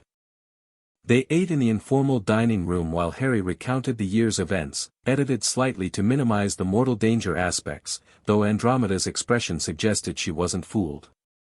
"You fought bravely," Andromeda said when he finished. "Lily would be proud.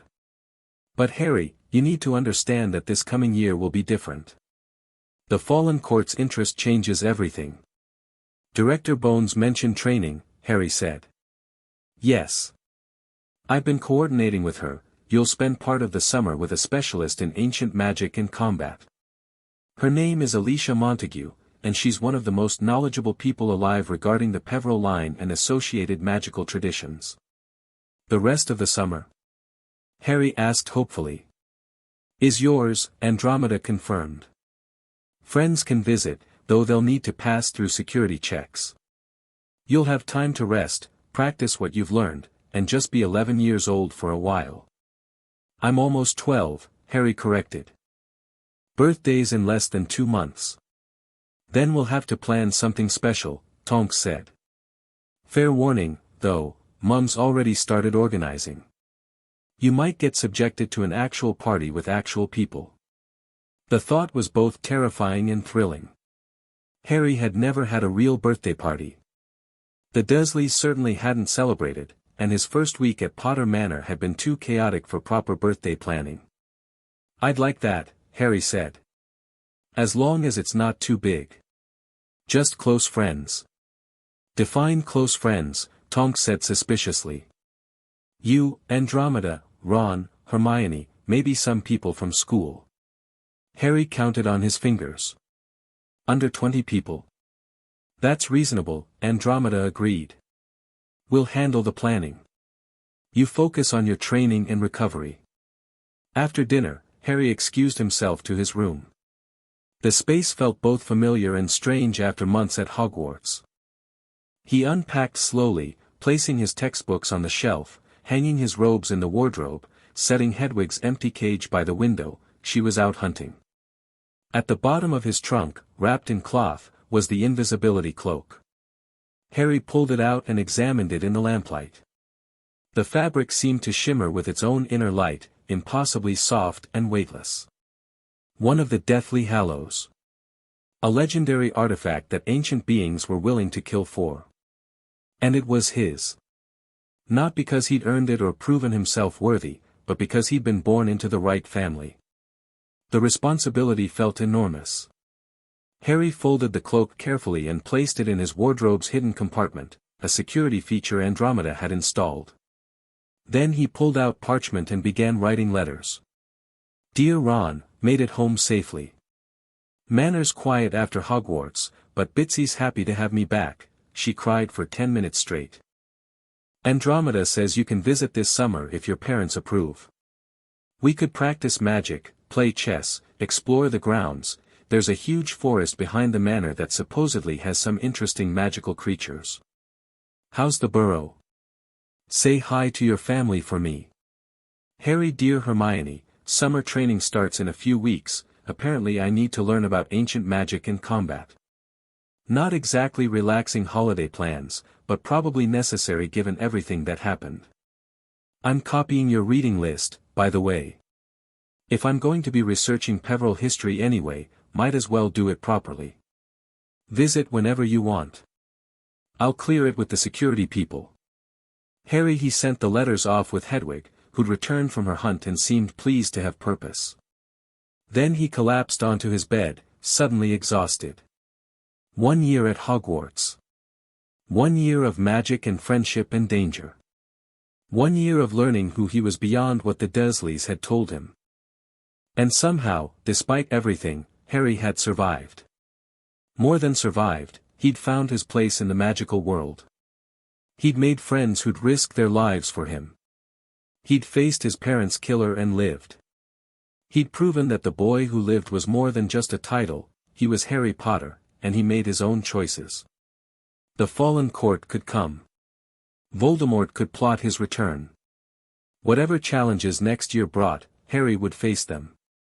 Not alone this time, but with friends, allies, and the knowledge that he deserved his freedom. He'd escaped the cupboard under the stairs. He'd claimed his heritage. He'd survived his first year at Hogwarts. Whatever came next, Harry was ready. The first few days of summer passed peacefully. Harry explored Potter Manor's grounds more thoroughly, discovering a small lake, an overgrown Quidditch pitch, which he immediately began clearing, and a greenhouse full of magical plants that made Neville's herbology knowledge suddenly seem very relevant. Bitsy was in her element, cooking elaborate meals and fussing over Harry's health. Andromeda visited daily, bringing books and news from the Ministry. Tonks dropped by whenever her aura shifts allowed, regaling Harry with stories of magical law enforcement that were probably exaggerated but definitely entertaining. Ron and Hermione both sent letters confirming summer visits. The Weasleys had invited Harry to the Burrow for a week in August. Hermione's parents wanted to meet Harry before allowing Hermione to visit, perfectly reasonable. Harry had written back, "I'm apparently a magnet for mortal danger." On the 10th day of summer, Alicia Montague arrived. She was younger than Harry expected, maybe 30, with dark skin, close-cropped hair, and an athletic build that suggested she practiced the combat she taught. Her robes were practical rather than decorative, and she carried herself with quiet confidence. "Harry Potter," she said, extending her hand. "I'm Alicia. Director Bones says you need to learn not to die. I specialize in making sure ancient magical threats don't kill my students. We're going to get along fine." Harry liked her immediately. "When do we start?" "Right now. Show me your grounds, I need to assess the space for training purposes." They spent the afternoon walking the manor's extensive property while Alicia asked questions about Harry's experiences, his magic, and his understanding of his heritage. She didn't talk down to him or treat him like a celebrity. She treated him like a student who needed training. "You have good instincts," Alicia said as they finished the tour. "Touching Quirrell was reckless but effective. You trusted your gut about your mother's protection. That instinct will serve you well. But instinct isn't enough against opponents who've been alive for centuries. You need knowledge, skill, and strategy." "What exactly are the Fallen Court?" Harry asked. "Everyone talks about them, but nobody explains what they actually are. Because nobody knows for certain." Alicia settled onto a garden bench, and Harry joined her. The Peverell brothers were innovative magical researchers, some of the most powerful wizards of their era. They attracted followers, allies, and students who helped them create their legendary artifacts. "The Hallows," Harry said. "Exactly. But when the Peverells died, their followers fractured. Some went their own ways. Others formed what became known as the Fallen Court, a group dedicated to preserving and controlling Peverell magic. Over centuries, they've become something more than human. Extended lifespans through dark rituals, enhancement through magical binding, transformation through exposure to artifact magic." "So they're dangerous," Harry said. "Extremely. But they're also bound by their own code of honor. They respect power, knowledge, and worthiness. If you can prove yourself, demonstrate that you're a true heir to the Peverells, not just a bloodline descendant, they might choose to negotiate rather than attack. And if I can't prove myself? Then we fight." Alicia's expression was serious. "Which is why we're training. You have raw power, Harry, and you have access to your mother's sacrificial protection. But you need control, technique, and understanding. That's what I'm here to teach." They began the next morning. Alicia's training was intense but logical. She started with magical theory, explaining how ancient magic differed from modern spells, how bloodline magic worked, how to sense and manipulate ambient magical energy. Then came practical exercises, dueling stances, wand techniques, nonverbal spells, silent casting. Modern magical education focuses on breadth, Alicia explained during a particularly grueling practice session. You learn a little about everything. Ancient magical training focused on depth, mastering a few abilities completely rather than dabbling in many. The Fallen Court will expect mastery. Harry practiced until his wand arm ached and sweat dripped into his eyes. But he improved. His stunner became faster, more accurate. He learned to cast a serviceable shield charm. His summoning charm could pull objects from across the grounds. Alicia also taught him about the Deathly Hallows in detail. The invisibility cloak is unique, she explained one afternoon in the manor's library. Most invisibility cloaks fade with time or fail against detection spells. Yours is immune to both. It's true invisibility, woven from death's own fabric, according to legend. More likely, Ignotus Peveril discovered a way to manipulate space itself, bending light around the wearer. Can the Fallen Court track it? Harry asked. Possibly. Artifacts of that power leave magical signatures. But the wards on Potter Manor should mask it. Still, I'd avoid using it in public places until we understand the court's capabilities better. They discussed the other Hallows, the Elder Wand, currently in Dumbledore's possession, and the Resurrection Stone, lost for centuries. Alicia believed the Fallen Court would pursue all three, making Harry a target not just for what he possessed but for what he represented. You're the key to unlocking the Hallows' full potential, Alicia said. United, they supposedly make one the Master of Death. Separate, they're still incredibly powerful. The court believes only the most worthy should wield such power. And they don't think I'm worthy, Harry said. They think you're unproven. There's a difference. Alicia leaned forward. Harry, you survived the killing curse as a baby. You defeated a possessed professor at 11 using ancient blood magic. You have access to one of the Hallows and the bloodline to claim the others. The court isn't dismissing you, they're evaluating you. Every action you take, they're watching. The thought was unsettling. So I'm constantly being tested. Yes. But that's an advantage. It means they're giving you time to prove yourself rather than simply attacking. Use that time to get stronger, smarter, and more prepared. The training continued through June. Harry practiced combat magic, learned about magical history, and studied everything Alicia could teach him about the Peverils and their legacy. He also maintained his friendships, writing to Ron and Hermione regularly, planning their summer visits, sharing his progress. His 12th birthday arrived on July 31st. Andromeda and Tonks had indeed planned a party, held in Potter Manor's gardens, with roughly 15 guests. Ron and his family came. Harry met the famous Molly Weasley, who immediately tried to feed him. Hermione and her parents attended. Her father was fascinated by the magical household, and several Hogwarts friends made appearances, including Neville, Dean, and Seamus. Even Professor McGonagall sent a gift, a book on advanced transfiguration with a note reading, "For continued excellence in my subject. Do try not to get killed before term starts." The party was loud, chaotic, and wonderful. They played Quidditch, Harry teaching the Muggle-born students the basics, ate an enormous cake Bitsy had prepared, and laughed until their sides hurt. For one afternoon, Harry was just a normal 12-year-old having a birthday party. As evening fell and guests departed, Harry found himself sitting by the lake with Ron and Hermione, watching the sunset paint the water gold. This was nice, Hermione said. Normal. We should do normal things more often. Agreed, Ron said. Though knowing us, we'll probably stumble into another conspiracy by October. Don't jinx it, Harry laughed. Then, more seriously, thank you. For being here. For being my friends. For making this year bearable.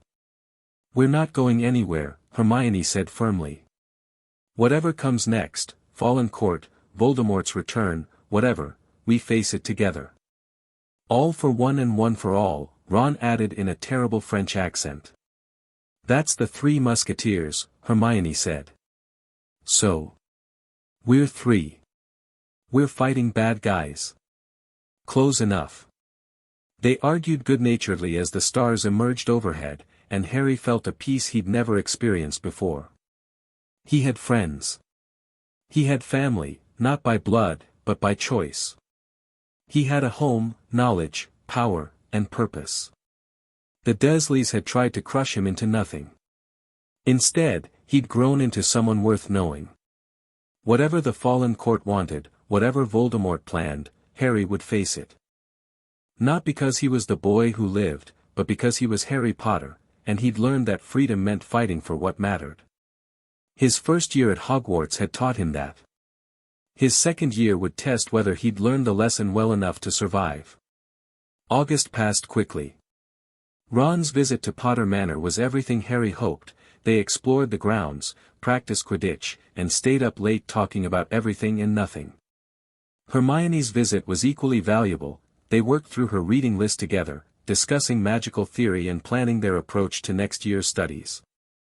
Alicia's training continued throughout, and by the end of summer, Harry could hold his own in a practice duel against her for nearly 5 minutes, an improvement from the 30 seconds he'd managed in June. "You're ready," Alicia said on their final training day. "Not ready for everything the world might throw at you, nobody ever is. But ready to survive, adapt, and keep learning. That's all anyone can ask." "Thank you," Harry said sincerely. "For everything.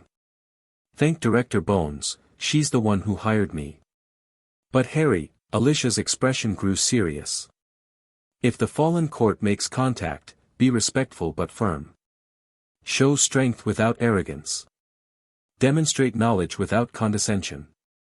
They're testing you, yes, but they're also looking for reasons to believe you're worthy. Give them those reasons. And if they attack anyway, run. Call for help. Use every trick I've taught you.